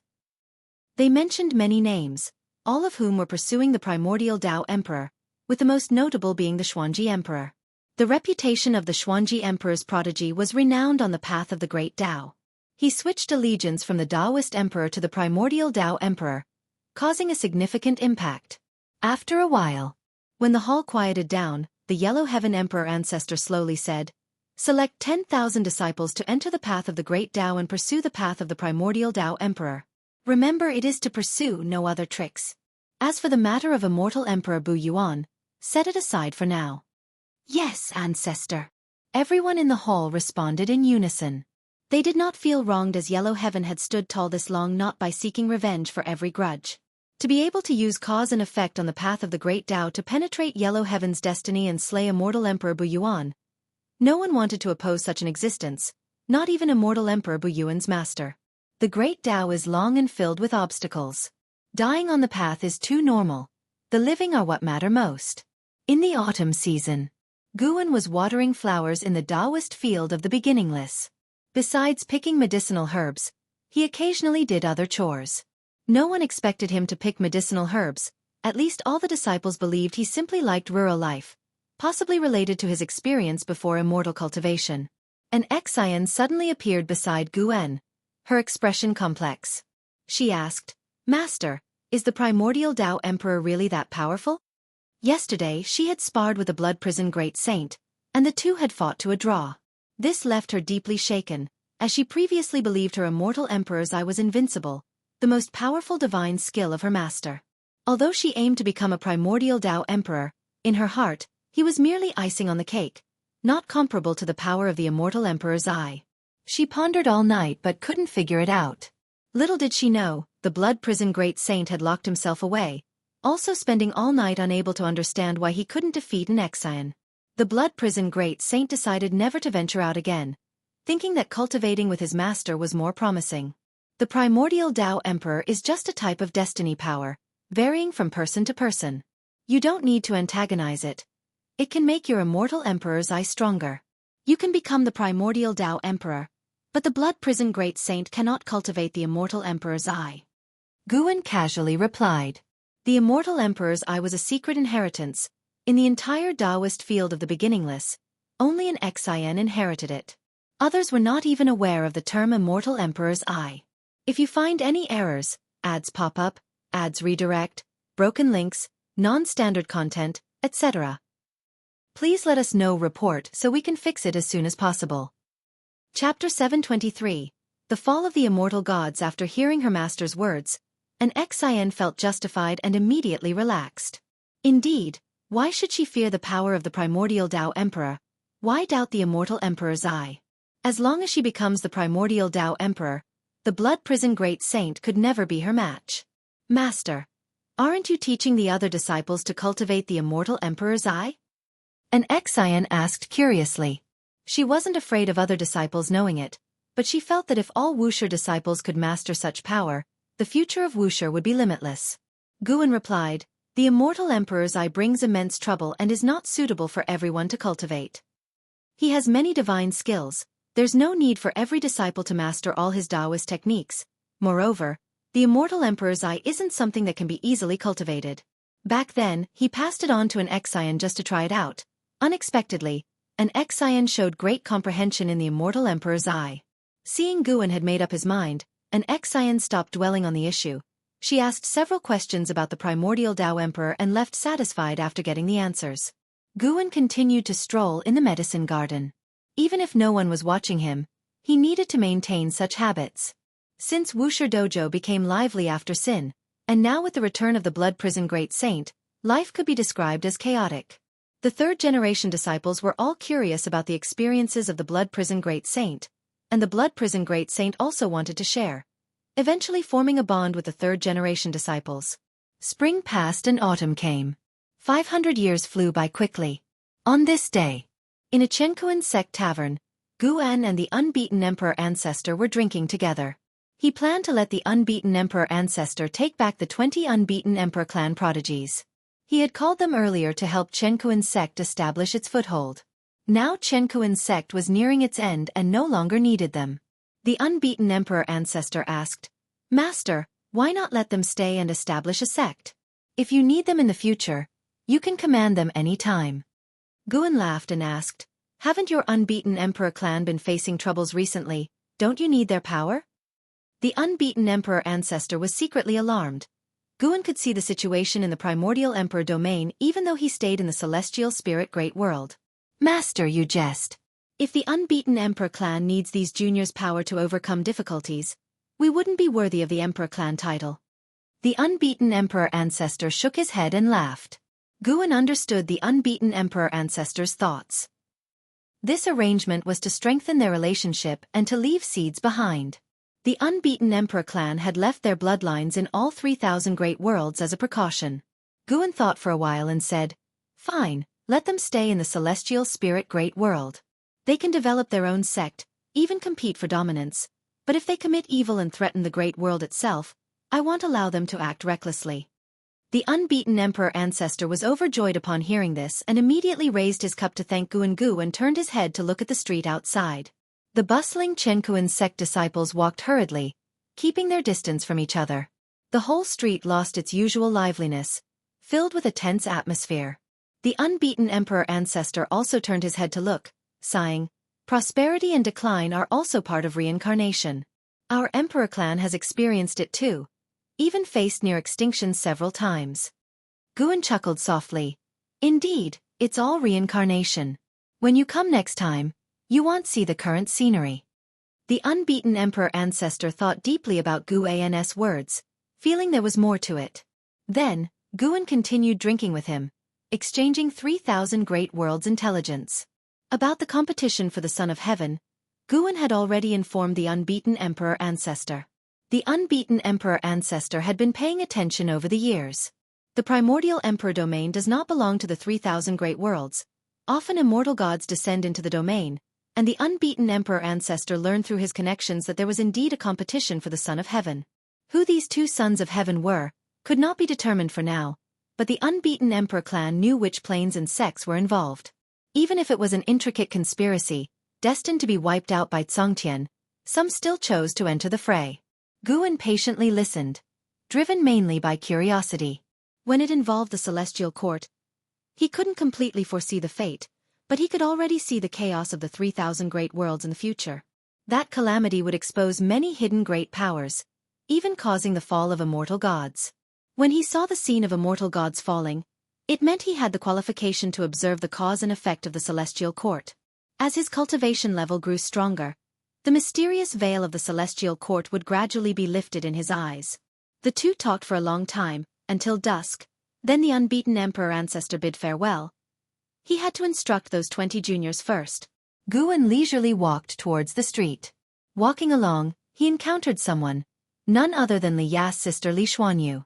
Since discovering Guan near Chenkuan's sect, Li Xuanyu had stayed in the Chenkuan sect and was now considered part of its high echelon. Their meeting on the street was no coincidence. Guan had calculated she would walk this street. Li Xuanyu saw him without surprise. Their frequent encounters over the long years made her accustomed. Each time they met, Guan would provide her with some opportunities or guidance. After numerous encounters, she realized these coincidences were Guan's deliberate intentions. Are you about to reveal Chenkuan sect's future to me? Li Xuanyu asked curiously as she approached Guan. In recent centuries, the internal strife of Chenkuan sect escalated. Yuan Luo acted domineeringly, offending many people. Some rose while others fell. Upon confirming Yuan Luo's absence of connection to Wuxia, opponents began to unite. Li Xuanyu had already seen signs of internal turmoil, but with Wuxia nearby, she remained unafraid. Like the old days in the supreme sect, regardless of the storm, the supporting Dao Sword Venerable always emerged to fortify and settle the turmoil. Chenkuan sect is about to disperse. Are you planning to return to the Taizong dynasty or join the Wuxia sect? Of course, you can have other choices and prepare in advance. Guan spoke. He and Li Xuanyu had congenial conversations. Back then, when he wasn't strong enough, Li Xuanyu introduced him to managing cave mansions, providing him more lifespan channels. Perhaps these events had faded from Li Xuanyu's memory, but he remembered them. Throughout his journey, though lacking many enemies, few people actively helped him before he demonstrated his strength. Guan could see through the essence of the red dust, valuing those acts of kindness. Li Xuanyu asked, "Can I really join Wuxia?" She hesitated, feeling undeserving as she believed she couldn't help Guan much. Seeing her expression, Guan suddenly had an idea. What if he cultivated Li Xuanyu to be stronger than Li Ya? What would Li Ya's reaction be if he got defeated by his sister in combat? Sir Than a Fire. Website on Google to access chapters of novels early and in the highest quality. Guan found it interesting. Li Ya and Li Xuanyu were siblings. Their sparring would not harm their relationship. Guan wanted to see Li Ya's frustrated and surprised expression. If you find any errors, ads pop up, ads redirect, broken links, non-standard content, etc., please let us know. Report so we can fix it as soon as possible. Chapter 724. Surpassing the Celestial God. Of course you can. You don't need to overthink it, but there's one thing you must understand. Once you join Wuxia, it's not easy to leave. To attain the Tao, you must endure long monotonous years. Guan smiled at Li Xuanyu. If Li Xuanyu didn't want to join Wuxia, he wouldn't force her. Li Xuanyu nodded and said, "I understand. Following you will undoubtedly grant me power beyond all beings. If left unchecked, it could become a catastrophe for the human world. Freedom and power, one must choose between the two." Is that how you understand it? That's not entirely wrong. In truth, the reason Guan constrained his disciples was simply because they were too weak. Going out too early would likely bring troubles beyond their ability to resolve. He didn't want to always be the one cleaning up after them. You came to invite me personally. How could I refuse? Could you give me some time to handle matters within my sect? Li Xuanyu looked at Guan and spoke softly. People around them couldn't hear their conversation, nor did anyone look their way. This wasn't the first time Li Xuanyu noticed this. Each time it happened, she felt a sense of shock and incredulity. Guan had no objections. They exchanged a few more words before passing by each other. At the same time, on the other side of the human world, in a mountain forest, there was a wooden house where Li Xianyu, who had grown up, was carving a wooden sword with a small knife. He wore white clothes, a black shoulder sleeve draped over his right shoulder, and his hair was tied behind his head with a grass rope. His defined features were filled with spirit. Clang! The door of the wooden house was pushed open. An elder in a green robe walked out, his face looking rather displeased. He didn't glance at Li Xianyu as he passed by, transforming into a white light that disappeared at the edge of the celestial vault. Li Xianyu didn't mind and continued carving the wooden sword in his hand. Li Ya, dressed in black, walked out from the house, stretching lazily in the sunlight. He sighed and said, "Disciple, why are there so many ambitious people in this world? The Tao court is a lesson from the past. Trying to unify the world is incredibly difficult. Li Xianyu, with his back to Li Ya, responded, Tao court didn't fail. They dominated for many years. It was they who chose to dissolve. The major sects in the world might just be renamed Tao court cultivators. Even with the fall of Tao court, there are still Shenting and the Immortal court. They continue to enjoy the world's resources. Li Ya glared at Li Xianyu and grumbled, Brat, do you expect me to lower myself to those sects and become their lackey? Of course not. If you must join an immortal cultivation sect, it should be Wuxia. You should follow Master Gu, Li Xianyu replied without turning his head. Ever since he witnessed Master Gu's prowess, he always wanted to join Wuxia. Unfortunately, Li Ya would not go. He understood his master's pride. Men, after all, tend to be proud. If Master Gu were a generation above him, it wouldn't be such a problem, but they were peers. Li Ya snorted, Wuxia is undoubtedly an excellent place. Do you think I don't know that? You have no idea what's on your master's mind. Indeed I don't. I only know that without me accompanying you, who knows when you might get seriously injured again. Nonsense, last time was an accident. Hee, let's say it was an accident. Without me carrying you, you would have already been reincarnated. Li Xianyu's words nearly drove Li Ya mad. This kid was becoming more and more disrespectful. Li Ya regretted acting impulsively back then. He hadn't figured out his opponent's background before making a move. He wasn't afraid, just that head-lost face in front of his disciple, making him uncomfortable. Stop carving that wooden sword. Come, I'll take you to the sword sect for a visit. Don't you want a divine sword? I'll fulfill your wish. Li Ya stood with his hands on his hips, looking quite pleased with himself. Upon hearing this, Li Xianyu immediately stood up, looking at Li Ya with joy. Li Ya enjoyed this look. This was the attitude a disciple should have. The sword sect's reputation now shakes the heavens. Chen Chuan of the sword sect is the #1 sword cultivator in the world. According to you, he counts as my senior brother. Can I ask him for some guidance? Li Xianyu flashed to Li Ya's front and asked expectantly. Li Ya's eyes widened in anger. Is his sword Tao better than mine? You brat, are you trying to betray me? Of course not. I just want to gather the strengths of all sects to create my own sword Tao, Li Xianyu said earnestly. In truth, he believed that Li Ya wasn't a match for Chen Chuan. Since Chen Chuan had stepped into the free immortal realm, he had never been defeated. In fact, since his rise to fame, he had never lost a battle, unlike his master, whom he had seen lose with his own eyes. Every time he thought of his master, bloodied and on the brink of death, he felt a heartache.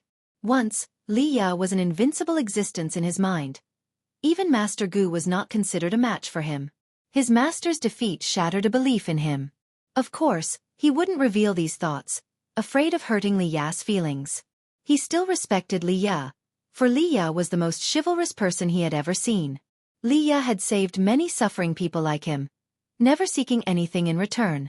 Li Ya's last injury was also because he couldn't stand seeing the strong oppress the weak. Just as well, the sword sect is holding the world's #1 sword assembly. I'll challenge him, so you can see who's stronger, Li Ya snorted, his eyes brimming with fighting spirit. Chen Chuan's fame was immense. Wherever he went, he heard sword cultivators bring up this name, sparking his curiosity. It was one thing to be unable to defeat Gu En, but could he not even defeat Gu An's disciple? The world was vast, filled with countless great powers. As a master, he needed to remind his nephew about this. Li Xianyu opened his mouth, wanting to refuse, but in the end, he swallowed his words. Forget it. With Master Gu's influence, Chen Chuan wouldn't harm his master. Above the sea of clouds, figures clad in silver armor, radiating the strong light of the heavenly Tao, stood like mountains. Most of their faces were filled with excitement. Zhang Buku and Su Yu were among them, feeling their celestial Tao destiny as their emotions remained stirred. Is this the power of the immortal gods? Truly powerful.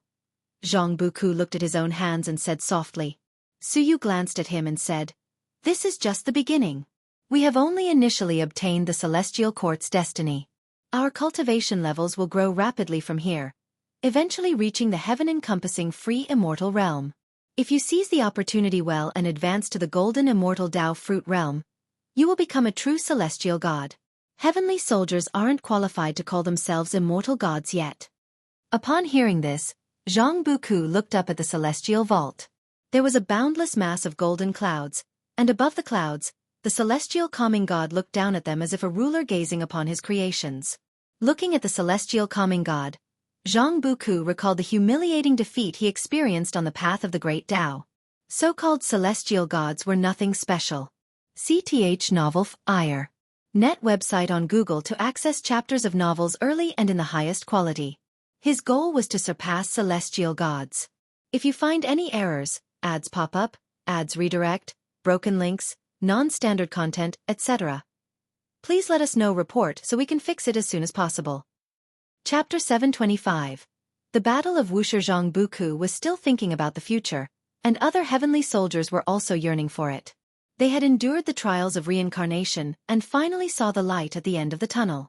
Just as they were immersing in the powerful destiny brought by the heavenly Tao, the overwhelming pressure of the celestial calming god suddenly erupted, suppressing the 100,000 heavenly soldiers. All heavenly soldiers looked up, their smiles fading from their faces. You have endured countless hardships and finally become true heavenly soldiers. Now, I will tell you a piece of good news. The celestial calming god's voice echoed above the sea of clouds, making all the heavenly soldiers tense. Good news? They didn't believe it. Instinctively, they thought there would be another trial. Some heavenly soldiers even showed signs of resentment. Why is the path to immortality so difficult? 2 sons of heaven will use the 3,000 great worlds as a chessboard to engage in a grand game. You will follow me to support one of the sons of heaven. The sun is the child of the celestial emperor. This game will involve many immortal gods. If the sun we support wins, you will all benefit, and some of you may even directly become celestial gods. This is a rare opportunity, one that I have never encountered. The celestial calming god's words reached the ears of the 100,000 heavenly soldiers, making them fantasize wildly, and some even began to whisper among themselves. A contest between the sons of heaven. It starts again, truly relentless, Suyu marveled. Zhang Buku glanced at him and asked in confusion, You even know about the contest between the sons of heaven? Suyu replied, I heard about it from a senior. The contest between the sons of heaven always uses the 3,000 great worlds as a chessboard because the 3,000 great worlds have no deep foundation. Songtian can easily restore them. Many sons of heaven, to prove they are more suitable to be the celestial emperor, will rally support and engage in a battle that attracts the attention of the celestial court. Zhang Buku asked in surprise, Can the position of celestial emperor be hereditary? In his view, the celestial emperor was the strongest among the immortal gods. How could the position of celestial emperor be passed down? Moreover, the reason human imperial power is passed down is because emperors die. But the celestial emperor is the most powerful immortal god. How could he die? Who knows? Maybe the celestial emperor is just toying with them. But there are always some sons of heaven who believe it, Suyu responded. Zhang Buku felt strange emotions. He felt as if Suyu was mocking the celestial emperor.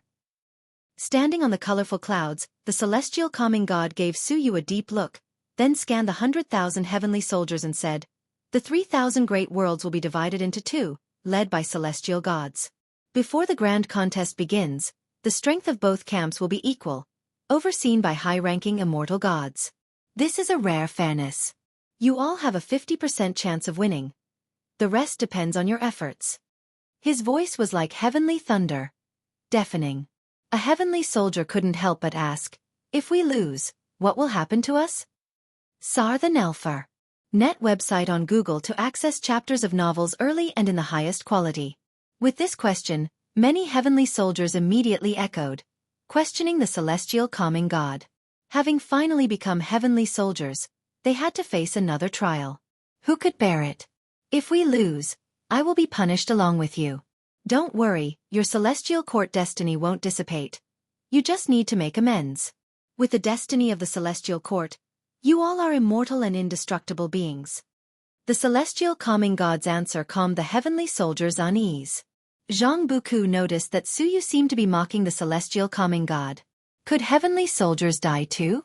Zhang Buku was deeply worried. He wasn't afraid for his own safety but was concerned about the calamity that could cause even heavenly soldiers to fall. How terrifying would that be for all living beings in the Great Thousand Worlds? He was still concerned about the celestial spirit Great World and those old acquaintances. Before this grand contest begins, I will personally preach to you, so you can quickly improve your cultivation level. Strive to reach the heaven-encompassing free immortal realm before the grand contest. The celestial calming god's voice echoed again, and this statement excited the heavenly soldiers. In any case, being able to quickly improve their cultivation level was an immediate benefit. Time flew like an arrow. 300 years passed swiftly, and the Chenkuan sect eventually erupted into internal strife, causing the 9 spirit continents people to suffer. Guan dispatched an Xian to expel all cultivators of the Chenkuan sect.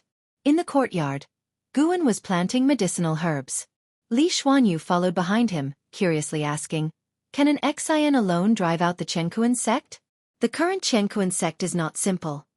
Not only Li Xuanyu, but I Ching Shan and 4 others had also moved into the Taoist field of the beginningless, each establishing their cave mansions. Once they arrived at the Taoist field of the beginningless, Li Xuanyu and I Ching Shan were all surprised. They didn't expect that the Taoist field of the beginningless harbored so many powerful figures and talents. Not to mention the strength of Blood Prison Great Saint, LV Xian, the Celestial Demon Child, and others, the talent of the 3rd-generation disciples was visible to the naked eye. Even in the Chenkuan sect, they would stand out. Before Guan could answer, a dazzling golden light suddenly appeared on the horizon, like a celestial curtain, attracting Li Zuanya's attention. Her expression changed slightly. She sensed in Xin's presence and an extremely domineering power. Her abilities are indeed not enough, but she has a Tao treasure refined by me. Guan casually replied. Tomorrow he could expand the Taoist field, extending its range to cover the entire 9-spirit continent. In the future, the people of the 9-spirit continent would also benefit. With the rich spiritual energy and Tao intent within the Taoist field, even those who don't cultivate would become stronger over time. Tao treasure. Li Zuanya's heart was filled with curiosity. She had heard of Tao treasures. Many years ago, the disciples of Wuxia had emerged and saved all living beings. The power of the Tao treasures became renowned throughout the world. But couldn't Xian alone expel the entire Chenkuan sect with just one Tao treasure? Suddenly, she felt an extremely terrifying and chilling aura, as if it would pierce through the celestial vault. She recalled Yuan Luo's face in her mind. She could confirm that this powerful aura came from Yuan Luo, though she didn't expect Yuan Luo to be this powerful. Ancestor! A female voice came, and Shangguan Xiener quickly ran over. Guan immediately said to Li Xuanyu, "Senior Sister Li, you don't need to worry. Go back and cultivate." Li Xuanyu didn't think much, bowed, and left immediately. Shangguan Xiener came before Guan, mysteriously pulling out a book and said, "Ancestor, this is my painstaking work, it will definitely surprise you." Guan glared at her, took the book from her hand and sternly said, "Can't you focus on your cultivation?" Shangguan Xiener giggled, "I am cultivating diligently. Just take a look first. I'll look at it later." Guan stuffed the book into his robe and continued planting. Shangguan Xiener's eyes rolled, and she sidled up to Guan, saying, "Ancestor, if you are satisfied with it, could you teach me a divine skill? I also want to compete for the rankings of the 3rd-generation disciples." Within Wuxia, there was always competition, from the 2nd-generation disciples to the 3rd. Every 1,000 years, a comparison was made, and currently, Zizai was still the strongest among the 3rd-generation disciples, while Shangguan Xiener was ranked among the last 3. Why the sudden desire to cultivate divine skills? Guan didn't immediately agree but asked instead. Shangguan Xiener pouted, "Aren't I listening to your advice to cultivate diligently?" Guan smiled and said, "You want to go out and establish a sect?" Shangguan Xiener hurriedly explained, "Ancestor, I'm not going out immediately, but in the future. I still want to serve you for thousands of years. If you find any errors, ads pop up, ads redirect, broken links, non-standard content, etc. please let us know report so we can fix it as soon as possible." Chapter 726. World Gate of 10,000 Realms. Twilight approached. After an Xian returned, Guan ceased instructing Shangguan Xiener in her divine skills and sent her away. Guan and an Xian stood shoulder to shoulder at the edge of the cliff, gazing into the distance. An Xian softly said, "Master, that Yuan Luo will probably become a great calamity for the world. Although I expelled him, I could feel his strength and hatred. He harbors an endless supply of terrifying power within him. What do you wish your master to do? Kill him? Guan retorted. Guan had witnessed the battle between Yuan Luo and an Xian. If not for Yuan Luo borrowing the origin power, he would have been no match for an Xian. Defeated this time, Yuan Luo would be deeply agitated and continuously awaken the origin consciousness until he became a true Chaos Grudge Luo. Yuan Luo's life had its share of sins, yet which immortal cultivator's hands are not stained with blood? He also had his own merits. Whether he is good or bad depends on the perspective. An Xian shook her head and said, "Why would I think like that? How could I outright ask you to kill him? What I want is for you to capture him. I will discipline him and help him let go of his obsessions. I fear he will drag the Chenkuan sect into an abyss of eternal damnation." She knew very well the depths of the waters in the celestial spirit great world. If things went too far, it wouldn't just be Guan. Even the celestial gods could intervene, and Yuan Luo wouldn't be able to contend with them. Yuan Luo sought to dominate the world with extreme methods and had a fierce and combative style. He did not tolerate any betrayal, causing the Chenkuan sect disciples to be unable to leave the sect. If they tried to flee, they would be pursued and killed. Over time, an Xian felt the consequences would be dire. She had coexisted with the Chenkuan sect for millions of years and had developed feelings for it. She didn't want the Chenkuan sect to meet a tragic end. Subduing Yuan Luo could bring a dignified close to the sect, and perhaps with a new sect hierarch, the Chenkuan sect could continue its legacy. No need for that. These trials are part of the Chenkuan sect's fate. They have received too much of our protection and do not need to be sheltered through to the end. Instead, you should think about how to treat the continent's all living beings in the future. Guan replied, quietly choosing to activate the Lifespan Dojo. Please select the range of your dojo to be established. A prompt appeared, and Guan expanded his mind to cover the entire 9-spirit continent. 100 billion years of lifespan is required. Do you wish to continue? 100 billion years of lifespan. Previously, establishing the dojo required 5 billion years of lifespan. The 9-spirit continents area was over 200 times larger than the current dojo. To Guan, this cost was worth it. Ia the Oval Fire. Website on Google to access chapters of novels early and in the highest quality. He chose to continue without hesitation. In an instant, nature's spiritual energy suddenly halted. An Xian noticed this and swallowed her prepared words, frowning as she looked around. This was the dojo. How could something unexpected happen? An Xian looked at Guan, who was smiling, and her anxiety completely eased. Master, what is going on? An Xian curiously asked. Guan smiled and said, I have expanded the dojo to cover the entire continent. In the future, your range of free movement will be even greater.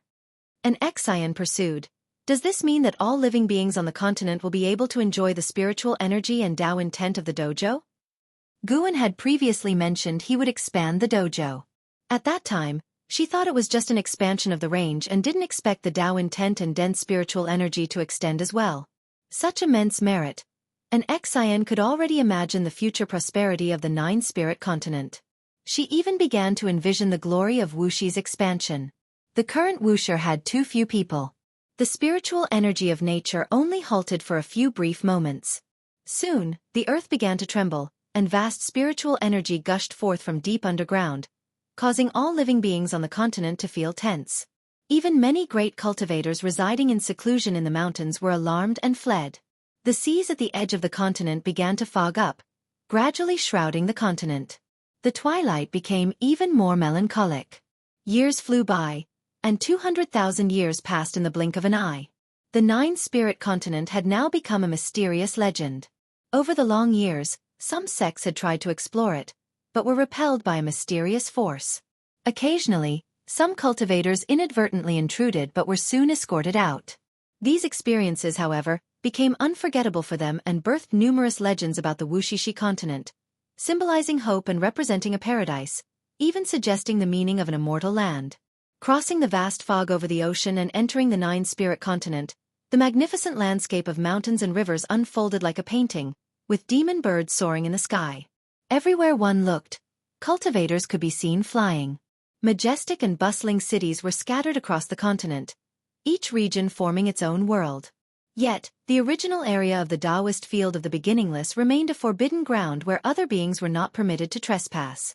In the courtyard, Guan stood in front of the artifact refining cauldron, manipulating the Tai Ching true fire. Shen Zhen sat nearby, practicing her skills, while an Xian stood behind Guan, reporting the current situation. The number of living beings is increasing. At this rate, trouble will eventually arise. We can't simply expel some of them, as they are all related.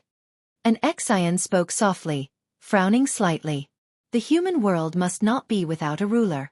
The Emperor of the Nine-Spirit Continent would offer tribute to the beginningless. Currently, the third-generation disciple in Zizai was responsible for liaising with imperial authority. And Zizai's cave mansion was established in the imperial city to serve as a warning to the imperial power. Thus, despite the passing of 200,000 years, the Nine-Spirit Continent had not fallen into chaos. Guan replied, "No need to worry. In a few days, I will establish the World Gate, allowing them to freely travel and explore. Their life and death will be their own responsibility." The World Gate? Can it connect to the myriad worlds? An Xian asked curiously. Yes, it is a Tao treasure.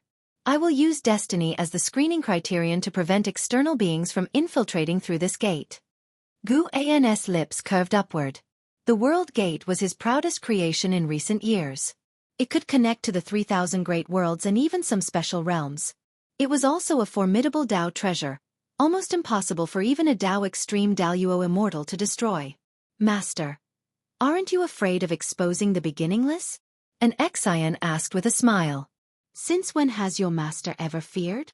Guan responded with a hard tone. Now, he indeed had some confidence. Moreover, the beginningless had no intention or capability of overthrowing the celestial court. What was there to fear? The master and disciple chatted for a while. Then an Xian went to summon the third-generation disciples to give a lecture. Having become the primordial Tao Emperor and as the second-generation disciple, she always kept a close watch on the cultivation progress of the third-generation disciples. She hoped that every disciple would possess great strength and not disgrace the Wuxia or their master. After an Xian left, Shen Zhen opened her eyes and looked at Guan. Although I have not yet reached the level of primordial Tao Emperor, I am seeing more and more of the scenes regarding that disaster.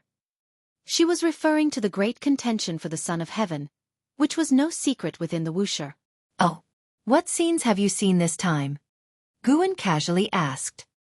He could also see the cause and effect of the great contention for the Son of Heaven, with the figures of numerous immortal gods already appearing in his vision. Zhang Buku, Tian Hao, and Zhu Shi would all be involved, seizing the opportunity to rise during this catastrophe. If you find any errors, ads pop up, ads redirect, broken links, non-standard content, etc., please let us know. Report so we can fix it as soon as possible.